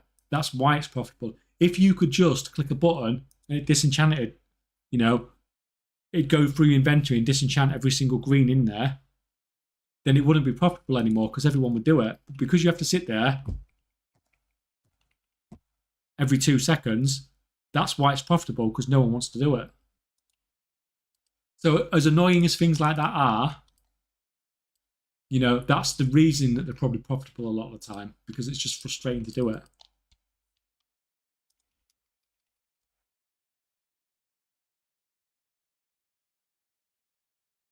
You think stashing tier 3 dust right now will be profitable? I'm not going to give anybody any advice on stashing stuff. The video that's coming out tomorrow is basically saying, do not stash stuff. Sort of. I just think it's something that it's a bit overdone at season, you know, when a season is released and so many people lose so much gold off it. It's just risky. Like we've looked at a couple of graphs today where we've seen that the amount of stuff that gets dumped on the auction house at season release is just absolutely crazy. Nope. Nope. Not having that one.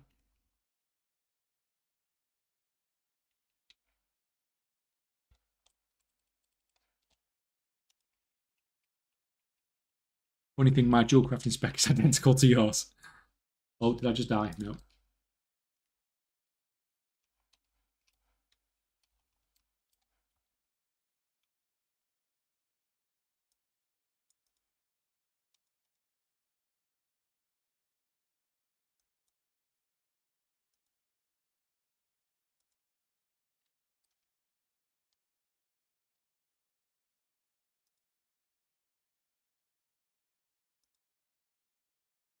When you start playing WoW in Classic, as in vanilla Classic. Like literally about a week after the game actually launched.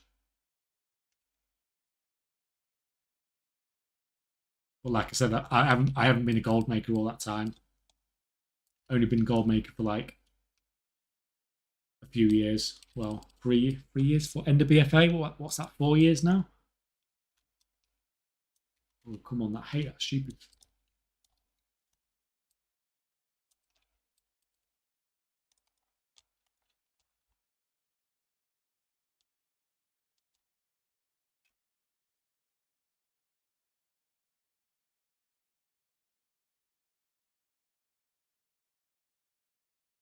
I am about to look at enchanting. What skill tree is best for disenchanting though?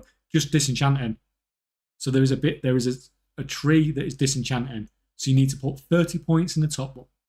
Let's bring up the let's log on to my enchanter a sec.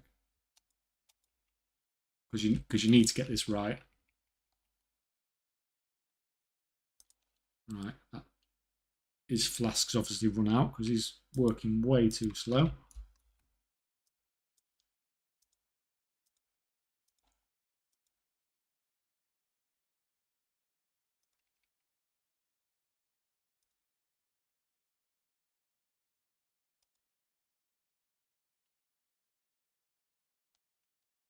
Yeah, dedicated disenchanter.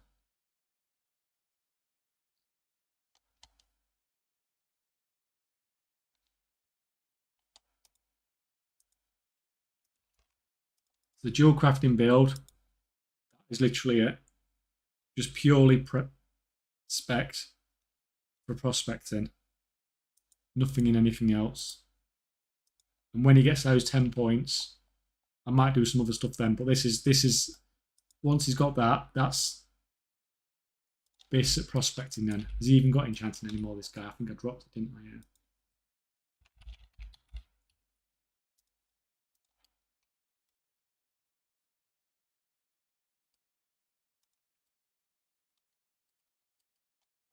That's fine. Go.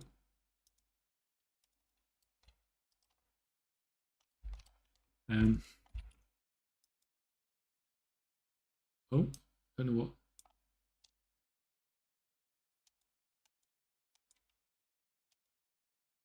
So if you're disenchanting, you need 30 points in this tree. And then you need, this is for uncommons, this is for rares, and this is for epics. So then you need 30 points in whichever of these you're going to be disenchanting. So if you're going to be, you're probably going to be these two if you're doing shuffles over a long period of time. So you've got 30 in that, and then 30 in that if you want to do greens, 30 in that if you want to do blues. And then once you've maxed one of these out, you can put 30 in the other. But when you've got put 30 there and 30 there, you're not going to disenchant any blues. And so you've got 30 points in there as well. You get me? So you actually only need 60 points, 100 profession skill and your profession gear, and basically your Bisset enchanting uncommons then. And then when you fill that one, you can do rares as well. Does multicraft or anything else affect disenchanting outside of skill? No. So literally all you need is skill, plus skill, and those knowledge points. So that's the only reason you need your rares. So in fact, it doesn't even matter what rank profession gear you've got. You could just, get a crappy rank 1 crafted. It's got the same plus skill on it. It makes no difference whatsoever.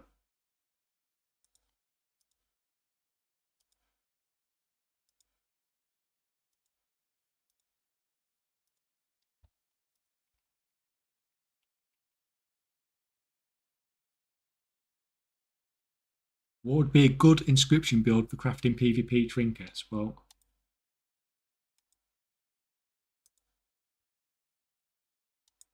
what does it come under? It's going to be under here somewhere, isn't it? Are you able to craft these already?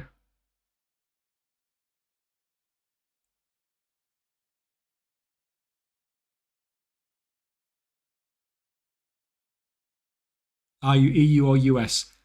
This setup here is US, but I am on EU and US. I have a bank character on every EU and US server. So it's 10 accounts across 180-ish servers when you combine the EU and the US. Is there any use for Acuity once you have all the profession equipment? Once you have all the knowledge books and all the profession equipment, there are bags you can buy which give you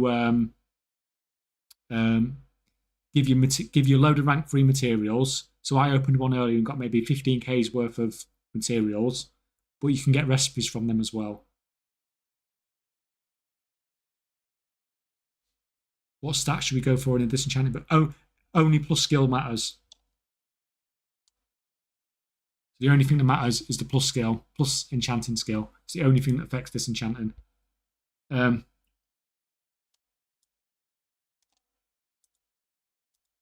I can honestly say I do not know what gives the bonuses for the PvP trinkets. See, that says staffs and offhands. That's all the other stuff. And that's the sigils. I honestly don't know. I That's nice. I like it when people ask me something I don't know. Although it doesn't help you, does it?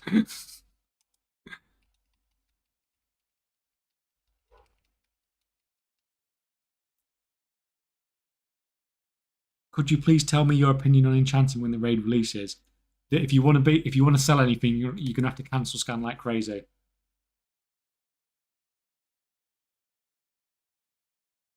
Do you use your artisan on points? I've got everything with artisan, so I've got all 3 knowledge books and all 3 bits of rare profession gear on any character that I want it on, basically.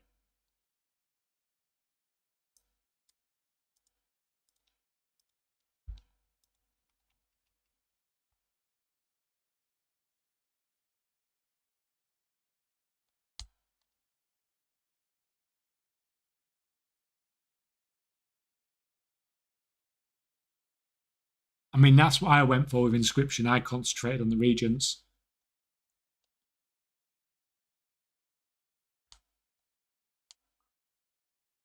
Use crafts in, make it easy to see. I mean, yeah, that's...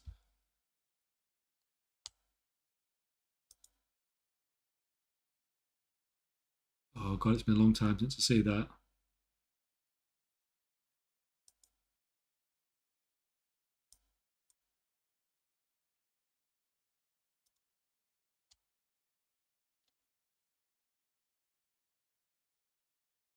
For Inscription, would you recommend a milling focus build or an ink focus build?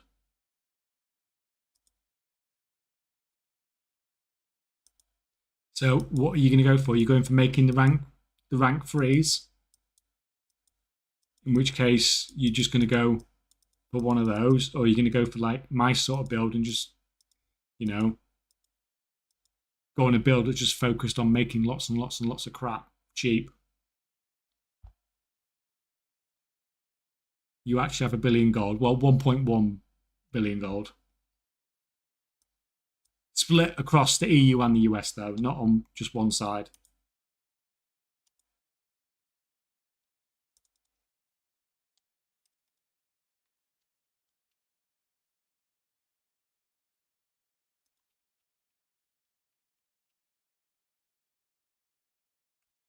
How come I spec into prospecting? Because I like things that I can just set up and leave it to make gold as long as it's profitable. Because it's not a lot of effort on my behalf, and I can just put a lot of effort in to set it up and get ahead of the curve.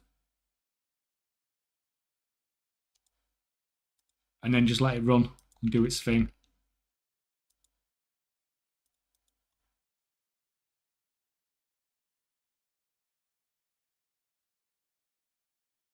Is multicraft better than intuitive for alchemy tools? I would say almost definitely, yeah.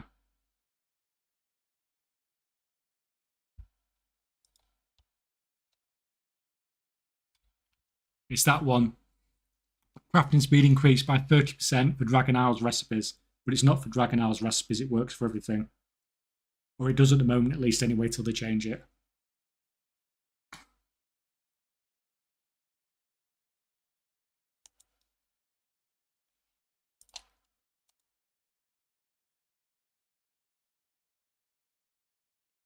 What's the profit out of 1 million sales on average? At the moment, probably 20-25%. This time last week, it was probably 100%, or 50 to 100%. Not 100% on everything, but you know, things like the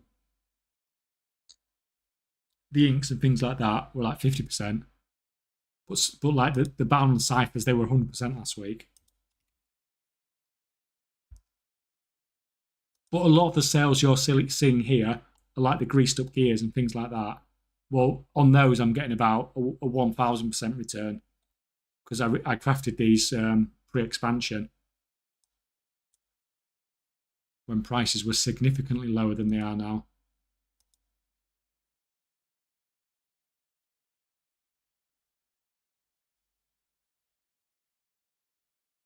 How much gold have you earned since the game was released? You mean since War Within was released? Because I don't actually know. Because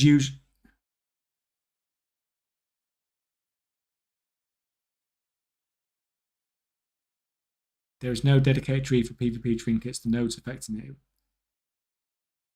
It will be linked with bonus skill from materials, trees, and general nodes. Okay, fair enough. Just found it a bit odd, especially Inscription not having something about crafting trinkets.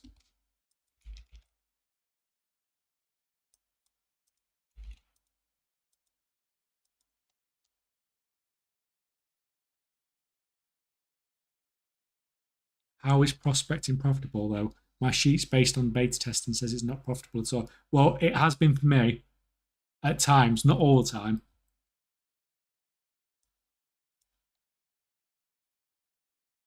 But it just depends on the price. But the problem is the price at the moment, like a lot of the gems are down to like 80 gold. Which means I need what? 20 gold just to break even. But at the moment, this is about 16 gold. That's giving me like 44,000 gold profit, assuming I turn it into vials for every 10,000 ore. I mean, that's based on all those prices there anyway. Obviously, if things go, because glittering glass, that's been hitting over 100, but these might go down to like 70. And that's...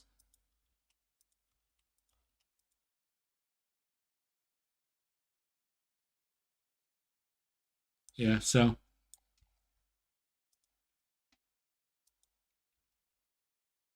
Do you have guides on how to set up TSM? No, because I'm absolutely useless with TSM. I have a horrible setup. Did you talk about the authority of the debts enchant on the auction house? I didn't. Well, someone asked how somebody got it, so I told them how they got it. But yeah, it's a bit of a hassle to try and get it, let's say. And they are going to make a lot of gold from what they've done. But at the same time, the price on that's going to come down a lot come reset. And it becomes a lot more available.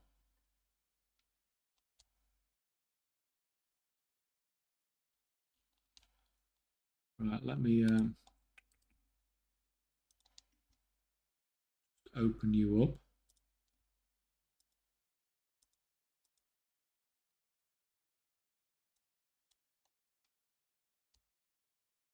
Let's open the Tailor back up a sec. How is it possible? So people are the bags that you can buy for 600 artisans acuity. What people are doing is they're loading up alts, bringing them to the city, doing the quest that gives them 350 artisans acuity. They're then doing a little bit of an artisans acuity shuffle to get another 250 artisans acuity, and then they're opening the bags that have a small chance of having the recipe in it. So the two problems are: is one, it takes a little bit of time to get the artisans acuity, cost you maybe 20,000 gold to do the shuffle to get the artisans acuity, and then you're also completely destroying the chance of that character ever having a profession because you've just burnt through its starting artisan's acuity. But there's a chance of you getting those recipes from doing it. So I tried to do it earlier, just to see how quick I could do everything and how expensive it was, and it just doesn't seem to be worth the time.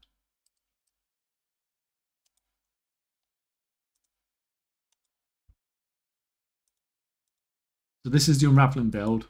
30 there, 30 there. And that's basically it. Once you've got those two, 100 profession skill, all your rare profession tools, then you can unravel at rank 3 with rank 3 cloth.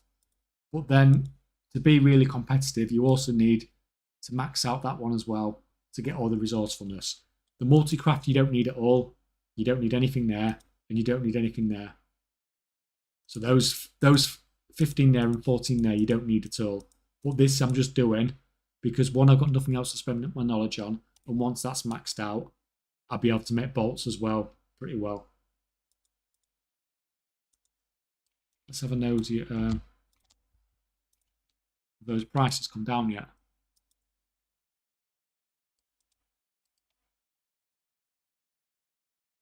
Yeah, they're holding. We'll see. See tomorrow. See if it comes down anymore. I'm not touching it though. That's way, way too expensive for my liking.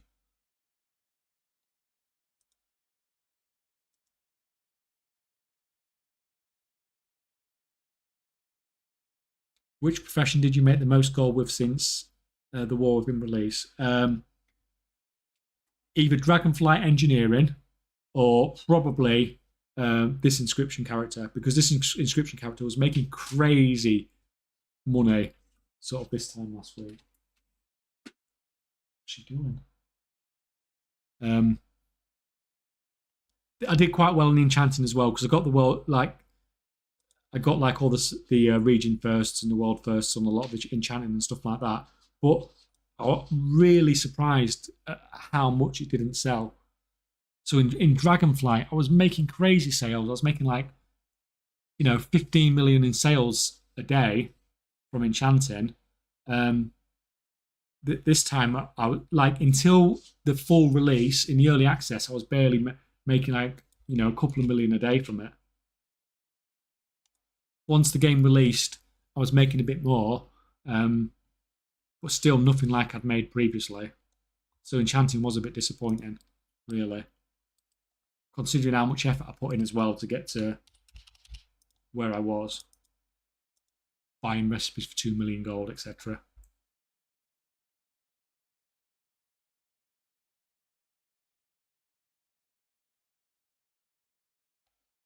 Hi, I'm new to all this, but I saw a recent video on shuffling and was wondering if you have a sheet or anything where we can reference to how much acuity we can get per week per profession. It's a bit RNG because it depends on what you get on your patron orders.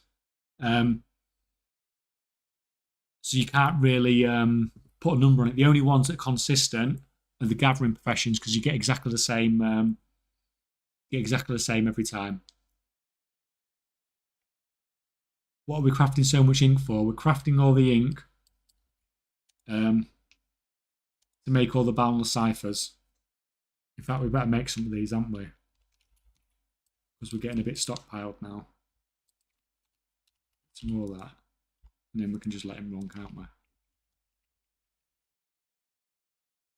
And the boundless ciphers, they just sell all day. They just never stop selling.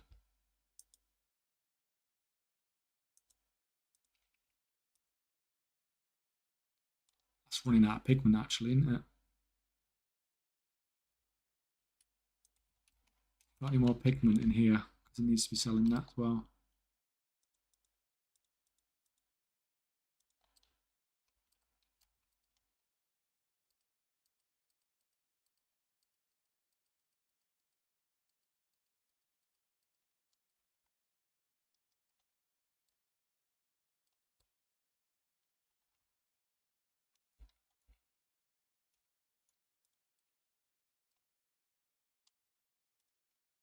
Right.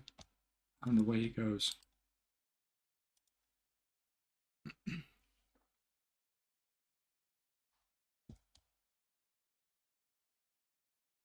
Only way of doing it is to have lots of alts and use the 350 pattern security and farm 250 for the rest of it.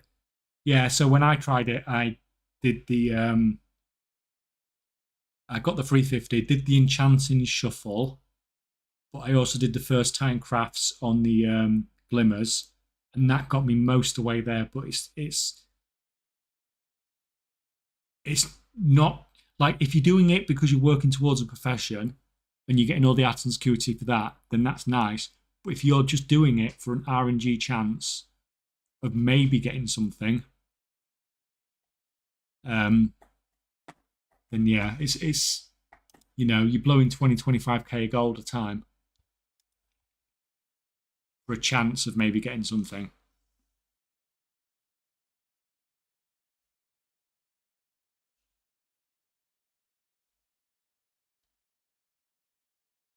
I'm pretty sure I was literally the only one with authority of air for the first like 3 days and only sold two the whole time. Yeah, enchanting was really disappointing in early access. I couldn't believe how bad it was. If I wouldn't have even concentrated on it if I knew it was going to be so bad. But that's a learning lesson for next time. If we have an early access next time, then I'll know not to concentrate on it so much. Concentrate on getting first with something else, and that can come later because it was really easy to get to crafting the rank 3s for that anyway.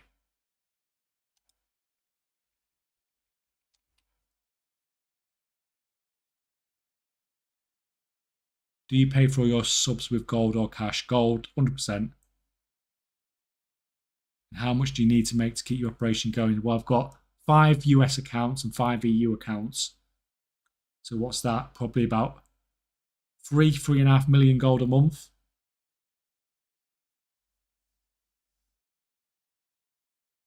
Tried going for the jeweler's setting recipe. I mean, that's what I was trying for. There's obviously the enchant as well. I gave it a go because if it was really quick and easy and I could do it in sort of, 5 to 10 minutes and it was going to be cheap, then I would have burnt through some alts and give it a go. But it wasn't any of those things. It wasn't particularly cheap. It was a mess around to do it. And so it just wasn't worth the time for me.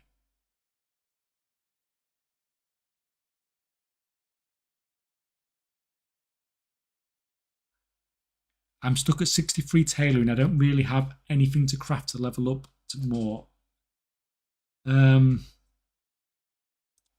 I think I had that same problem as well, and I think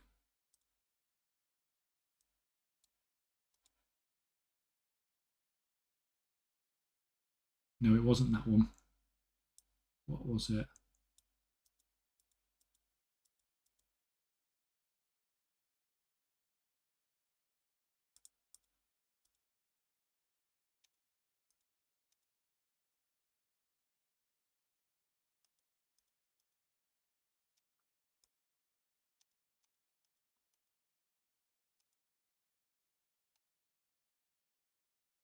I think it was this one actually.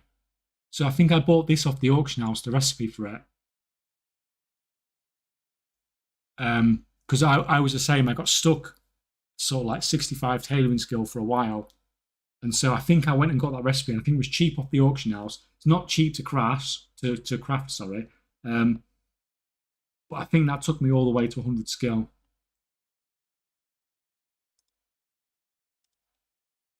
Let's have a quick if it will open.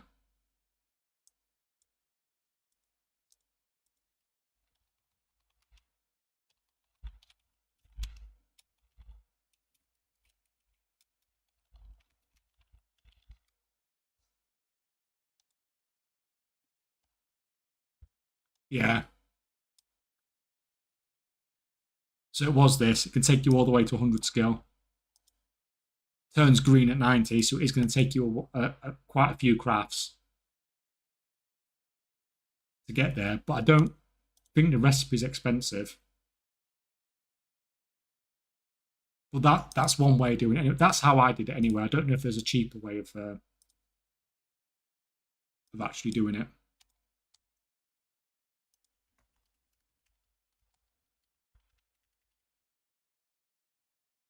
Do you buy all your pigment for the ink and spears for the cipher?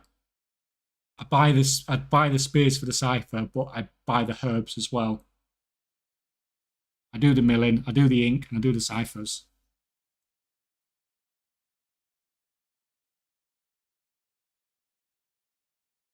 Do you have that Google Doc public for the prospecting one? I don't have the moment. When everything it gets to a point when I've got everything at base, then it might be worth sharing stuff. Because then everyone who else is base will be in the same situation.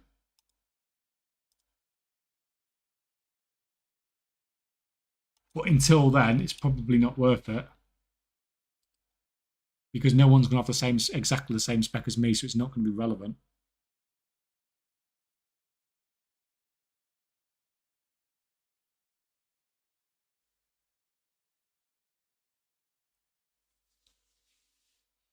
Yeah, I feel I messed up going for the knowledge points with all my acuity. That was before I knew you needed 300 per blue piece of gear. Yeah, it sucks, man. But at least if you really, really want to, you could shuffle. Do you have every profession at 100? Nope. Even like if I don't have a reason to get a profession to 100, I won't bother. So like this inscription character, it's only at 92 because it doesn't need to craft anything at it doesn't need to craft anything at rank 3.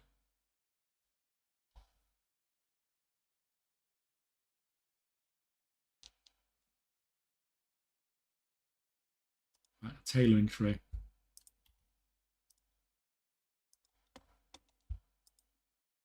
That's the main bit for unraveling and tailoring.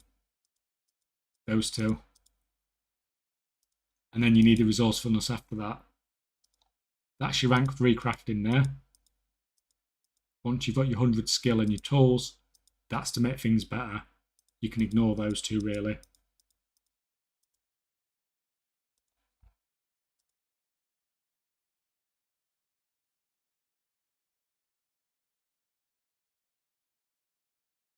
You didn't try to focus with blacksmiths at the start for rank 3 alloys. No.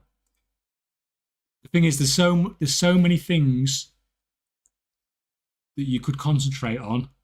You have to prioritize, and that was one of the things I learned from the release of Dragonflight. I tried to do too much, and a lot of the stuff didn't work out. Like my enchanting was absolutely insane, but a lot of the other stuff didn't work out because I was doing too many things. I set up like 30 tailoring alts in the first couple of days, and then Blizzard bugs the freaking cooldown, so it doesn't make any difference how many tailoring alts you've got because you can just reset your cooldowns as often as you wanted to, which is, that's fun when you've just spent all that time setting up all those characters.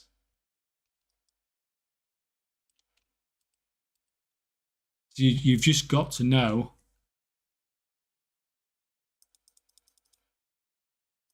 what you want to go for and go for it, rather than trying to go and do everything. Because I made a video with 32 specs on it, and there's so many things you could have done.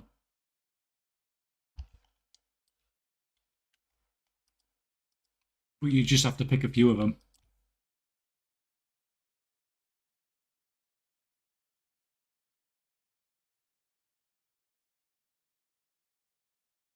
Is your Cypher talent maxed out? No, I've got no points in Cypher talent whatsoever. You can ignore that because that's not even really part of the build. This is the build. I don't care about the quality of the ciphers I make. I just want to make them as cheap as possible, and that's what I'm doing there.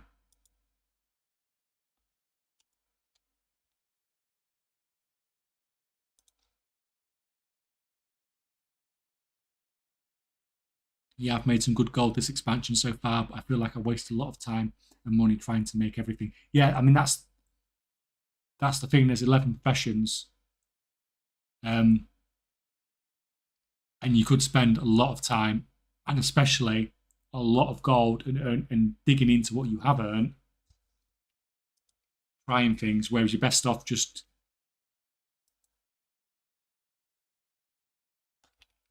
just concentrating on one or two things.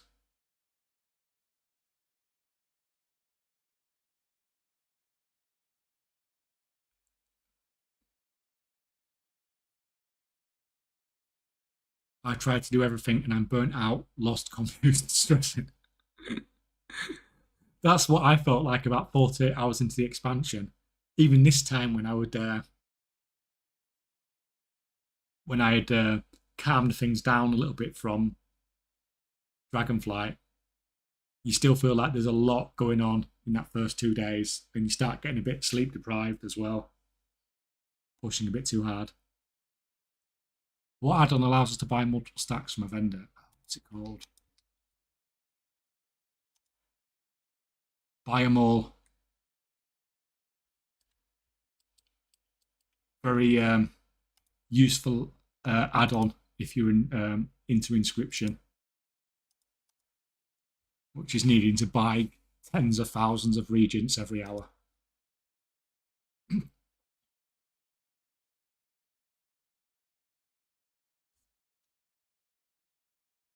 I wanted to focus on crafting a new engineering mount this expansion. After leveling the profession, I realised it cost 2.4 million to craft, so I kind of got screwed. Yeah, it's not cheap. Do you know how much gold you can put in your warband bank? It's capped at 100 mil.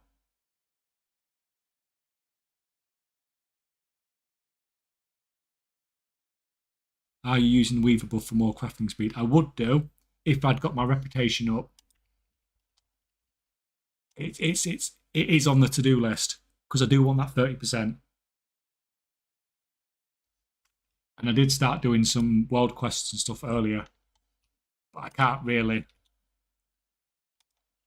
respond to all you guys and do world quests at the same time and stuff. Right. Let's actually have a proper check this time.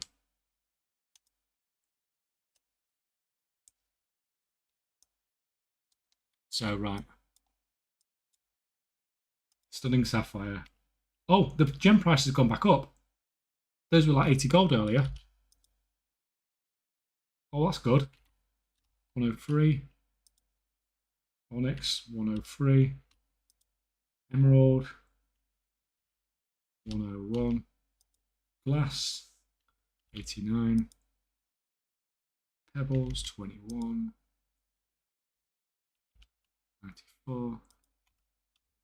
92. There we go. And so how much can I buy 10,000 ore for? 17.15. So for me, 1,850 gold profit, not including the glass and the gems. And the glass and the gems I'm going to turn into 337 vials. Gives me 58k profit, so for a total profit of 68,000 for that 10,000. So that's fine. The only reason that's at 60,000 now is because those gem prices have gone back up. In fact, I'm not even going to transfer them over to my other character. I'm just going to put them straight on the auction house now.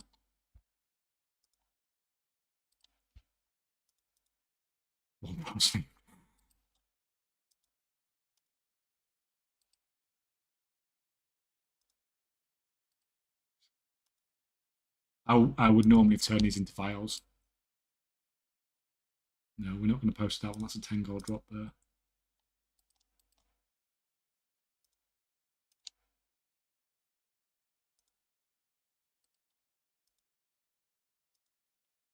That I shouldn't normally put that many on the auction house at once.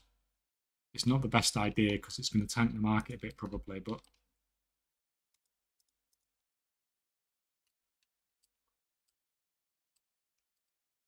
I just want to sell as much as I can while the price is good. So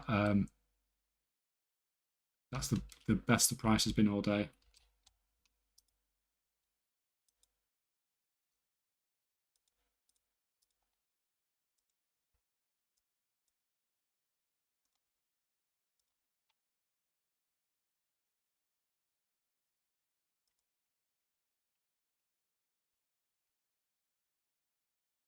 Any engineering builds to start working on was thinking of components.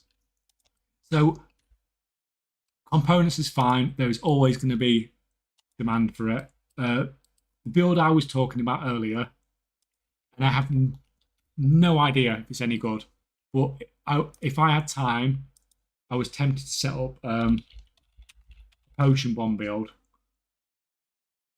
because I don't know about the EU, but on the US, there's hardly any. There's 50 of these and 50 of these on the auction house. There's like nothing on the auction house and 333 of these. So I don't know how good these are for Mythic Plus, and we probably won't know how good they are for Mythic Plus until Mythic Plus starts.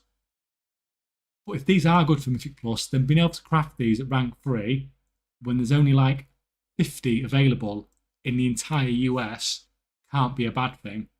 So, I mean, that's what I was potentially looking at, because I look at markets that other people aren't going for, ideally. And that is a market where it doesn't look like anybody's going for it. Will it be good? I don't know. But will parts be good? Yeah, I'm sure it'll be fine.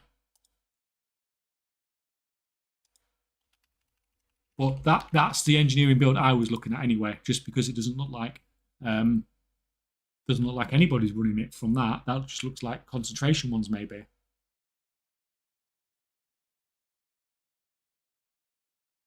For the disenchanting build, what stats are best on the profession gear? It doesn't matter. Only thing you need is plus skill. Is multi-crafting Cypher something you would recommend for someone that doesn't have much gold? The problem is, it takes, you need to get all your profession gear, and you need to have the 90 knowledge to be able to do it, to set up this build. Because you can't even do it with 60 points now. You need to do it with the full 90 points.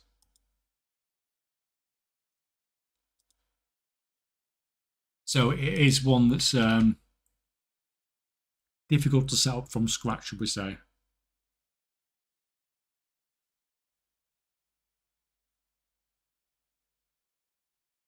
Today I reset the low missive, but it's so annoying that people drive the price down within 2 hours because of the regional auction house. Yeah, that's the problem when you reset any price, though.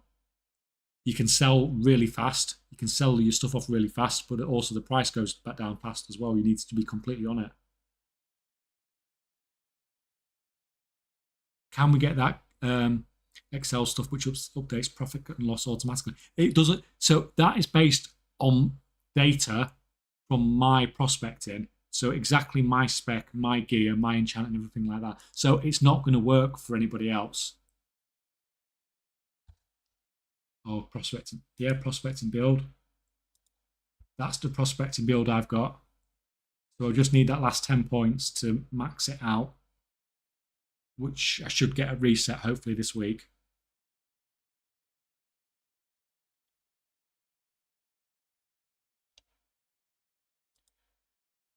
Should I go for equipment or knowledge points and spending my arts and security for skinning? Personally, if it was me, I'd go for knowledge. And I think that for all the gathering professions, simply because you get 15 knowledge instead of 10. So you get a refund of 75 from using it rather than 50. And the fact that you get 15 knowledge points is so many. Anyone know if enchanting tree benefits crafting the oils? No, you own. Oh, you mean for the secondary stats? I'm on the tailor again. We can't have a look. Have I got an enchanter on this account? Whereabouts are you from in England? I'm on the East Coast, basically.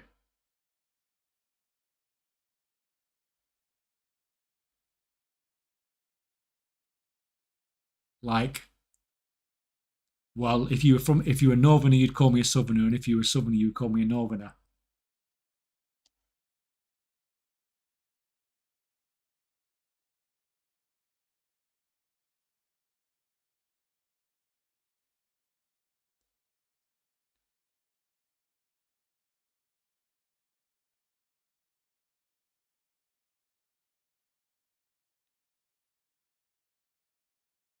If I tried to go into making rank 3 Vantus runes, what sort of do you think would be best for the tool? I would always go with multicraft. If multicraft works for whatever you're crafting, then use it. And I don't think there's an exception to that rule. So as long as let's just go back on the tailor for 2 seconds. Although to be fair, we could have just done it here. As long as multicraft is showing up there, if multicraft shows up, then use multicraft always. Then the only time you have a question is if multicraft doesn't work. And if multicraft doesn't work, then you know, and even when multicraft doesn't work, it's very I don't know, hit and miss as to what you might get as the answer. So you get crafting again.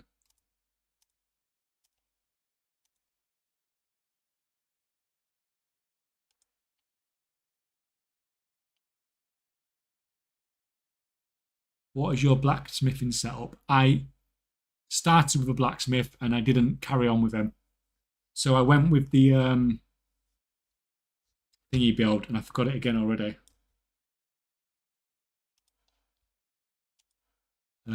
The buff. Ever-burning forge. So like with the so similar to this build, but I went all in on Ever-burning forge straight away.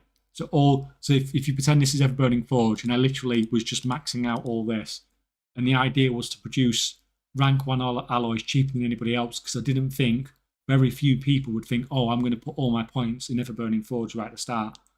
But apparently a lot of people did because it wasn't particularly profitable on the alloys, even though I had all the multi-craft and all that. So I just didn't carry on with it.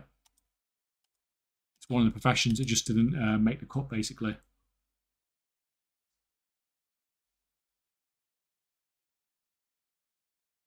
I reckon you're from the same place as I. Pick up the Humber. Yeah, I'm. The Humber is maybe a mile that way.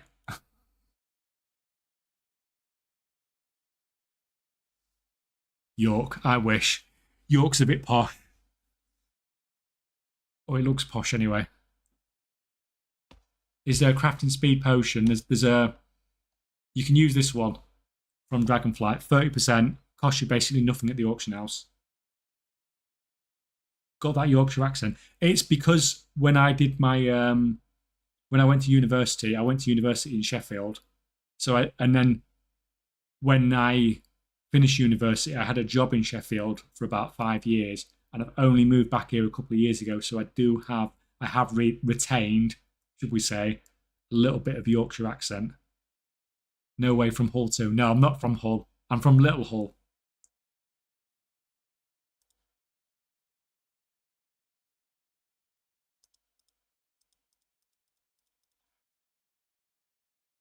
Is it good multi-craft for disenchanting? No. Multi-craft, multi-craft resourcefulness, all that doesn't do anything for disenchanting.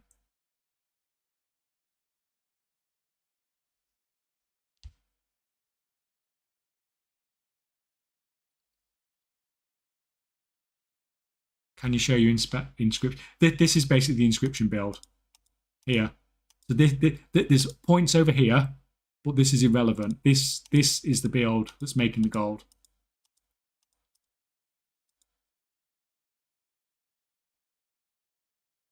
No, I'm from Hull, yeah.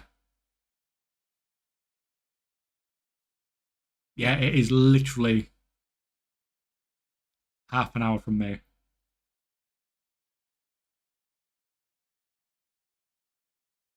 Oh, you're from Scarborough. Do you have an alchemist out? Should we bring the alchemist back? He's not been right. I'll tell you what. I thought I weren't selling out, but we're still at 1.5 million gold an hour. I might have been cancel scanning. Right, let me just cancel scanning and we'll bring the alchemist back.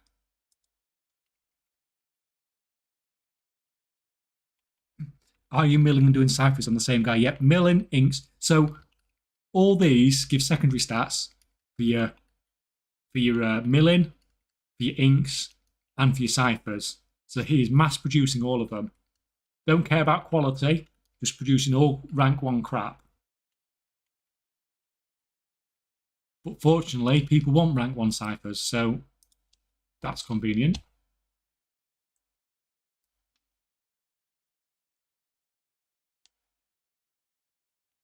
From 1,000 ink crafts, how many do you get in average from multi-crafting? Tell you that.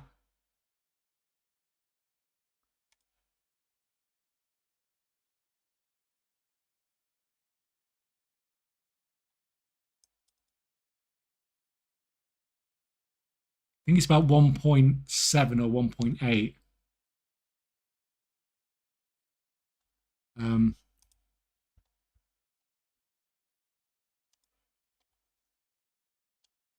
So my last test, I did 3,000 ink crafts and got 5,400 inks. So what's that like? 1.8 per one. The inks. 5,407. 3,000 inks.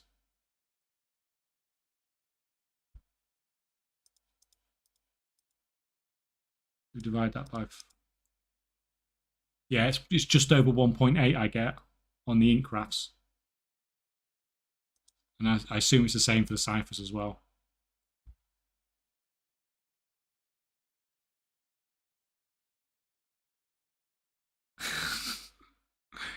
Did you farm all the materials? I farmed nothing. I farmed about 10 herbs earlier. And that was enough for me. But we were going to bring back the Alchemist, weren't we? Actually on this account, isn't he?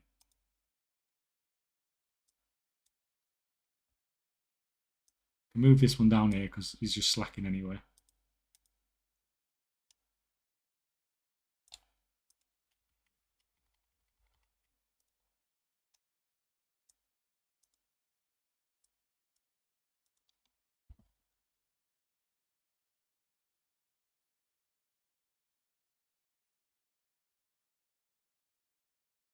Do you know any way of seeing what is profitable by professions? Yeah, you need craftsmen basically.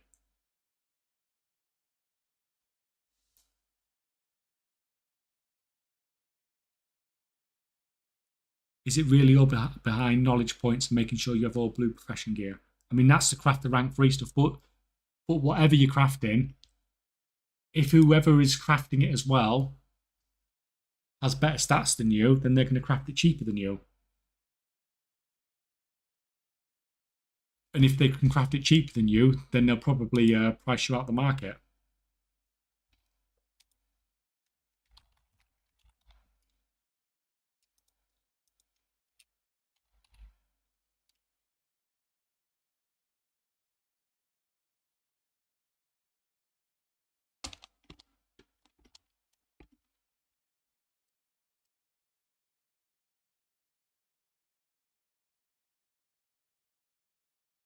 Currently crafting a cipher is like 210 G loss on EU. Do you have... Are you just profiting off your spec being good with multi-crafting? I mean, yeah, that's what the spec is based on. The spec is based on having shed loads of multi-craft and resourcefulness. Like these, it's just massive, massive stacks of it. 20% resourcefulness, 23% multi-craft. That's how it makes money, because it can make them so much cheaper than anybody else.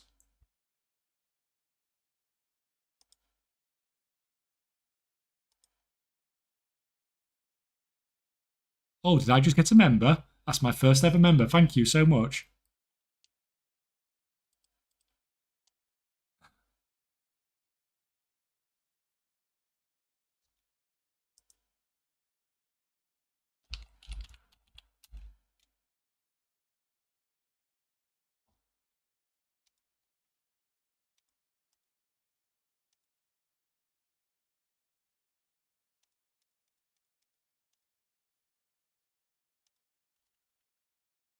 Do you enjoy any other content in the game other than gold making?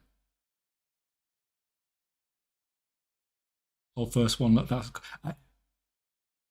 I literally only turned it on the other day because I don't literally... Well,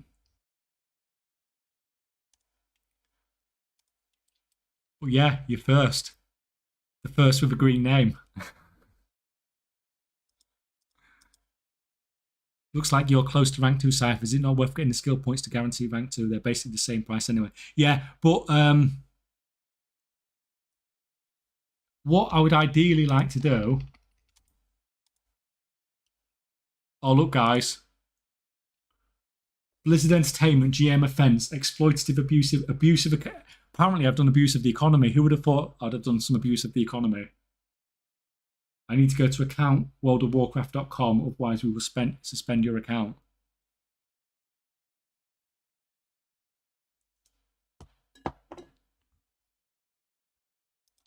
That's funny.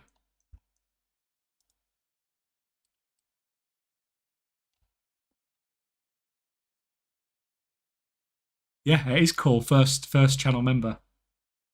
Very, very cool. First time for everything. You will always be the first. Right, what was he doing? We're looking at alchemy, weren't we?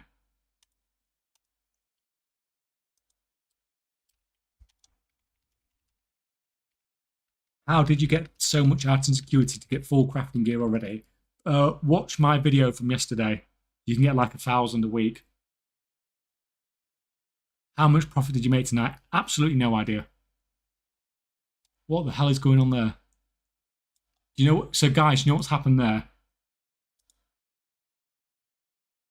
That's surely someone's just bought that market out, because that just went absolutely crazy. No, they haven't.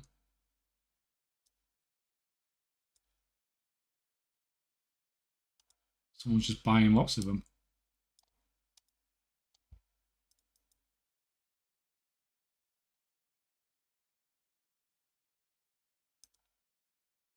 Fair enough.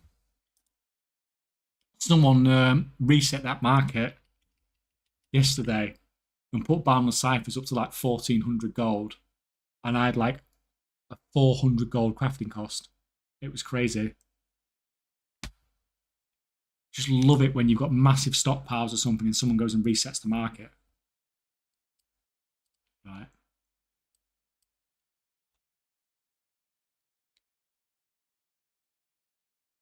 I misspelled this blizzard in the whisper, yeah.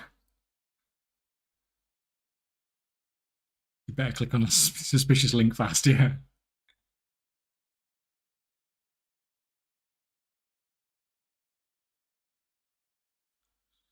How would you suggest people to start making the first few mil? Like, the first thing I did to make my gold was farm.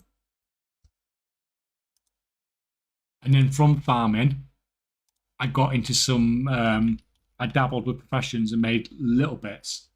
Um, but everybody has to start with farming because you need capital to be able to do anything. So this is the potion spec. So I didn't do very well with alchemy. So basically, I gave up trying to get the world first rank threes. So instead, I decided to make rank twos as cheap as I could. So I've gone for 30 points here, 25 points here, 50 there, and I'm trying to just fill that one out. And my main potion to be making is the tempered potion, which is basically the best in slot DPS potion. So these sell sort of insanely well.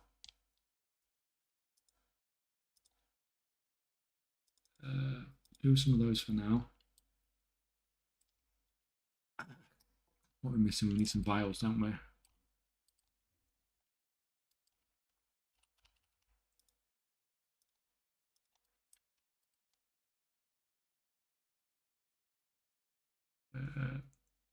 Why is that only 584? Oh no, it's right. I need some more vials.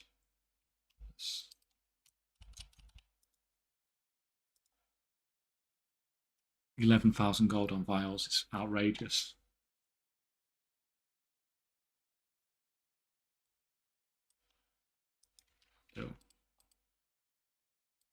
Yeah, so that's basically the spec. If you're pushing to get rank threes first, then you wouldn't pick up bulk production because that gives you no plus skill. But I think for most people are not going to be the first to craft rank threes. So I think most people are better off. Was that new patron orders? No. Most people are better off just picking up bulk production so you can make things cheaper. And what you're aiming to do is you're aiming to get this bar just into the silver, to just get rank 2 for the cheapest way possible. So I'm going to, there we go, just inside. If I drop one herb down, it's going to go down. So I've got exactly the right amount that I need. And now I'm going to make rank 2 pots. Mass produce them. There we go. I'm going to keep an eye on him to make sure he don't make a load of rank 1 pots like we did earlier in the stream. Do you ever reset the market, or is it too risky? Yeah, I've reset markets. But I reset markets. You can just reset markets and something you intend on reselling, but it's just risky. I'd rather reset markets where I can use the materials to do something. So, like, I'm quite happy to reset herb markets at the moment because I can recycle the herbs into both alchemy and inscription.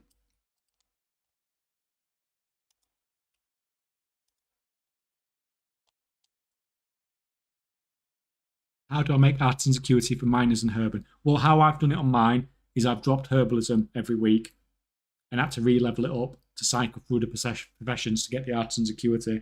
But it is a hassle, to be honest. It's a lot of work. Is enchantment and alchemy a good combo to have on the main? I hate artisan security might be a problem.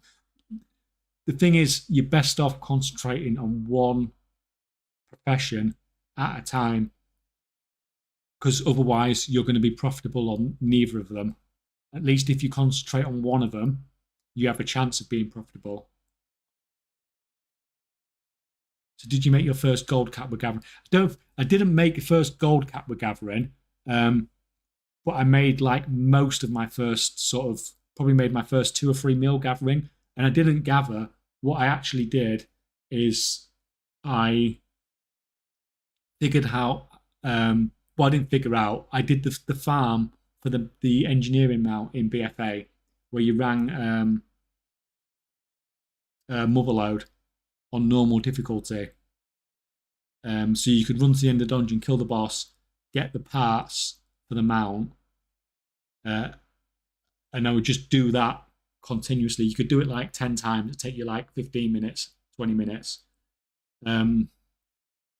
And I did that, and I made loads of those mounts and sold them. And that's how I made a lot of my first gold, along with a bit of alchemy.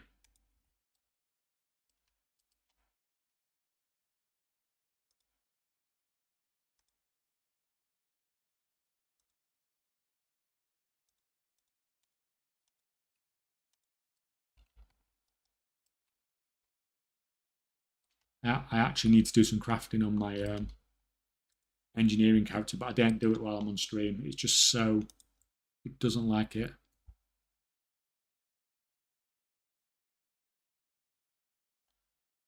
Hey, did you used to do paladin guides for Rhett? As I'm sure I recognise your voice from the videos.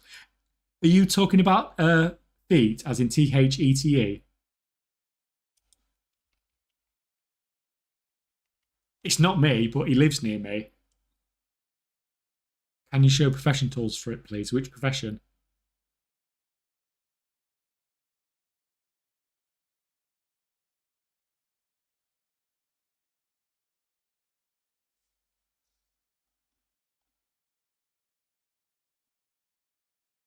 Uh,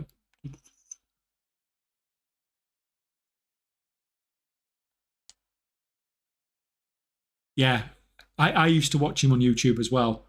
Um, but no, I'm not him. But he does live probably like 20 miles from me, so that's why the voice might sound familiar. Similar sort of accent.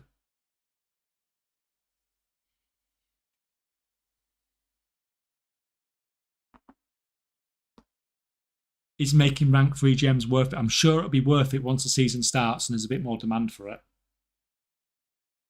How do I get to rank 3 herbs more often? Or if you mean to collect them, you need as much plus skill as you can get, basically.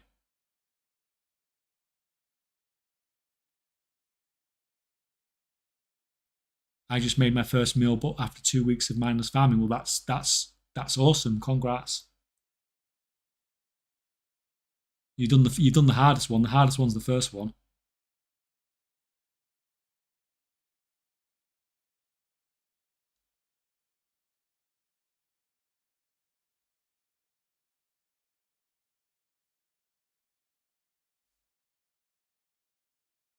Would you recommend artisan security books or tools first on a concentration or versus something like a Gabra? For a concentration alt, for me, a concentration alt should be a character you set up and it's going to use its concentration and you're not going to do anything else with it. So you shouldn't need the rare crafting tools for that. So you can just use it on the books in that case to set it up to the initial level you need it at. On the gatherer as well, the only time I would consider taking tools before knowledge would be if it's a crafting character. You don't use crafting? No, I don't use crafting. I use my own Excels.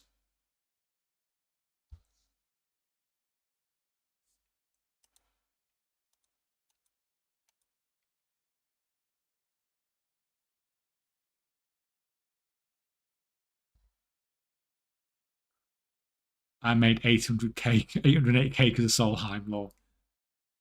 Bought 1500 Null Lotus just for my alchemy, then Solon made a video recommend people to stock it up and are sold high at 600 a piece. This is the thing though, is like people are buying stuff up. Okay, so the price is high and people think it's going to go up, but the price is high because people have bought it up to invest. So is the price actually going to go up when demand goes up? You don't know. Any tips for level working long term? From what everyone's been saying, level working has been not great. Like people were saying earlier that they couldn't even craft. They were BIS basically, had everything, and they couldn't craft rank 3 regents profitable, which is, that really sucks. And it's really hard to give advice if you haven't got any profit margin at all.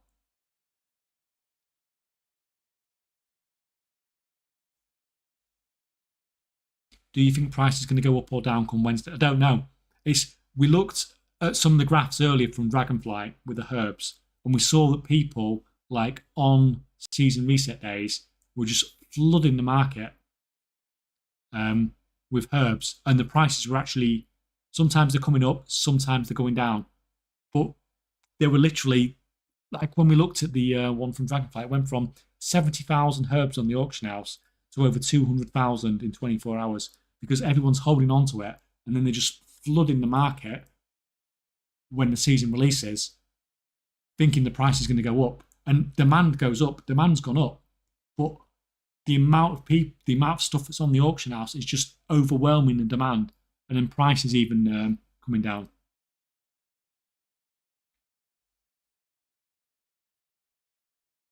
Is 50k gold an hour good results? I think 50k an hour is fantastic.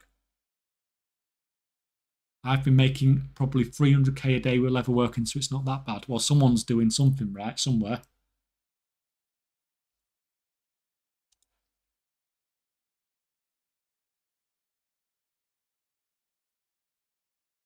How does enchanting fare against alchemy? Enchanting was the first profession I started with, and I just had to get out. The cancel scanning is just freaking horrible, and that's been my main problem with it.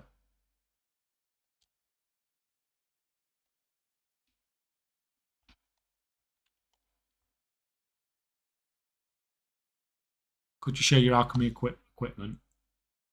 Where are we? It's just all rank 5.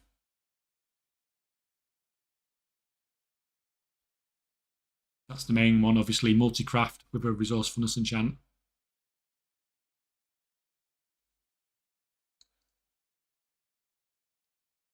So obviously that's the most important one to get to rank 5 because it's a huge amount of multi-craft.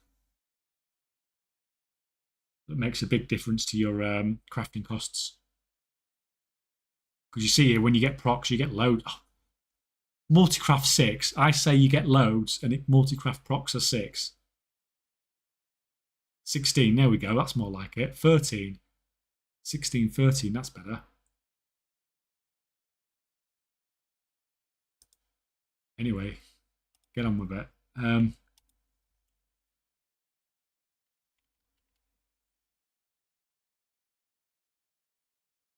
Do you buy mats in bulk from the auction house? Does the server matter to you? No, it all goes on the region-wide auction house. I just buy all of the auction house. Would you have a 0 to hero profession combo? What exactly do you mean by that?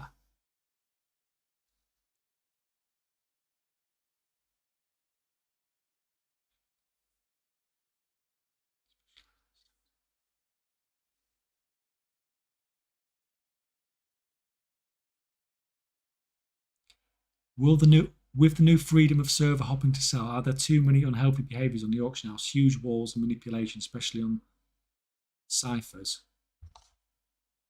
So the thing is, it's been easy to transfer stuff across servers for ages. People just think it's easier now because they've got the warband banks.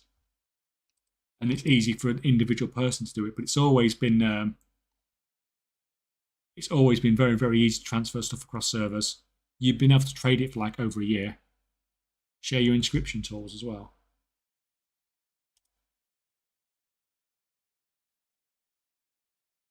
Like that. So that's a multi-craft resourcefulness one.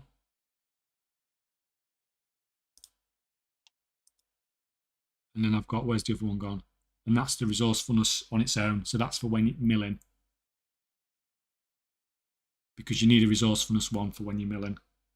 Multi-craft doesn't help you.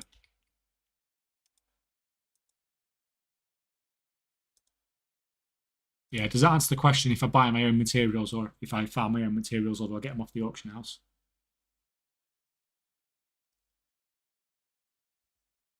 Lure drop everywhere.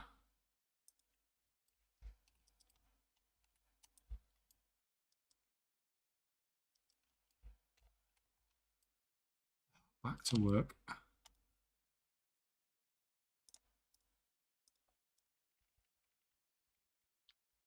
Something a new player could start with no money, but eventually become profitable enough to sustain through the season. That's exactly what this Inscription build started as. And that's why it's a really weird approach to take, rather than going, oh, I'm going to go for the rank 3s, or I'm going to go for the, some dead prestige item. I've gone for, what I call the made in China build, where you just put all the crap in and you get all the crap out, but you're just mass producing it in such quantities that nobody can compete with your bottom line, basically. And that's why I can produce these for like, okay, it's only 100 gold profit a time. But this character wasn't started until the official release of The War Within. So it didn't get early access. Now, once I'd hit gold cap on it and I finished the challenge I was doing for that video, I did pimp it out a bit more, so the new gear and stuff like that. But it was making really good money. That was a 0 to gold cap character in 5 days. But the problem is, markets like that disappear quickly. And as you can see, the margins are getting thinner and thinner every day. And it's hard to suggest something to do other than farming when even people who have, put a lot of effort into like the leather work and stuff like that are struggling to even make profit.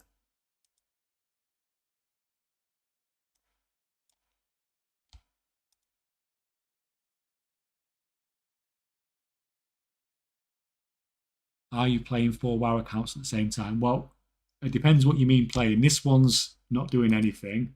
These two are crafting, and this one's cancel scanning. I'm not actually playing any of them, really. Did you buy the Epic Edition for all your accounts? Yes.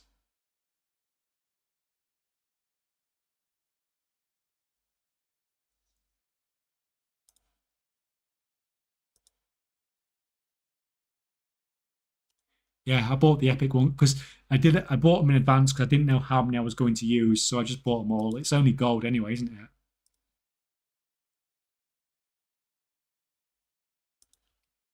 Do you know what's really annoying though? I thought, because I bought 5 epics, I'd be able to create 5 accounts on the beta for testing stuff, and I couldn't. It only gave me 1 beta account, so that was a bit annoying. I mean, I bought 5 on the US and 5 on the EU, but I only got 1 beta account, which was a bit annoying. Would you recommend people to try to do crafting orders to make gold? It's not a bad idea. Like, you can look in trade chat and see what people aren't doing and just do that, basically. The other thing is, like I said earlier, I've been playing on mostly low population servers. So getting crafting tools and things like that crafted is really a pain in the ass. You can do crafting orders for people from other servers if you invite them to a guild, which I haven't tried, but I imagine could be very useful. Like, especially these low population servers, like some of these servers, people just never talk in trade chat. You see this server here? It's got trade chat on. So you see this server here? This server where my auction house character is on, this has trade chat turned on, yeah, but you've not seen a single person talk in this trade chat. Oh, there we go. So you can literally go to these servers, you can put in trade chat what you're crafting, tell them to whisper your main, and it's going to sit in that trade chat all freaking day. Because these people are like desperate to get stuff crafted because they can't craft it. That's why I had to come over to more populated servers to invite people from those servers to my groups to get them to craft stuff for my characters on other servers. It's a bit of a pain in the ass, but it is a way that you can make more from crafting orders potentially. Like I said, though, not tried it.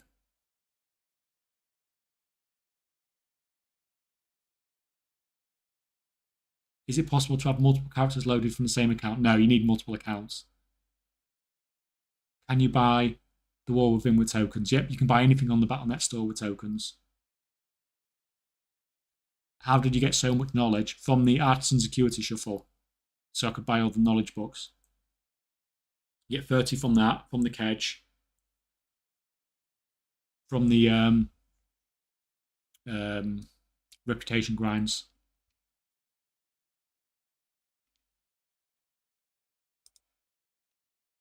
That's my inscription tool.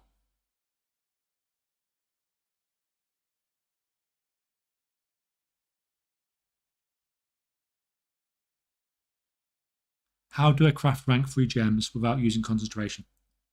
To craft almost anything without concentration, you need 100 skill, you need all rare profession tools, and you need all knowledge points that give plus skill to crafting that one thing, basically.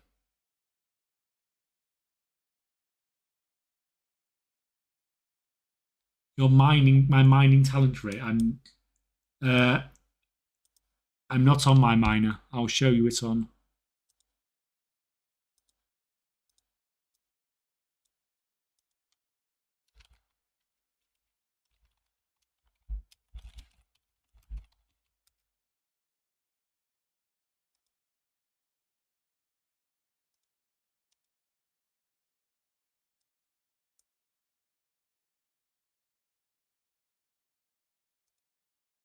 So it depends if you want to farm.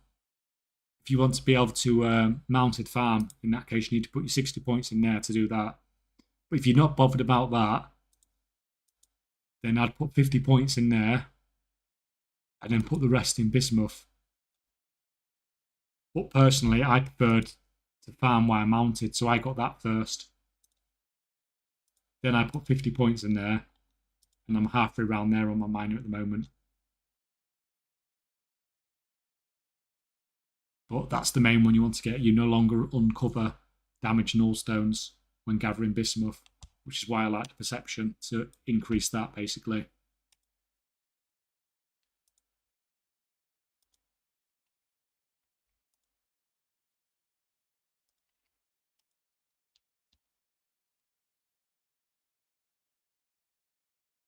Why are you not trying to rush to rank 3 tempered potion? Will it be not worth it in the long run? I was rushing to rank 3 tempered potion, but I realised I was too far behind, so I changed my plan to create rank 2s as cheap as possible.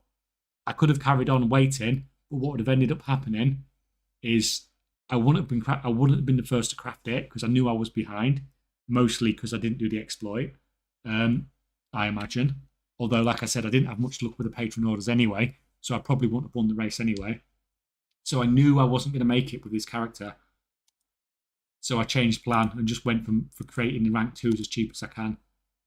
And they're doing some nice profit for now anyway, so that's probably my highest profit percentage at the moment. Selling for 160 gold at the moment on there. And I think my crafting costs are like 110. Like near enough a 50% profit margin.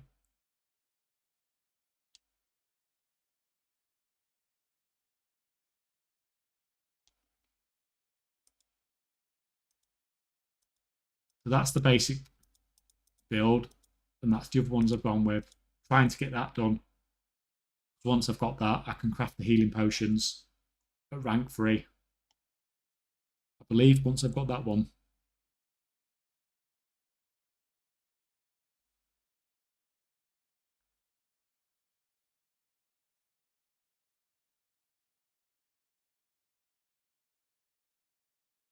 Is crafting best crafting tools more important than buying the knowledge if I don't do the shuffle? I would say if you don't want to do the shuffle, I would say the crafting tools is more important, because the crafting tools, the knowledge you're going to get over time from doing your patron orders and stuff, whereas the BIS crafting tools you won't. So I generally say if you are crafting and you don't, if you're not shuffling at all, then yeah, I would, if it was me, I would concentrate on the crafting tools before the knowledge books.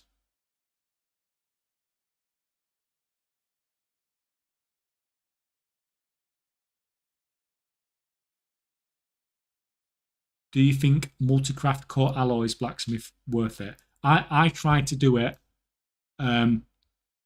with rank ones using the ever-burning forge spec, and I couldn't really get it to work. If you're pushing to do the rank threes, it might well work. I've heard people are making some amount, not a huge amount, but they are making some gold from it.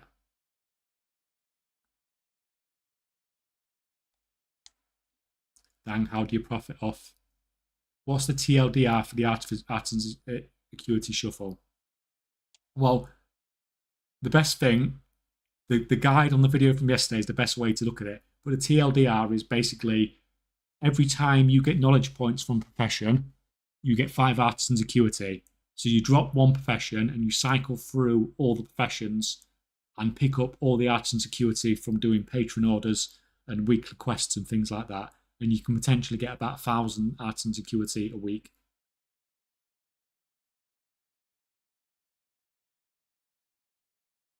What's Boundless Cipher used for? It's used in treaties and stuff like that. I wouldn't be investing in it because these things, literally, I'm just making these all day. You're not going to make gold from investing off these. The Inscription build, that's the Inscription build basically.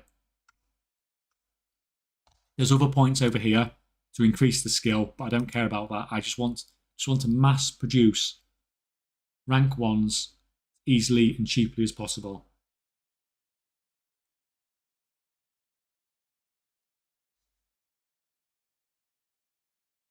What's the profit margin for rank? Is that rank 3 healing potions? I have not even looked at it, to be honest. What is it? 6? It's probably the 5 vials. It's going to be more expensive, isn't it? Yeah, I mean, it's not. I wasn't like concentrating. I didn't like think, oh my god, I'm going here because I want the rank 3 healing potion. I was putting the points either in here. See, the thing is, every single potion uses that herb. So the other point is, if you put the points here, it's helping craft any other potion you want to craft as well. If there is any of these you want to craft. I mean, I should really diversify a little bit, probably. Instead of having guild banks full of tempered potions, but, you know, they're selling well, so.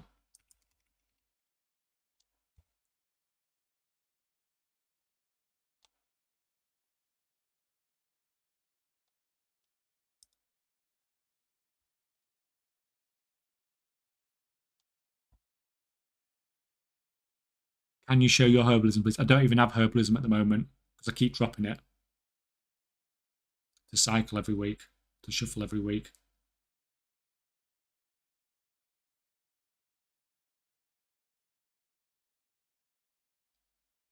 These. How can I make gold with engineering? How can I make gold with alchemy?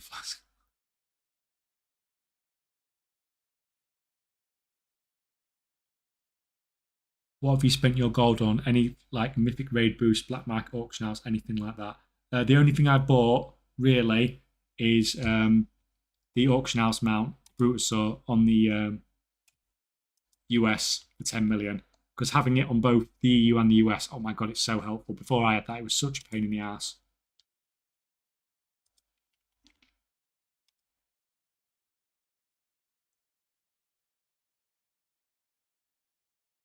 No, I have 0 economic background, Shogun.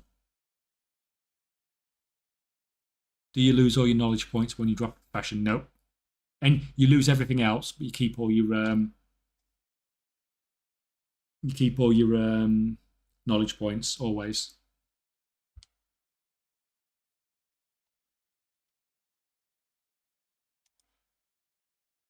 Engineering looks super interesting. Yeah, it's also the most complicated profession and probably one of the most expensive professions as well.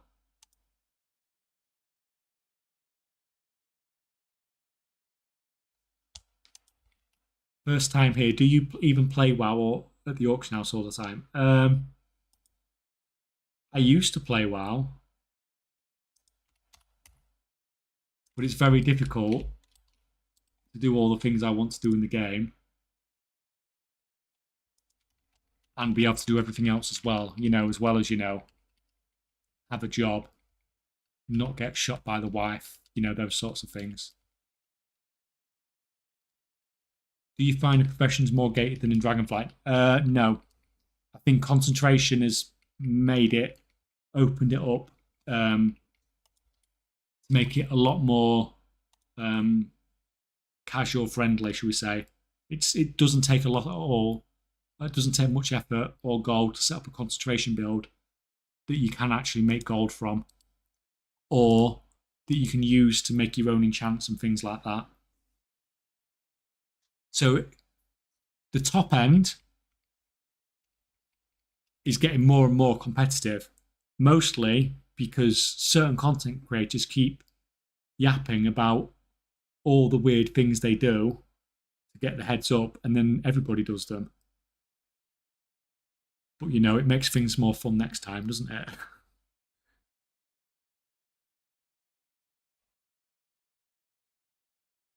Maybe a personal question, but how much do you earn in real life? Don't feel obligated to answer. Well, I'll tell you what, I won't answer the question, but I'll tell you I'm a nurse working in the NHS, and I'm sure you can Google and find the answer to that.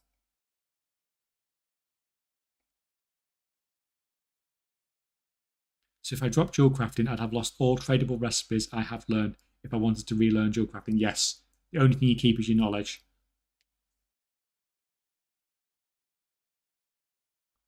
How much profit you're making with the boundless ciphers? So I think my crafting costs about 400 gold at the moment.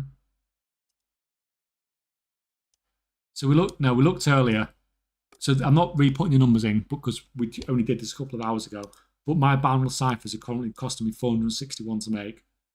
So I'm making what, 100G profit? Is it 555 now? Yeah, 553.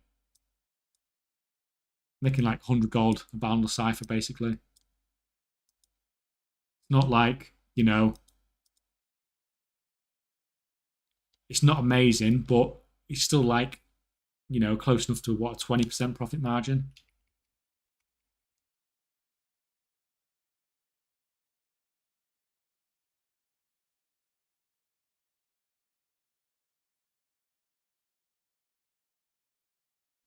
Do I see it wrong or you have full blue items for crafting? Yeah, I've had full blues for a week now. What's the best craft for flask specialization? Depends if you're trying to craft the rank threes. It depends exactly what you want to craft, really. But I think for most people, you're better off not worrying about the rank threes. Just trying to produce stuff cheap. Because you're not, everyone's running for rank threes. You're not going to get to rank three first. Because there's too many people that are just too good at doing it.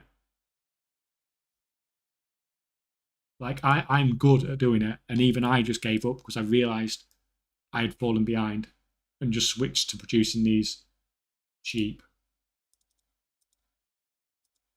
but a decent profit margin.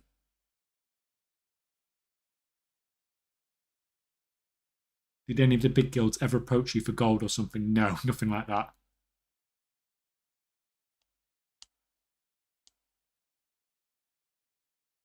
Do you have a suggestion for an easy flip? No, no, there's no such thing as an easy flip for making gold. Everything's hugely risky.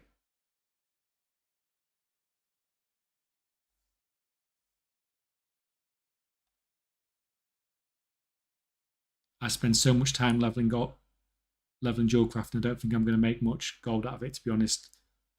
Profit margins are so small. Yeah. Yeah. Yeah, it sucks, and that's what a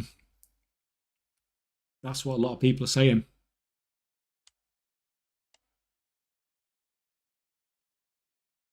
So if I want a ton of art and security, I should pick up herbalism or mining to boost my main profession. I would say just watch, like, it's too difficult for me to explain it. It's a 16-minute video, so just watch the video that I released yesterday. It's 1000 Arts and Security Week or something like that it's called, and it explains exactly how to do it there. And there's various levels that you can go through. So there's some bits that are easy, and like for your first couple of 100 Arts and Security is quite easy, but then it gets more difficult and more expensive as you go through it. But then you can decide how much you want to do, if you want to do any at all, because it is an investment in both time and gold. So what do you mean by other people are too good at going for rank 3 flask? How did they get the edge over you, for example? Well, so one of my original plans coming into the expansion was to get both the tempered potions, the Bis DPS flask, and the Alchemy Chaos flask, the Bisque flask. So the Bisque potion and the Bisque flask, basically, for the majority of classes as world firsts. How I was going to do that was, I have about 40 characters, I think, on my 30 or 40 characters on my account, and I was going to level up alchemy on all of them, because you have a lot of RNG based on your patron orders.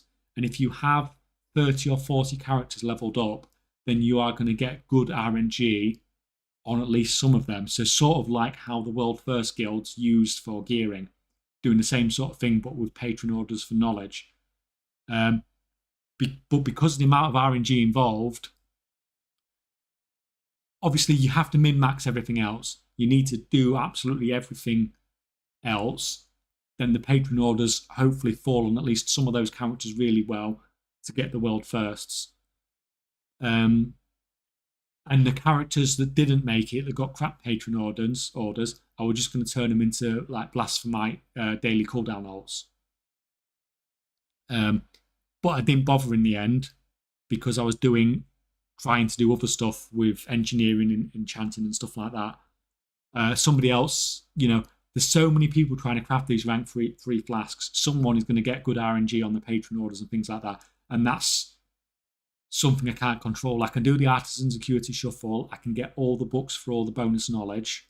I can get all the rare profession gear, but I can't change my patron orders. And unfortunately, there was an exploit where people were not only able to change their patron orders, they were able to refresh their patron orders and farm profession knowledge from it. So I'm glad I didn't do it, because I would have been pretty peed off if I put all that effort into all those characters to then people just exploit and get the win from it. But as it was, it's fine. I won on enchanting. That was fine. That was my initial goal.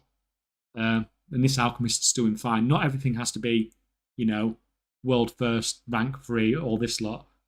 This guy's making rank 2 potions when I remember to put him on rank 2. This guy's making rank 1 boundless ciphers. Not everything's about, I need to get to rank 3. I need to craft this at rank 3. I need this at this. No, just craft cheap stuff. Cheap. Not to mention people.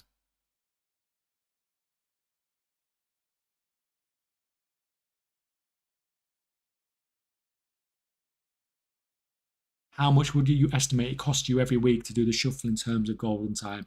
The first week was freaking horrible, because it was getting all the first time crafts in like alchemy and engineering, so doing all the discoveries and stuff like that. So that was horrible. The second week wasn't too bad at all, really, to be honest, because you didn't need the first time discoveries anymore, so it was quite easy. Like the one you've seen on the video yesterday, that shuffle, once you get used to it, you can blast through it quite quickly. And now the only character I'm shuffling on is my minor Herbert, and I don't even need to shuffle on that because it's not a character I'm seriously using for gold making. So it's not taking me a lot of time at all now. But that first bit in early access was time consuming, yes.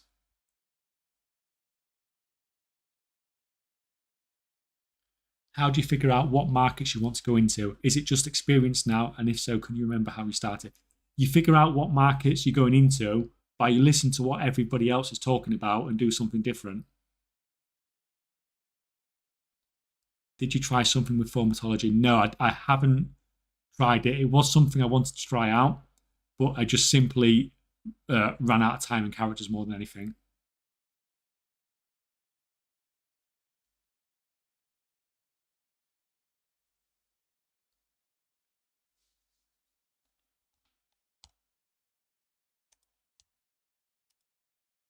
So the unraveling build,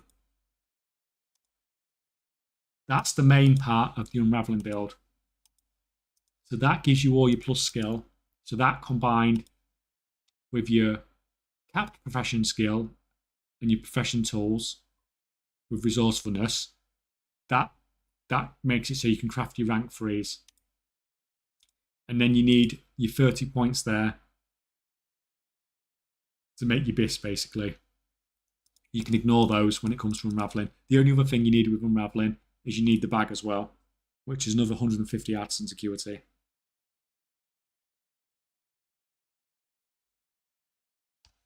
Get all those things and you're doing well.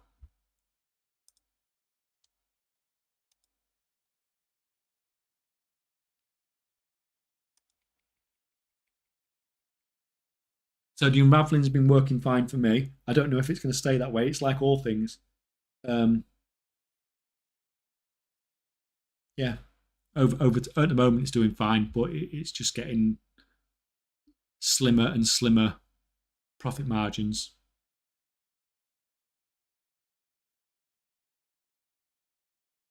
There are currently people selling the jeweler settings, which only usually drop in the raid, but got lucky by gambling the bags. Yeah, I was talking about it earlier. Yeah, so I did one earlier, just to see how quickly I could get the 600, see if it was worth doing on a couple of characters, and it took too long and too much gold.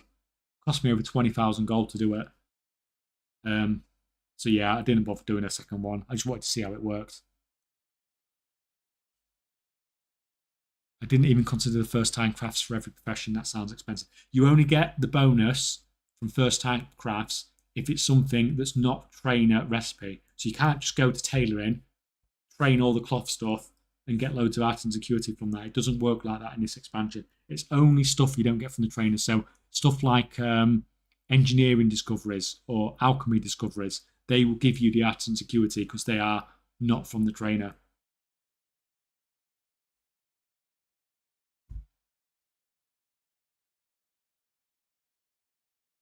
Multicraft doesn't work with unraveling. No, it doesn't. Resourcefulness only. But you can see it on the. You can see it on here. In fact, there's not even resourcefulness. Just grab some weaver cloth.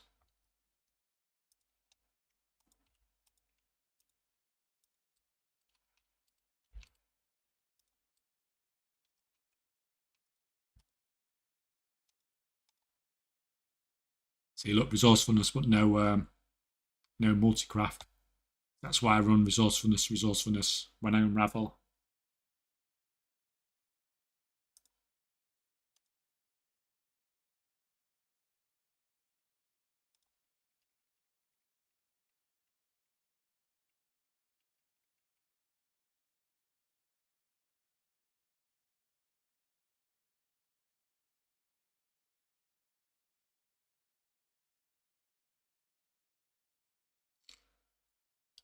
I'm about to try and pimp my disenchanting tool and was thinking of buying my rod first. I'm using. If you're doing a disenchanting tune, is it not better to get the knowledge books first so you can make? Have you got like? Can you disenchant all greens and all? Have you got the 90 points, the 30 in the top one and the 30 in the uncommon and the rare one? Because if you haven't, then it might be better off. To be fair, Hmm.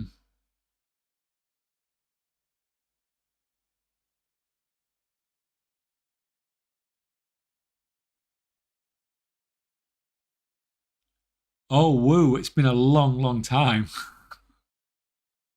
Yeah, well, I play in the US now, so I have to stay up late, don't I? Or mostly play in the US.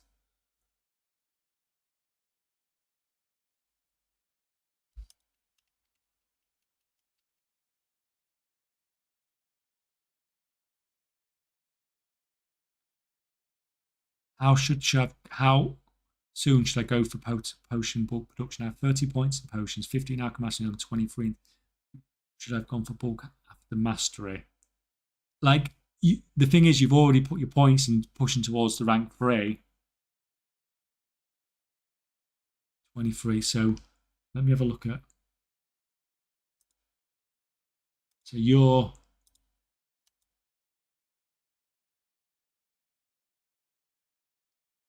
30 there. You got your 50 there, and you got your 23 there. Yeah. So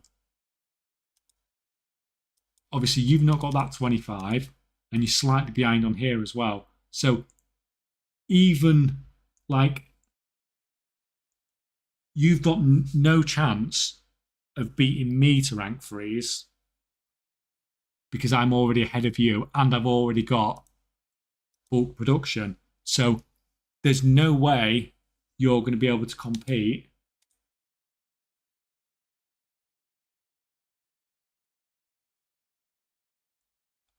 by the time you get to rank 3 because they're 100% going to have bulk production then.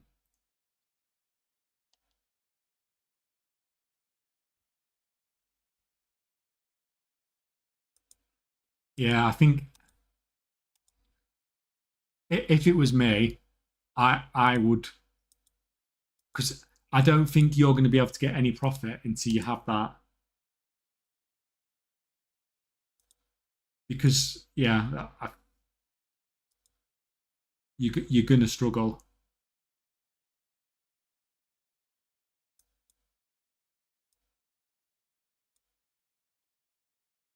So annoying the system where you can't.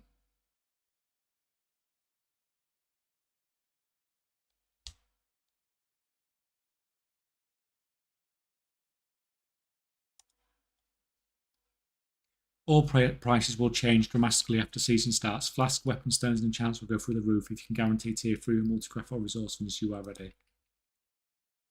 Well, that's been the talk tonight. You know, just put all your money into enchants and stuff like that, and you're going to make millions and millions and millions on release. We'll see, won't we? Though.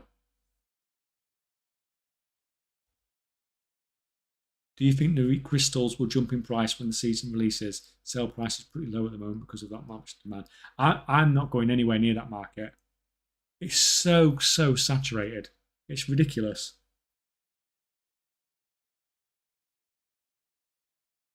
How do you have that many knowledge points in alchemy? I've bought all the knowledge books, Kedge. So what I've got 3 knowledge books, that's 30. Kedge book is 40. Profession treasures, so that takes you up to 64. One from the reputation, 10 from the reputation, that's 74. So that's 74. That's without any first time crafts. So 74, what we got there? 74, 80, 90, 95, 100. So there's over 100 points there, and that's just the basic stuff. That's just first time crafts and stuff you should have unlocked. So that's no patron orders or anything. So how many points have I got? 55, 105, 100, so I've got about 140 points. So I've got about 40 points from patron orders and stuff. Did you consider realm transfer to reset patron orders? No, because I knew about it, but that wasn't something I was willing to do. I would do I'll do a lot of I will push the limit of what I think's you know, clever use of game mechanics, but to me, that's just straight up exploit.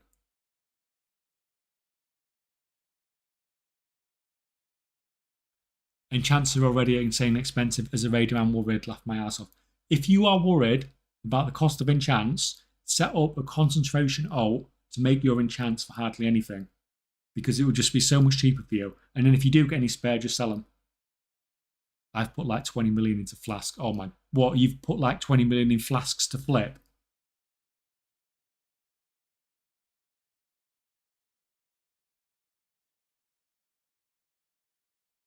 Is it worth holding on to herbs until the season releases then? Right.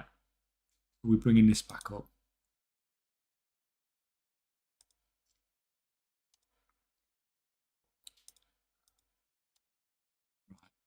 Right. So let's go back to Dragonflight. Should we hold on to our herbs? So this is the one we was looking at earlier.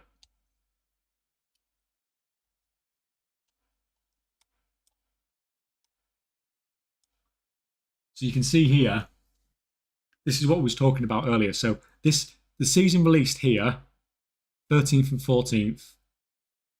Okay.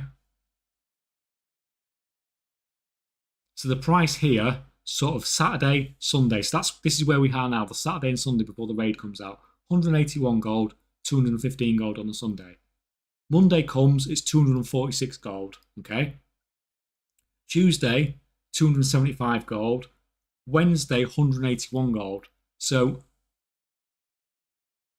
the price goes up a little bit on the Tuesday, but then there is a massive drop off on the Wednesday to the point where it's the cheapest that it's been.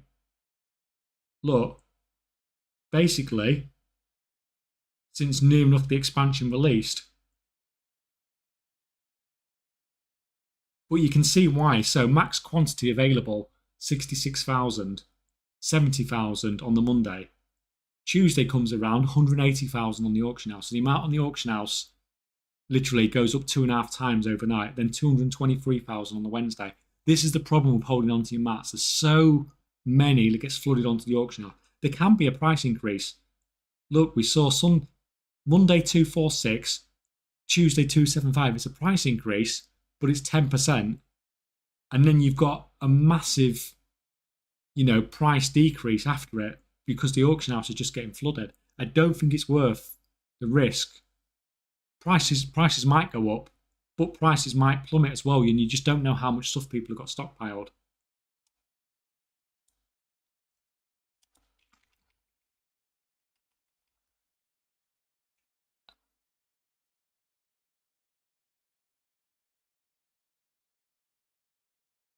I got 50k bismuth, 10k refulgent crystals, 10k nullstone, and 10k tinder boxes.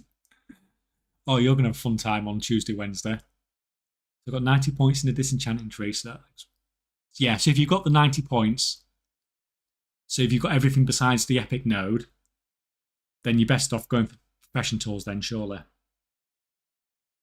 How much gold have you made since release? I've got no idea. TSM ledger's not working for me at the moment. It's not tracking. It's not tracking sales at all. So it's putting me down. Well, it's tracking maybe 5% of my sales. So I can't see how much of gold I've got. I can't see how much gold I've made, shall I say, very well.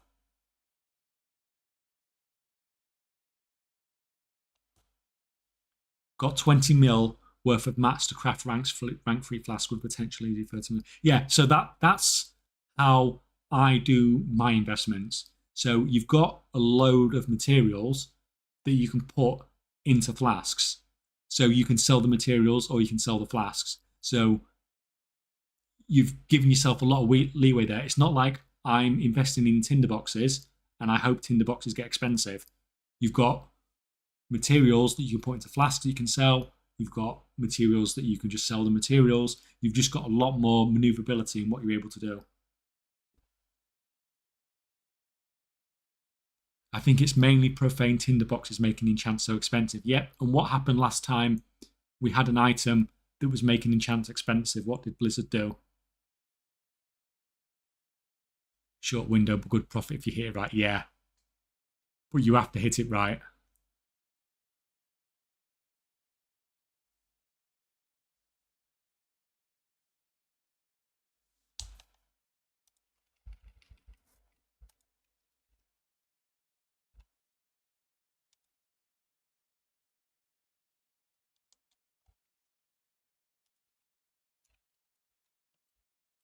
Probably get some of these back in the bank.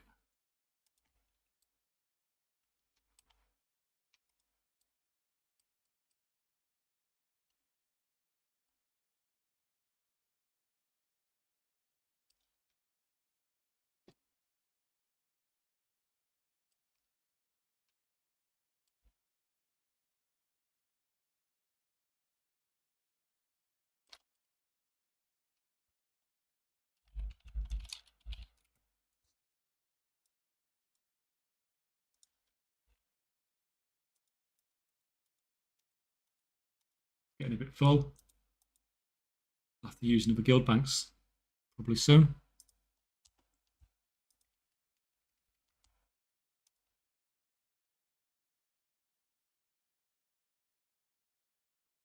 What are you doing to make gold? I spent a bunch of gold to get tailoring and enchanting started and feel like I've made nothing. Yeah, a lot of people are saying that tonight. Everything's just so competitive on the pricing.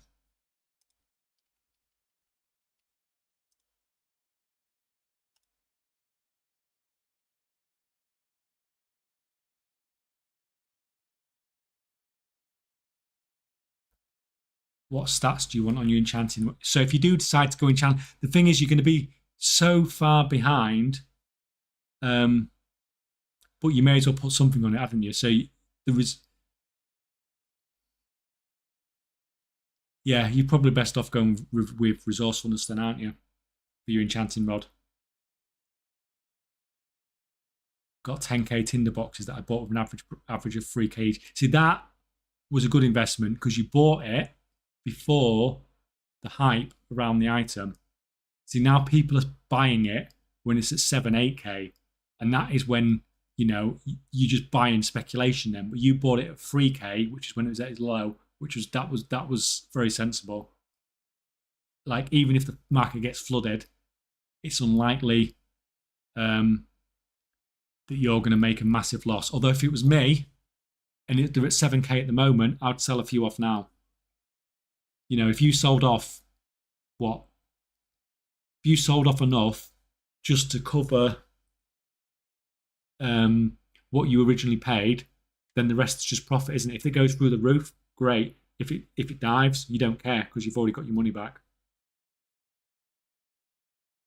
Haha, yeah, Blizzard buffed the drop rates. Yeah, I talk about. I was hoping to get the video out today, but I didn't get a chance before I wanted to do the thing. But I'm basically talking about Titan orbs and speculating on markets and stuff like that. But I'll get the video out tomorrow.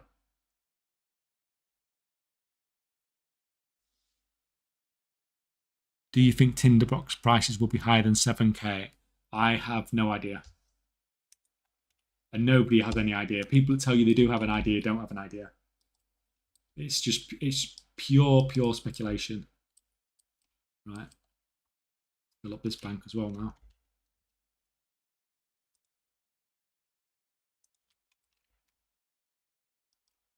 Need to run. He's only got 2 minutes left on his buff.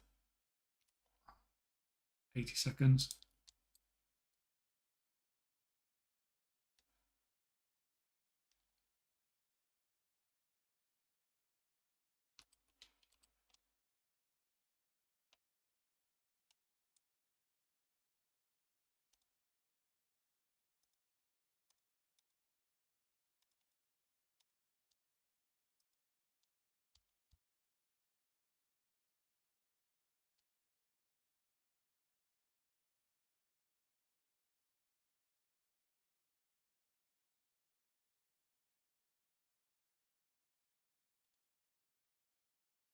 Reverse psychology. The market sell the day before release. If you're NA, you never saw this message.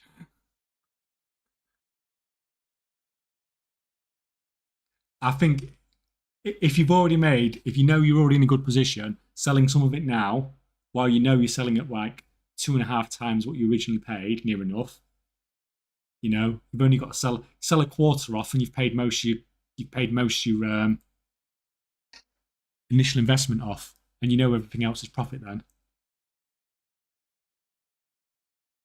All right, yeah. So you've already done it. Oh yeah, you're a super sensible investor then, aren't you? You've done it. Fantastic. Inscription spec.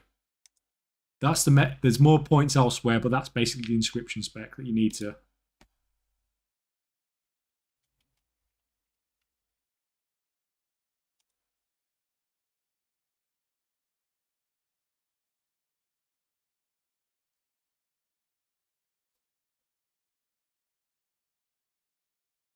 Do you think files can be good gold? I messed up putting 10 points into files. Well, the thing is, who else is doing it? I don't know if it'd be good, but there's not many people talking about it. Like I said, the way to make gold is to either be there first, which if you're having to watch, like the people that are there first are the people that are figuring out how to get there first. So if you're not figuring out how to get there first, you're not going to be there first. So the other thing is to do what other people aren't doing. Like I did with this inscription spec here, that was the sort of zero to gold cap challenge thing. Just did something that obviously nobody else was doing because the profit margins on it were ridiculous. Absolutely ridiculous to begin with. Obviously, people have caught up a bit now, but it happens, doesn't it?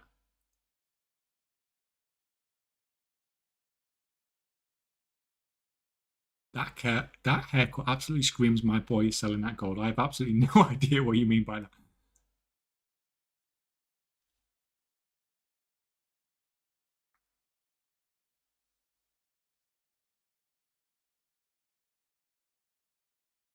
TSM top right, are those custom operations? Can you show any?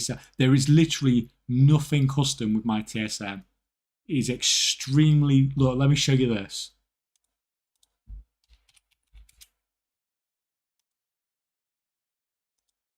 My operation, say, for selling potions is like list 100 potions for 12 hours, a minimum price, a maximum price, a normal price. That is the extent of my TSM operations. There is definitely nothing advanced going on here.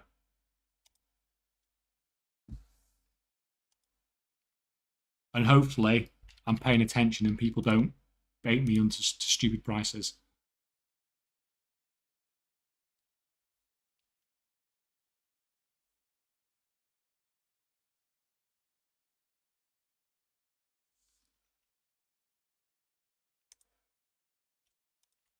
Oh, missed that.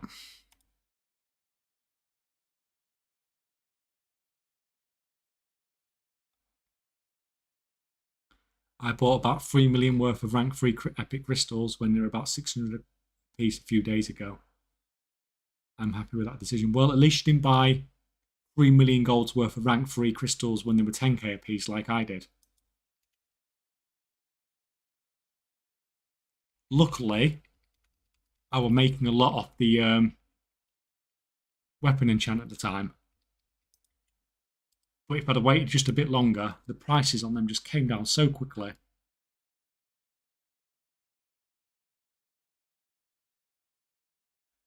Made gold cap with level worker just by selling the green level 5 profession equipment in the first week. Yep. See, do the stuff that people aren't talking about. That's how you make your gold. That's half the potion build. That's the other half of the potion build at the moment.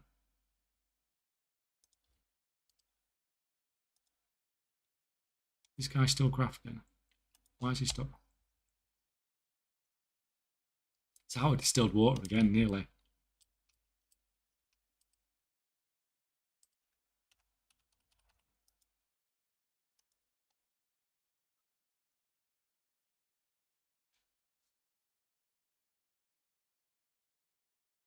Is there a good build for using concentration for cutting dual crafting gems? Can the best gems be sold on the auction house, so they work orders only?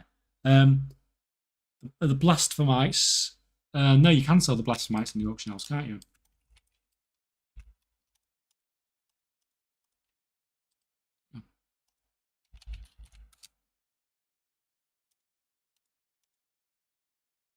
I'm sure you can sell the blasphemites in the auction house. I'm sure I've seen them. What do gems come under? Oh, come under gems probably, yeah. Yeah, so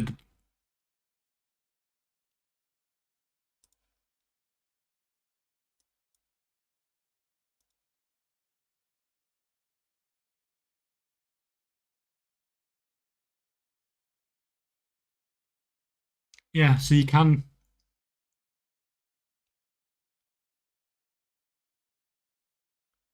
potentially do those, but it's how easy. I didn't actually look at blast. I didn't look at blast for my concentration build. I only looked um, at a general dual crafting build, and I don't think it's that bad of a build because you need 30 crushed gems, and 30 rank 3 crushed gems is freaking expensive.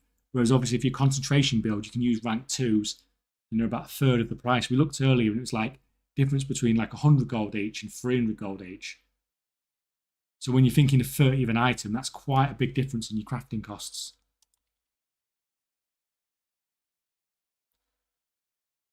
So yeah, I don't think a cut gem um, concentration build is a particularly bad idea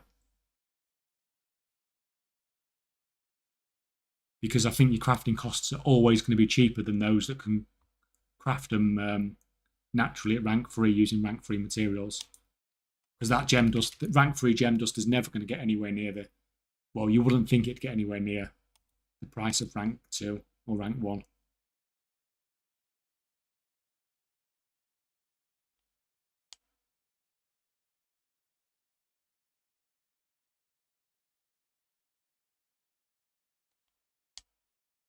How did you make your boundless cipher sheet? It's just basic stuff in Excel with a few pictures on it to try and make it not look, horrendous. It's just based on all my all the data I've got from doing all my crafts, basically.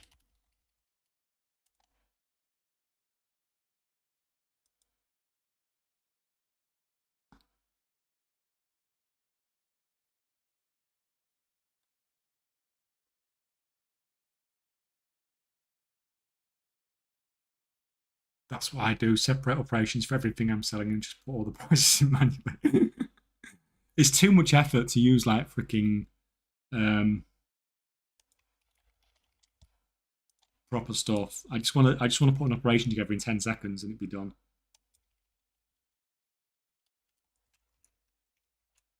Oh god, that what happened to all the potions? Been sold out a while.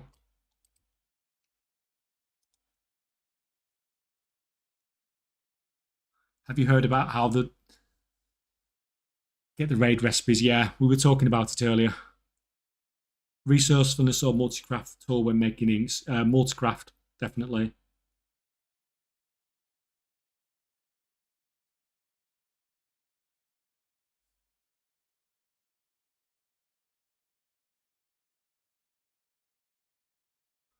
What type of gem would you recommend specializing in first? See what the market looks like.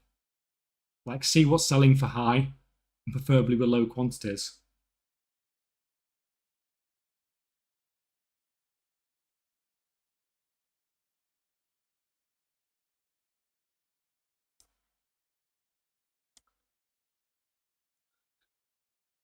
Some of these gems, some of these rank threes, there's only 10 of them. Now, is anyone actually going to buy a verse and mastery gem? Probably not. There's only 10 rank threes in the entire EU. I could reset that entire market for 50k gold. It's just ridiculous.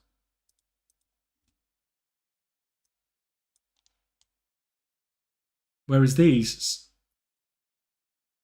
blasphemites, there's like hundreds of them. So the market's just saturated. There's 214 of these.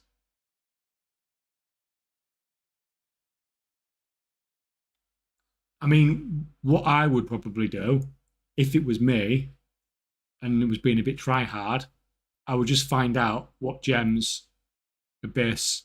Like, you go to the classes that are currently marked as S tier on the tier lists, see what gems they've got, see what people need.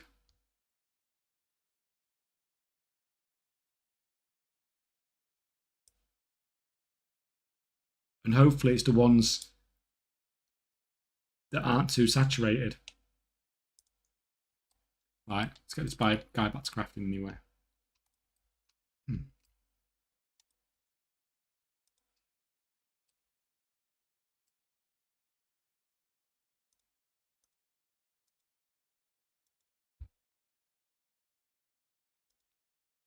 Oh no. Oh no, got distracted. He lost his buff. Oh no, that's not him. What am I talking about? What am I on about? This is the other guy. Stock. Nothing to move.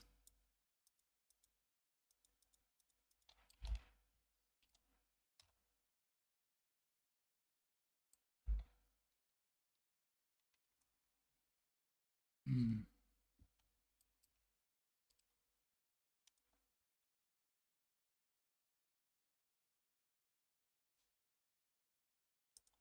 What do you think about refining lever to max quality and wait for the season start to sell at max quality only? Is it profitable now? Because it's not profitable refining it now, then I wouldn't be refining it. And if it's, I wouldn't be one refining it if it's not profitable now, and two waiting. Like we said earlier, anything that you're stockpiling for going in to the new season, you just have to be really careful with it because you just don't know what everybody else is running. There could be literally tens of thousands of them get dumped onto the market.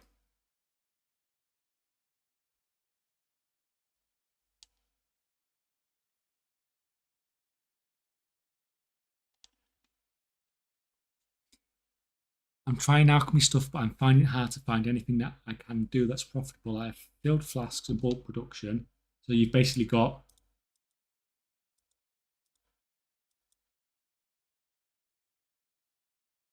filled flask and bulk, right? Yeah, and 30 points in alchemy.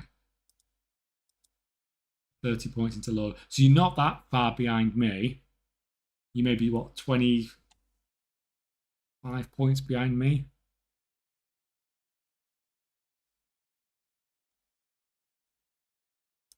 Have you tried? I mean, those 25 points, 25 points might be the thing that's making the difference. But have you played around with each of the individual regions? Because some of the rank 2 stuff isn't that much different. So that's why I've gone for making all these at rank 2, because there's hardly a price difference, whereas vials in particular are quite expensive.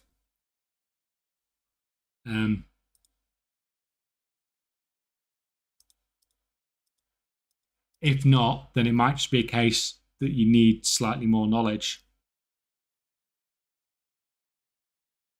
Assuming that, have you got all the knowledge points? I mean, it's hard because obviously I've got all the blue profession tools as well. So that's giving me another 40 skill.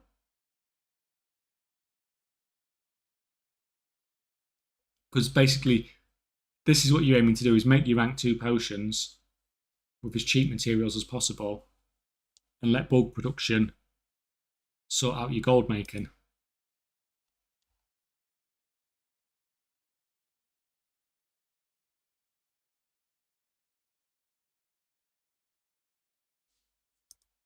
For TSM auction operation, use DB recent times 0.95 to avoid getting baited. You see, that's just, if I start doing that in TSM, the thing's just going to explode on me.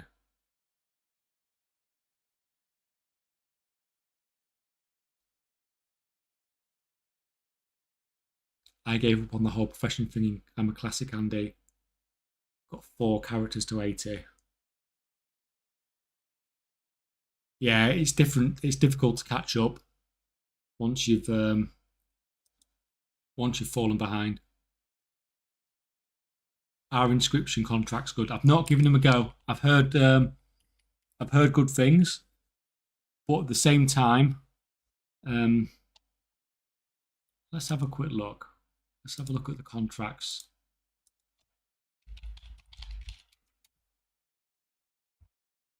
Wow, look at those prices. So do you know why they're maintaining the price then? A little bit more than other stuff. So it's probably because they have a ridiculous crafting cost. So if we go to the contracts, like 25 ink. So if you want to create these without concentration, you need 25 ink at rank 3, which is like crazy. But to get 25 rank wanting, that's, you know, it's expensive, but it's not that bad. So they're quite expensive to produce at rank 3. And then on top of that, the recipe is gated by artisan security. So a lot of people that are running concentration builds don't think about picking up, it's just another barrier, another thing that people need to do to get the recipe. And so less people tend to do it, which might be what's helping maintain the price. The only problem with the contracts is demand for them does go down over time, but you can't argue with those current prices. On the US at least anyway, it seems to be doing fine. For a concentration character, it looks doesn't look too bad. How much are those inks going for though now? 250.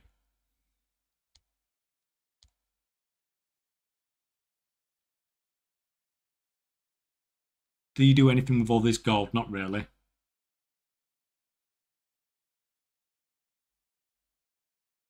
It's so sad seeing tailoring cooldowns become so cheap. I missed the early access, huge gold window, and now my 6 cooldown alts are kind of useless. See, I was pushing a slightly different thing to all the other content creators when it came to the tailoring cooldowns, and I thought more gold was to be made in using your concentration and turning your cloth into spell threads to sell in the auction house. And that was my that's what I was pushing, because the problem with these cloth is the market just gets saturated. There's just so much of it because so many people are doing it. So people might get bored eventually. But the problem is there's always those that are willing to push and just keep getting knowledge points on those alts, which makes it even less profitable for those that don't. So yeah. Yeah, sort of didn't push the alt army stuff as much this expansion as I did last expansion. All those numbers in theory of crafting about professions, my brain would just explode.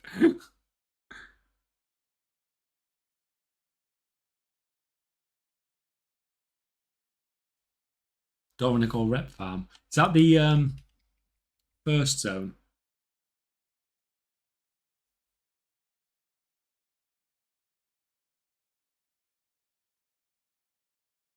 Are gathering profession tools worth it, or should I go for crafting profession ones?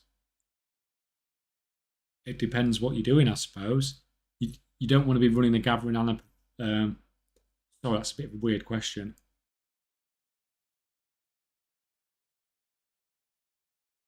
Do you think level work can have good profit? I don't know. We've heard different things. Some people are saying yes, some people are saying no. There seems to be a lot of different opinions around level working in particular tonight.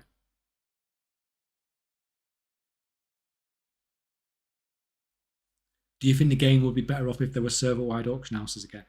I think, as annoying as it is for people, having region-wide auction house for a lot of stuff is better, because it's okay when it comes to gold making and you say, oh, I can make gold now because I've got this auction house, but literally the people who are try hard, it doesn't stop them. So if I want to sell, if they made it server wide again, okay, I get region world first flasks. Okay, you get your flasks a week later, but it makes no difference because I've already flooded your server. Just because the auction house only works on the server, it doesn't stop me transferring the flasks over. And it's really, really easy now with the Warband Bank. It takes 2 seconds. So going back now, without taking away the Warband Bank feature, would be impossible. It'd be useless. Even without that, it makes no difference because I can just server transfer a character over. Server transfer cost me what? 1.5 WoW tokens. So I need to make 300k profit, and I transfer 10,000 flasks to your server on top of a load of other stuff. It's just, it doesn't stop people that really want to do the things. You might think it helps, but it won't now, because not with how connected the servers are anyway. It won't make any difference.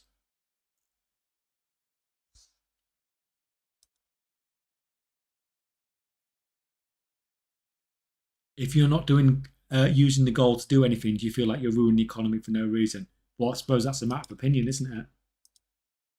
If I'm producing stuff cheaper than everybody else and it's cheaper, it's better for the buyers, but it's worse for the sellers. Is that ruining the economy? Who's it ruining for, the buyer or the sellers? Multicraft or resourcefulness for gem point. If multicraft works for anything, always use it.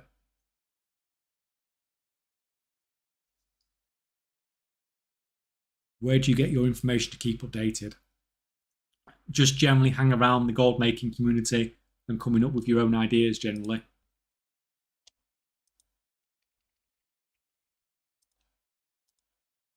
Right, I'm really running out of stuff to sell now.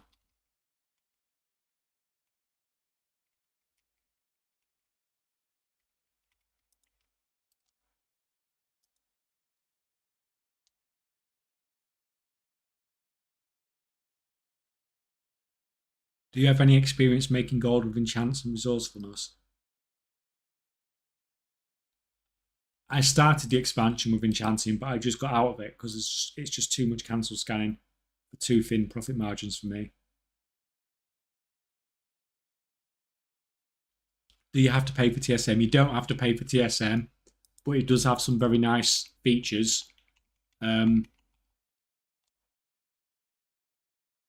It does have some very nice features if you do pay for the extras.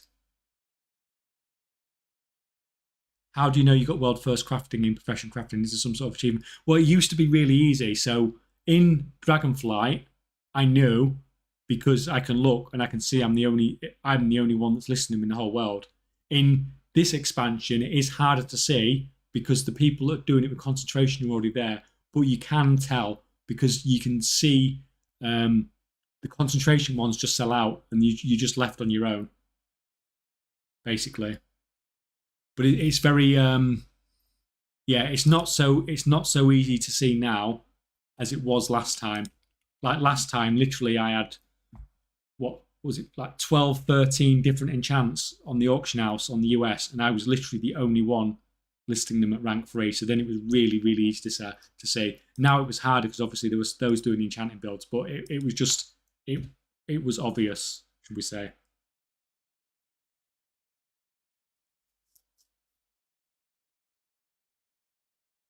Do you have any blacksmith, or is allies not worth it currently? I tried blacksmithing and I couldn't get it to work, but there are some people that have got it to work. But it was, to be honest, it was a bit of a half-assed effort because I was concentrating elsewhere, basically.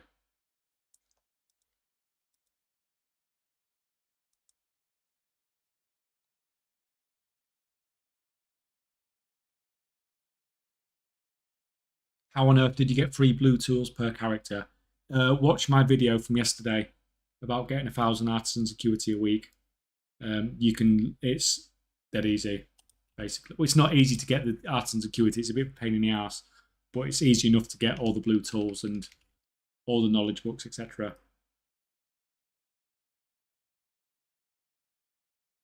Do you think there'll be a huge cost to the Nerubian Depths weapon enchant from the raid? Yeah, the recipe is going to cost an absolute fortune to begin with. And seeing as people have already unlocked it, I don't think it'll be worth it. I know it's base, but it's just going to be a cancel scanning nightmare. Oh, I'm sorry, kiddie.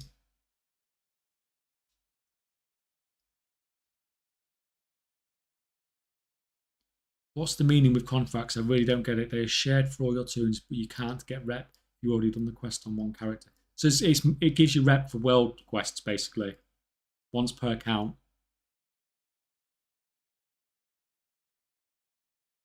Do you have any guide for TSM or profiles? Maybe no, my TSM's garbage, basically. Everyone is missing out on a sushi cold making chain.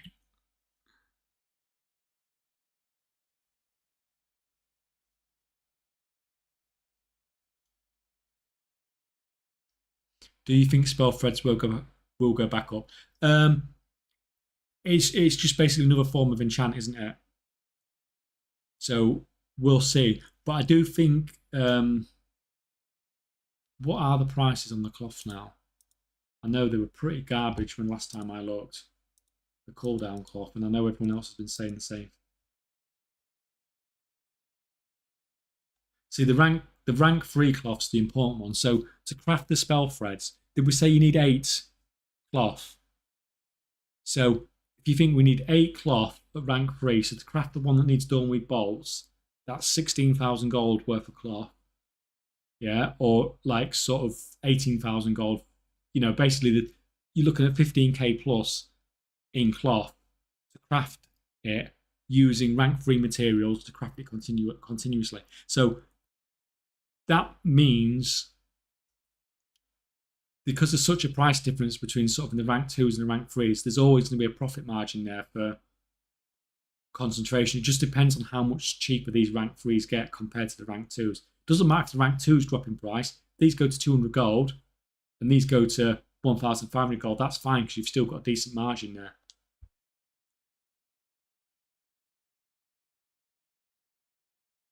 So then you can craft a rank 3 spell thread using 8 of these, and the people that are crafting using 8 of these, you know, it's hard for them to compete with you. So hopefully the concentration build for spell thread should last for a while. Hopefully. More than the cooldown cloth spec at least anyway.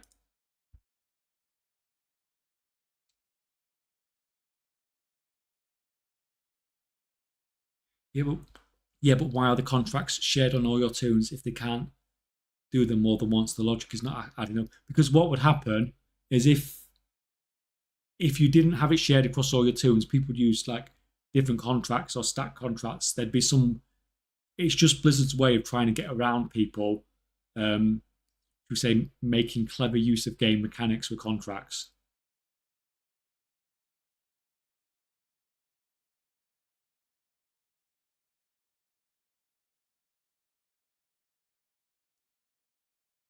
I know the guy with world first Q3 alloys in the US, he basically sacrificed 300 artisans acuity and several alts to level fast to 400 instead of waiting 30 hours to farm the anvil. Yep. Yeah, you had to do crazy things to get those sort of, to get there in that first 24 hours.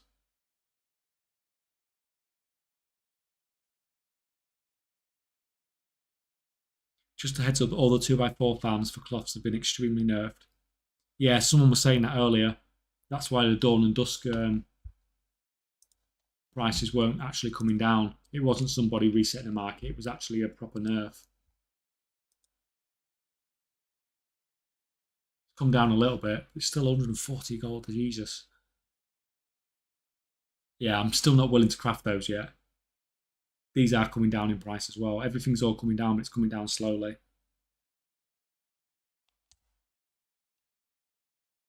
Slowly. We'll have a look at that tomorrow. Give a chance for the markets to adjust accordingly.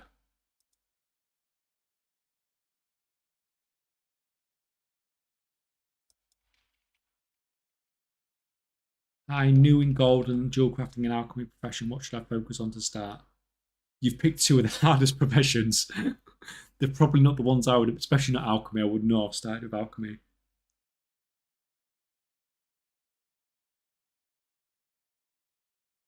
I would have gone with something simple like tailoring, just to get used to it. Yeah, alchemy is a bit of a nightmare. I'd probably, unless you're started with that, I'd probably change your mind about that one. Why do you craft tempered potions? Because tempered potions are best in slot potion for like I think everybody. So they sell lots and lots and lots. Is TSM essential to become a WoW millionaire? Absolutely not. I didn't use TSM for a very long time. I think weapon oils will bounce up a bit once the raid is out. Like everything, it might go up, it might go down. I think weapon oils you know, it's probably one that people aren't really looking at. It's not really something that people are looking at to stockpile, is it?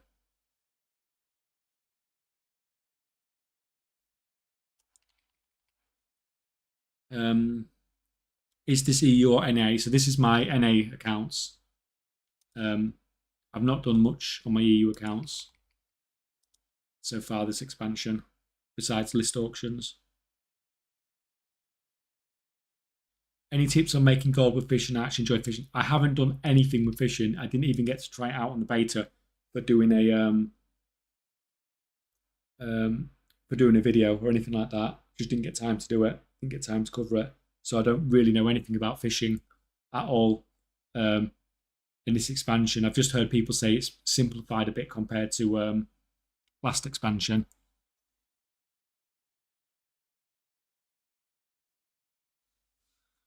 I've gone engineering and I'm lost at how to make money with it. I went tools, but the market seems flooded. Yeah, I mean that's the problem at the moment. Everything just seems to be flooded. And even if you're absolute BIS, those profit margins are coming down some.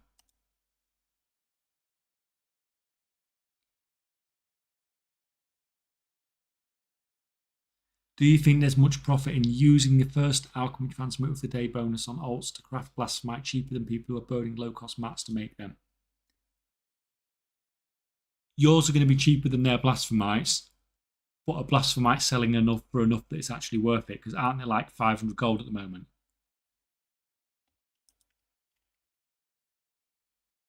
Like if you can create a blasphemite every 3 days, even if you're not paying anything for the materials and you get 500 gold for it, that's like less than 200 gold a day. And how much it costs to level up alchemy at the moment?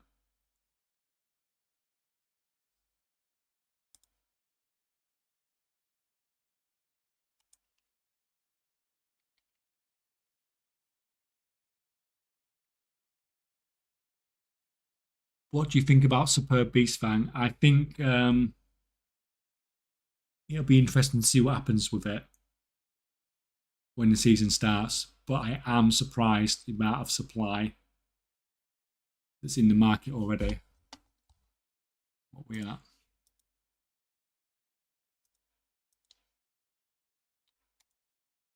I wish this would default to current expansion. 3,600.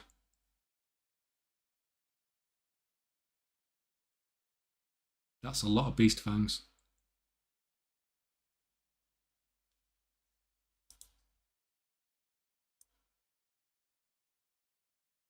And the prices are really staggered as well, so it's not easy to reset. 88 million. Yeah, no thanks. Yeah, I think there's a lot. There's a lot of them on the auction house, and that's on the US as well. There'll be even more in the EU. I didn't even make a video about that one either.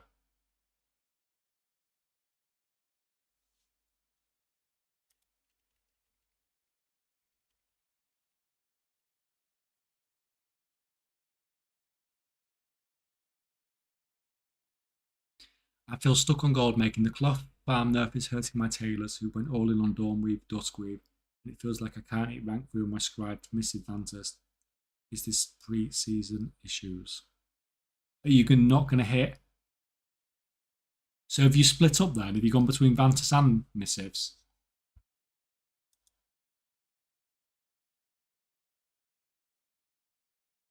Like, I'm not sure how well rank 3 missives sell. And the reason I'm not sure how well they sell, I don't know this 100% sure, but I've never had to buy one myself. I've always used rank 2 missives and they've been absolutely fine. Now, I don't know what it's like with top end gear. The Vantases, though, they should be nice. But once again, are you using your concentration to make rank 3 Vantases at least? Because that should make you money. Because aren't they quacks?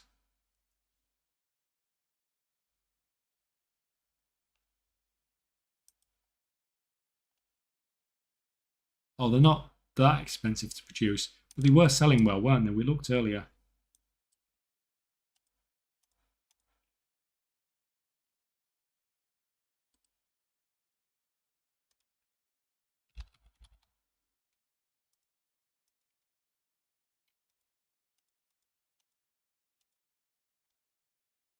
$9,000 gold.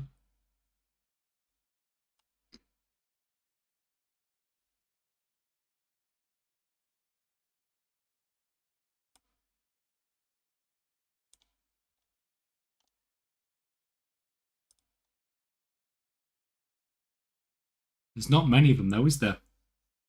490 rank 3 fantasies for the entire US. Not many of those at all. Although you'd think you've got another week really. If you push for fantasies, people aren't that bothered about fantasies this week. It's not Mythic week, is it? They're still going to sell well, but you'd think it'd be better next week. We're out of water again now.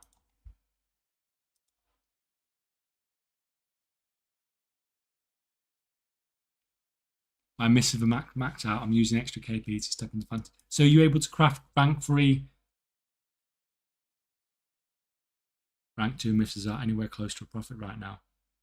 Yeah, do you know why they're not close to a profit? Because people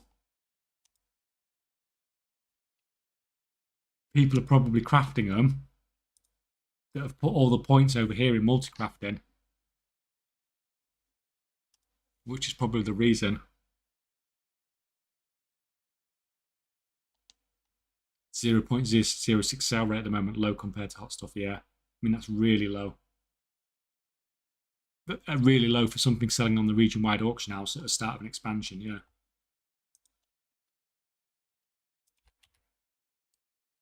Oh no, quick, craft one. Oh no, lost his buff. Lost his buff.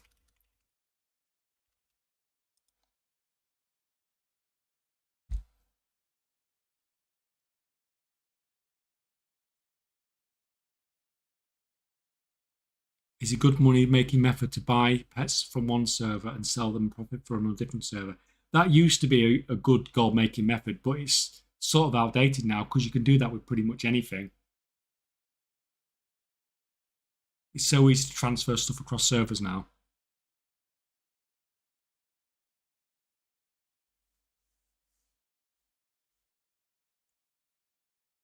Right, guys, I think, so I've just looked and we've been streaming for 6.5 hours, which I think is more time spent on this one stream than every other stream I've done combined ever.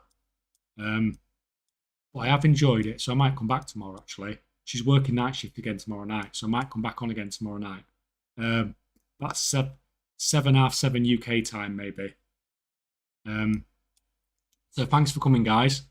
It's been fun, and I shall see you all in the next video, which will be coming tomorrow afternoon, okay?